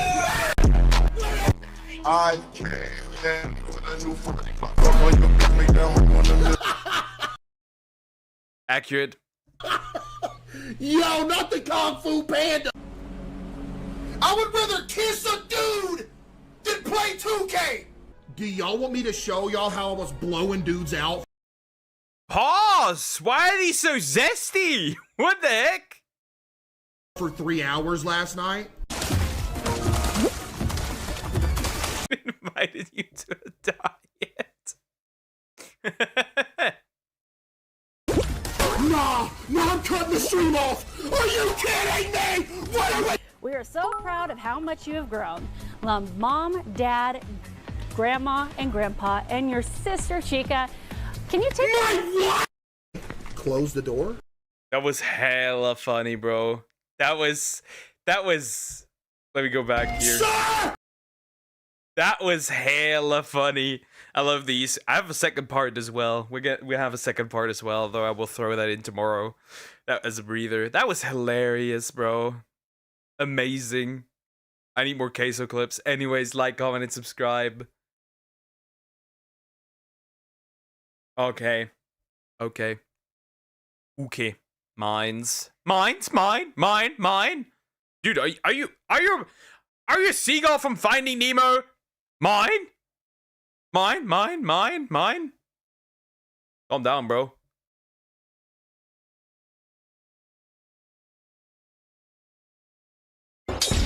Oh god. Hitman when credit card declines. But the human spider. Oh god. Let's jump in. Can't be good.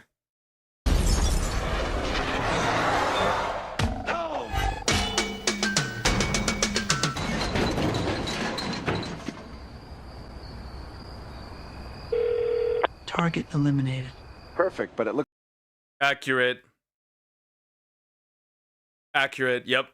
looks like my credit card has been declined. Can we postpone the payment? Hello? Harry!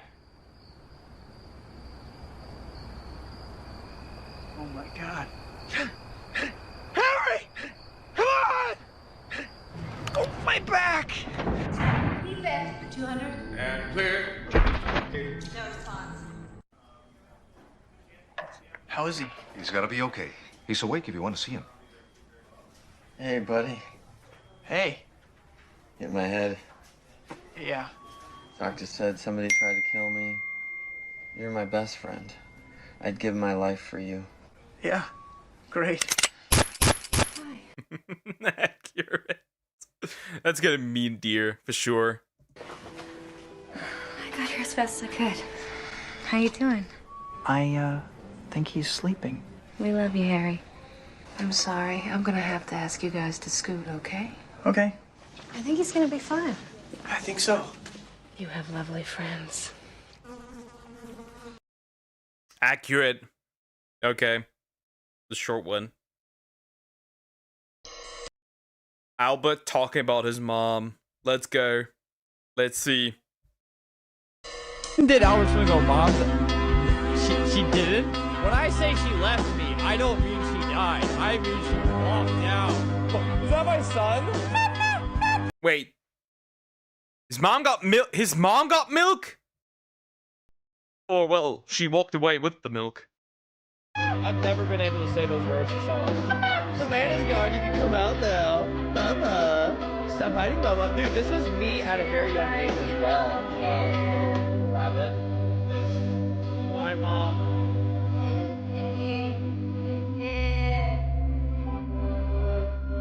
What is this? I don't know who this is.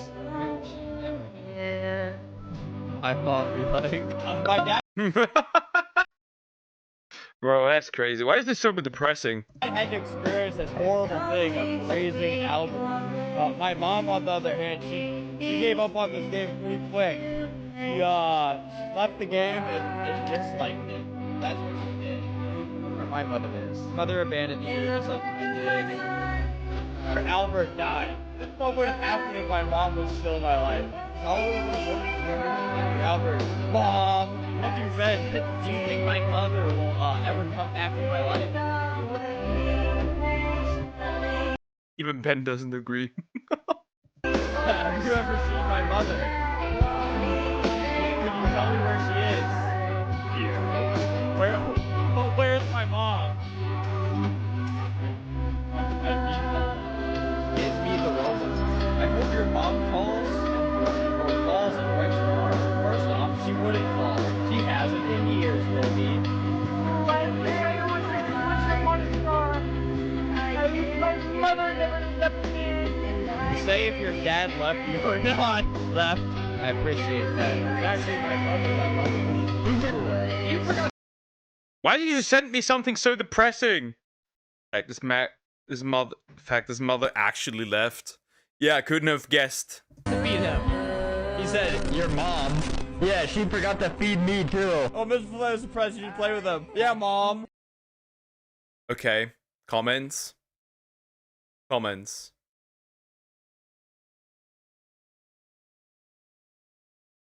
Yep. That doesn't surprise me. That doesn't surprise me at all, to be fair. To be fair, that doesn't surprise me. Oh shit, chat. I need to quickly turn on the lights. It's getting hella dark in here. Hold up.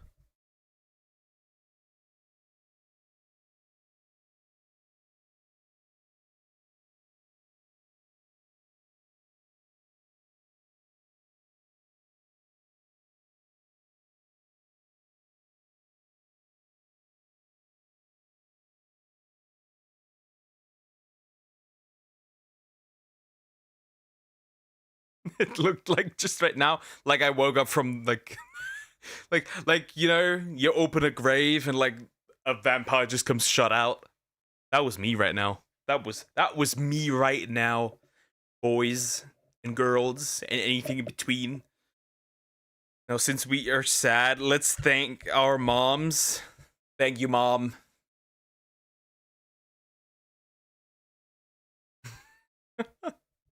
Okay, let's go. One thing that I need to wanna look at. Nothing that's too long. I don't want to do. Why did you just summon a demon? Wait a minute. I had a video. Wait a minute. I need to look that up real quick. Give me a second. Not on this screen though. I had a video I wanted to look at, but I forgot. If I can find it again. I may have displaced it.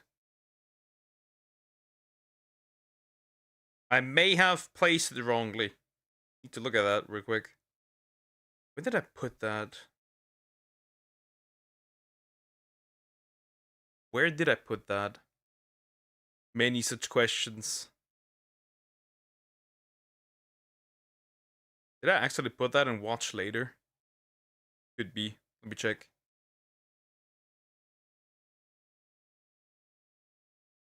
I have not. I thought I had it, but I don't have it. Maybe I have not put it in there at all. Now I gotta check.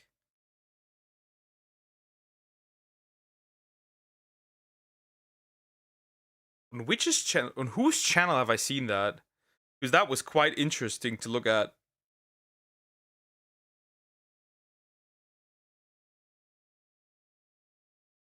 Oh yeah, that one. Right. That was the ref video I wanted to look at, because that's interesting, and nobody has really covered this. So this is the one I wanted to look at. Hold up.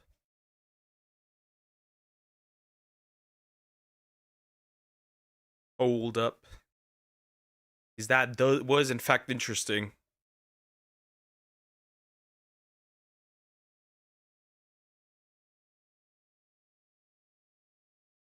Let me click that here.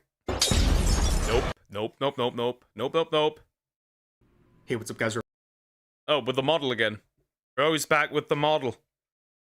Interesting. Okay. This, I don't know if how long, depending on how long this takes, this will be the final one of the day. The usual thing. Influencer threatens anime convention and instantly finds out by ref says Desu. Funnily enough, apparently, really all I know is that this is basically a cosplayer on TikTok trying to blow up essentially a convention because of gamer subs and the people that gamer subs supposedly supports. They don't directly support them, they just don't care, which makes sense, right? As a business, you don't care. You just want to make business. These people don't never get this. But yeah. Imagine you're a somewhat successful TikToker and cosplayer, and you try to, you know, go kaboom because of an energy drink. No energy drink can literally say this. Fun fact. Literally. Hey, what's up, guys? Rev here. So what we're looking at today might be a candidate for Story of the Year, and it's coming out of San. And she wasn't even, like, look at this. This isn't even bad cosplay, right? Like, how deranged do you have to be, especially, right? This doesn't even, like, hurt gamer subs, right? Consider this, right? Now imagine she actually went through with this, right? And blew, like, the gamer sub stand up. She would have probably hurt innocent people, and that probably wouldn't even have done anything to gamer subs. Like, wow, you blow up an energy drink thingy. Like, they're definitely gonna feel this, yeah, so much at a convention, especially. San Antonio, Texas. This situation involves a cosplayer who might have ruined her life over the weekend over internet beef about an energy drink company. And the headline you're seeing right here, it gets crazier and crazier the deeper you read into it. So it says, cosplay influencer Kit Noel arrested for threatening to blow up rival at Texas anime convention over energy drink disputes. Yes, this person might have ruined their life over internet beef involving an energy drink company. So what's going on with this story? Well, let's peel back the layers. Let's begin with the main protagonist of this story, this Kit Noel individual, a she, her as listed in her profile. This is her. Okay, she does not have 100k. I heard like she had like 100k. Who knows?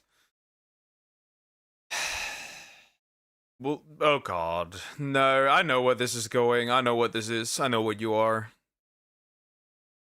Chat, do we want to find something out real quick? Instagram account. Do we want to find something out real quick? Maybe she is on TikTok. Do we want to find something out real quick? I wonder what that you know, whether if she does have special website, because it would be ironic. Oh, she does have 100k on TikTok. Okay.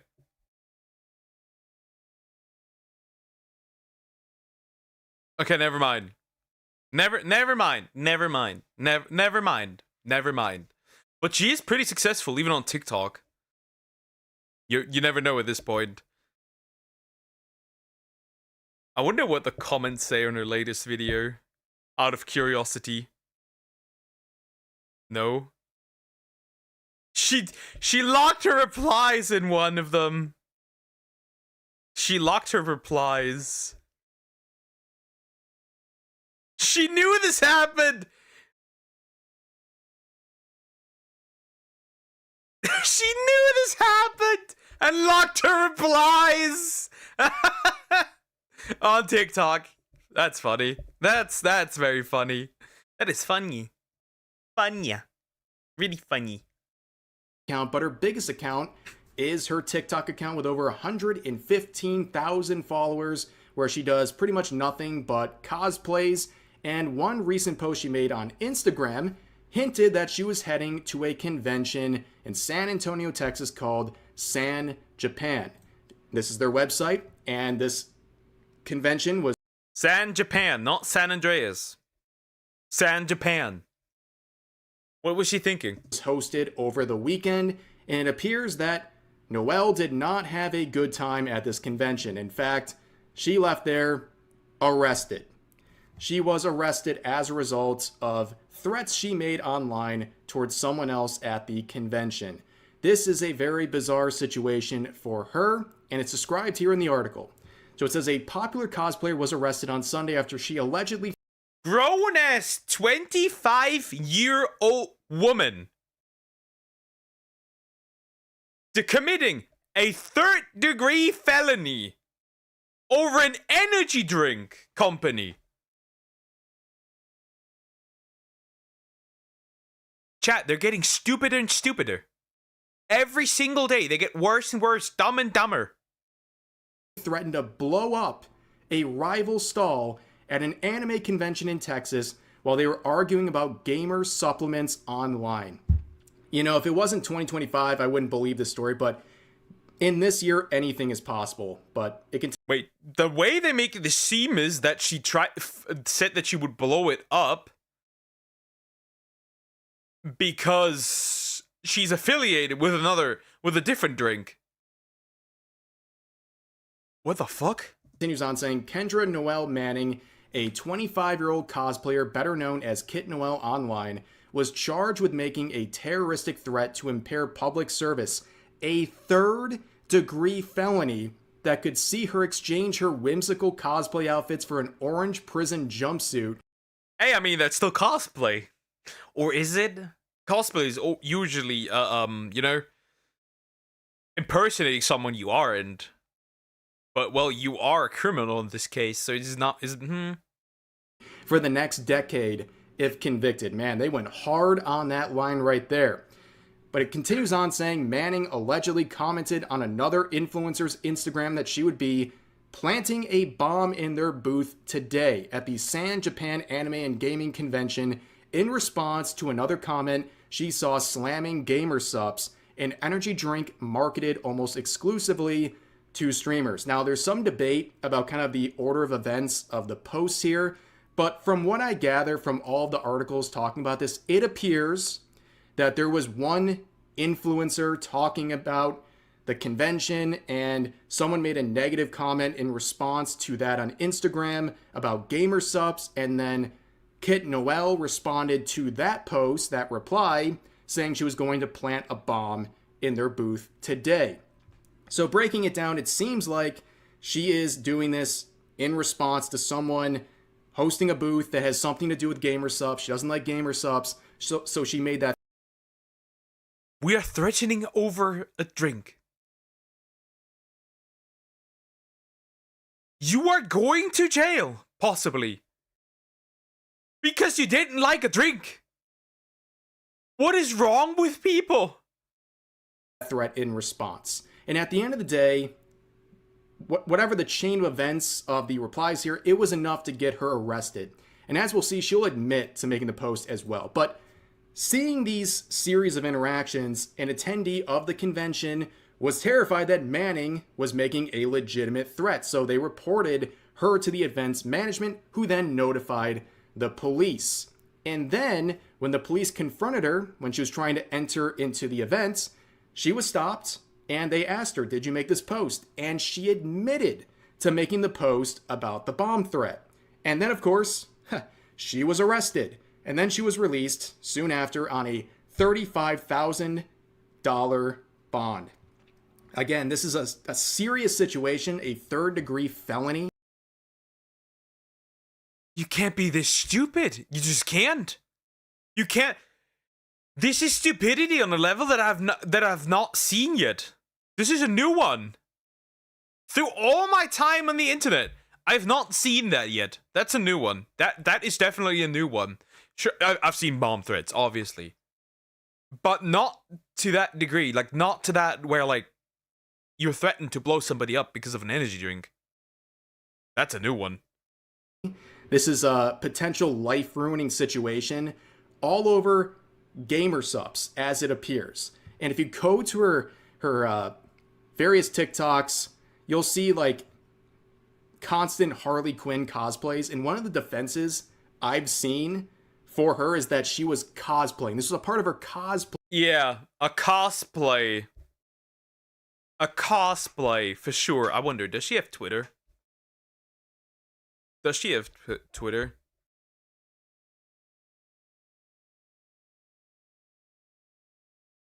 Does she have Twitter?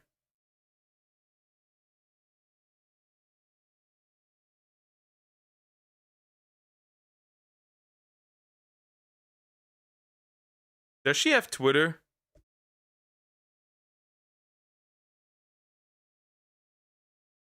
She does have a Twitter. I wonder who she follows.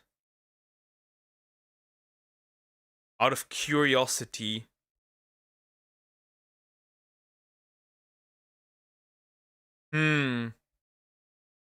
Doesn't seem to be too crazy. I've not seen anything that could be insane. Well, I've not seen any Yara, so It's probably not because of her. Still insane though. Well, that's November, so that can't be. Interesting though. Interesting. Okay. There's a couple of interesting things.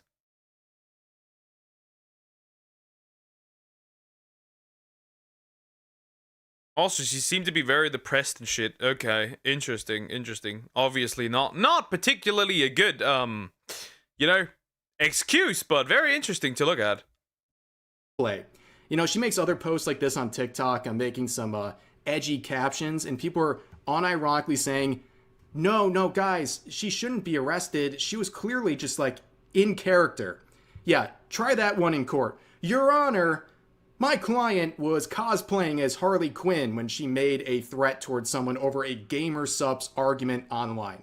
Yeah, I don't think that's going to work. And if you look at the relevant statute, it's not looking great. Okay, so let's read through this. This is a terroristic threat statute out of Texas. A person who commits an offense if he threatens to commit any offense involving violence to any person or property with intent to. And this is all or. So you just got to hit one of these, right? Most of them don't really seem too relevant. Or so you need to hit just one of them. Okay. That I still can't comprehend that. Like, I still can't comprehend what this again, it makes no sense why you would do that. I cannot comprehend that you would pull off such a stunt. To her situation, except, number 2, place any person in fear of immediate serious bodily harm. That seems applicable.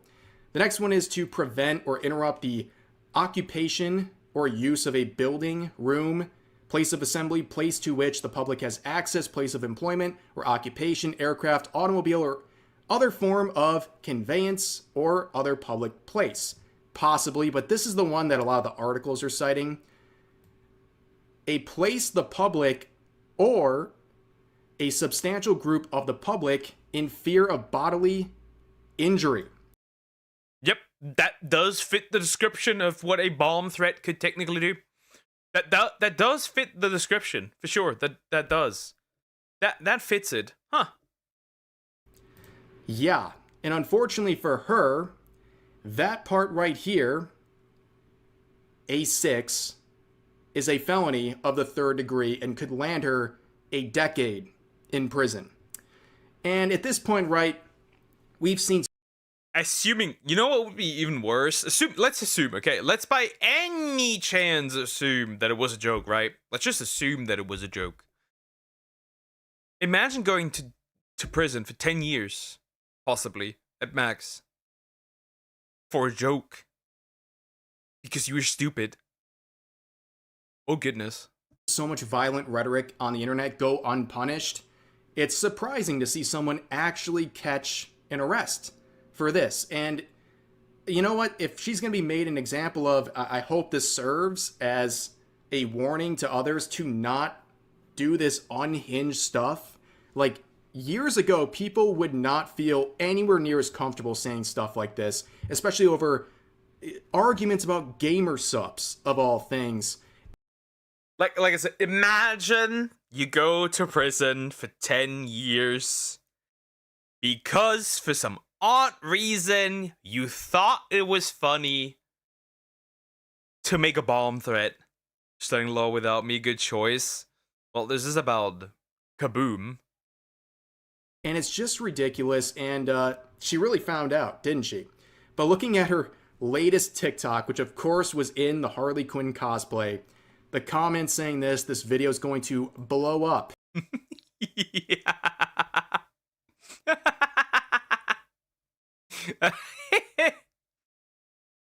Explosive information. Just saw you on the news.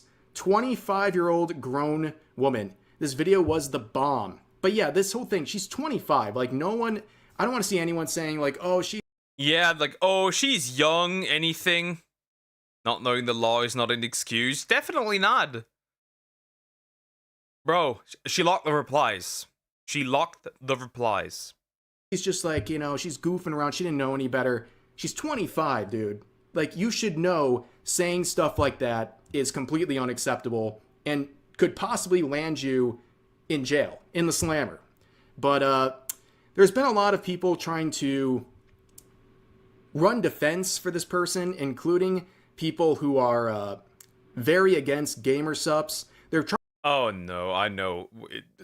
Is one of the four horsemen going to show up here? Trying to basically say that it's unclear the chain of events here, and that we're not sure if she hates gamer subs or just like the influencer of the booth that she was threatening. But I think it's pretty clear, based on her rhetoric, that she would have an issue with gamer subs that, after all, was being canceled left and right, mainly for supporting content creators with conservative beliefs like Kirsha or Tectone. And a lot of the recent controversy involving gamer subs can be traced back to articles like this. Well, I haven't seen anything, right? We don't have really proof. She has a Twitter account, but that Twitter account is completely inactive. But it is certainly her. This by Anna Vellens on Vice, where they were targeting Kirsha and saying all of these disparaging things about her, but also linking these wild claims to gamer subs as a whole. And a lot of people started attacking gamer subs and labeling them all of these very inflammatory and slanderous things. And people like Madam Savvy made a post in response to what we're talking about today, pointing out some of the... I don't know. Did she have any connection to... Like, we have no proof if she has actual connection to Anna Vellens or Nyara to anal violence. The one that plays Fall Guys with something up their butt. And it vibrates when they hit another player. Or the macaroni in the pot. Rhetoric surrounding gamer subs and how this might have potentially radicalized people into believing some of the propaganda about them. And it wouldn't be too surprising that this very radical description of gamer subs could lead to people having a very serious response to them. And of course, we see in the coverage by Anna Vellens, people doing just that, saying, "Oh no, boo-hoo, the Nazi staff are getting what they wish upon others." So I guess random booth attendees, whether they're affiliated with game... Oh yeah. Random booth attendees. Random staff. People going there. Oh yeah, definitely.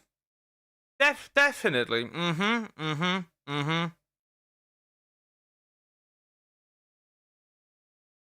At least, oh wait, I'm agreeing with Anna Vellens. Horrible. Gamer subs or not, I guess they should face this because why exactly? Oh, they're Nazis according to unhinged Twitter users. But Madam Savvy would come up with another great discovery. She's always great with the research. She finds things you never can find typically, but she found another gem right here with the Twitter account belonging to this individual. And you go through it, you can see that it has her Tumblr page in the links section, so it already seems very clear. But if you scroll through certain things like cosplay, for example, if you keyword search this on the account, you see a lot of discussion about cosplay. And if you really need another level of confirmation here, I mean, this is one of the posts. Caption, of course. Bro, what's wrong with you? I mean, no. Some of them maybe. Depends on what they did. Kill your toxic ex with her cosplaying as who else but Harley Quinn. But she also has a lot of unhinged tweets, mainly crying about Trump supporters, conservatives, men, what have you. And it starts to paint a picture about this kind of person's beliefs. And it kind of lines up with a lot of the people who are very angry at gamer subs for hosting conservative or conservative-leaning content creators. You have posts like this that she made saying, literally enraged right now, unfollow me if you wasted your vote on that man that effing ruined this country and put my health and... Remember, she's a cosplayer. Fun fact, most people that likely consume cosplay are men. You hate your own audience. You are making content for an audience that you hate, essentially. Wow. People of color's lives in daily fear. WTF. And that was made back in October of 2020 when Trump lost. So even when he lost, she was still seething. But you can see the TDS continue. Her last post actually was saying that she was dropping X for Threads. Elon Musk is ugly and he jumps like a toddler goodbye. And it's really the reposts that people are focusing on. They're pretty unhinged. So you have this account saying, what would you like to see Trump do in his first day in office? And this person said, go numb down one side, like he's having a stroke or something that puts his life in danger. And of course, Kit is reposting that. She reposted this Reddit tier art right here with... That is definitely Reddit tier art. That is definitely something that originates from Reddit. Hey, watch it. But it's true. She hates the audience that watches her content. That's just the truth. Captain America punching Donald Trump, who has a swastika on his arm, which, again, the very progressive people, they love drawing swastikas, whether it's on Teslas or on their political enemies. They really have a great interest in drawing that stuff, but yeah. Because they desperately seek out Nazis, because they can't. Because they can't find any. They have never seen an actual one. Because, frankly, most of the actual Nazis are probably in Germany. Let's face it. Why would they not be? So, well, they need to make some because they can't find any. They need to create them themselves. Yeah, this is Reddit Gold right here, using a Marvel character to fight a real-life president. Crazy stuff. But it continues on with this unhinged repost here, where the original poster said, I hope the male loneliness epidemic eats you MAGA scum alive. I hope you feel a hole in your soul and feel unloved until your dying day. I hope you rot in your deathbed wondering why women looked at you like you had rabies your whole life as your eyes close for the last time. Very normal individuals right here. And then one last repost for the hell of it, where this person said, this single-handedly sent me over the edge, dude. I have to hear about this fat effing dip homunculus for the next 4 years. Body shaming, that doesn't... We got body shaming.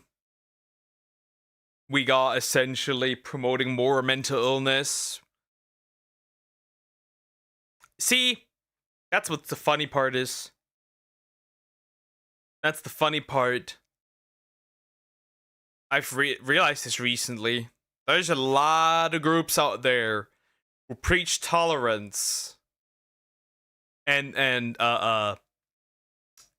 coexistence until they get in power. I find that very funny. So because Nazi are leftist. Not particularly. They used aspects of both sides.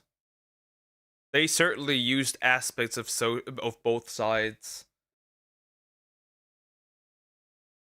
Because that's what worked for them best.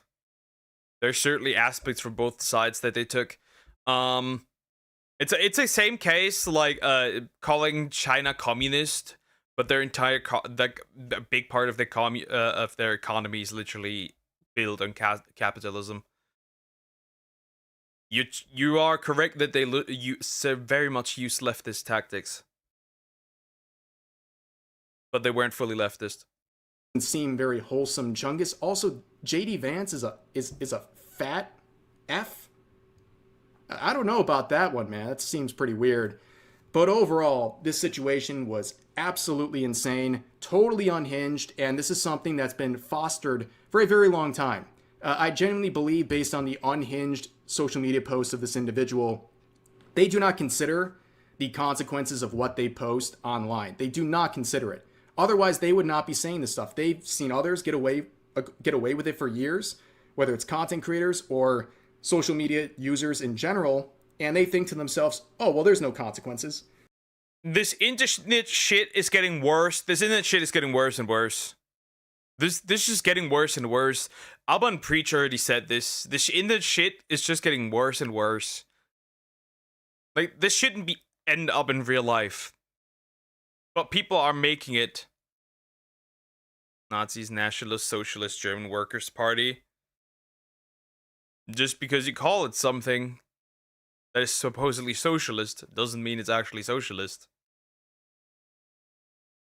They did very much incorporate right-wing ideas. Well, if they can do it, I can do it. Well, no, we just have an example of finally someone doing something about this stuff, trying to actually serve punishment for people doing illegal things online. It's sad, it's shocking to see, but that's what we have today. To be fair, I'm not surprised. Remember the two dudes that had beef online, and then in Vegas, one of them pulled up to the other and shot him and the wife? This is not really surprising that much anymore. However, it is insane that it comes from a woman. Finally, it looks like someone who's been messing around is finding out when they exchange this violent rhetoric over gamer subs, of all things. But anyways, that's going to do for this video. As always, feel free to share your thoughts about today's topics in the My thoughts are very simple. Deranged person, mentally ill. Definitely. Does she deserve a decade in prison? Nah, but she definitely should do some time. Because that's insane. Because when they make threats, eventually it will turn to reality. Especially when they can straight up just get scot-free, off scot-free. Maybe with a fine, but that's about it. Well, there's a TikToker with 100k followers, now potentially facing a prison. I've never seen a situation like that before. For an energy drink. For an energy drink. Again, an energy drink. You can't make this shit up. Anyways, like, comment, and subscribe. Alright, kids. comment section down. Silence. Alright. That's pretty much gonna be it for today. Boyonk. I don't have a video that's small enough that I would fit into those 15 minutes. Well, have a good day or night. I will see you tomorrow to more reactions. To be honest, yeah. Smash. I know you like crazy. That's not surprising. I know you like crazy. Have a good day or night. I will see you tomorrow. Don't goon or gump. Do a flip instead. But yeah. I will end here. No! Yes, I will. I must end here. I have no video in there that fits in that time frame right now. Regardless. I'm ending here. Don't goon or gump. All I can say. You can scream as much as you want, Joe. You can get some head pats. Or some head. I will send true crime again. Yeah, you can do that. Throw that in tomorrow. Send me that. I'll watch it. But yeah. I'll see you tomorrow. Farewell. Bye-bye.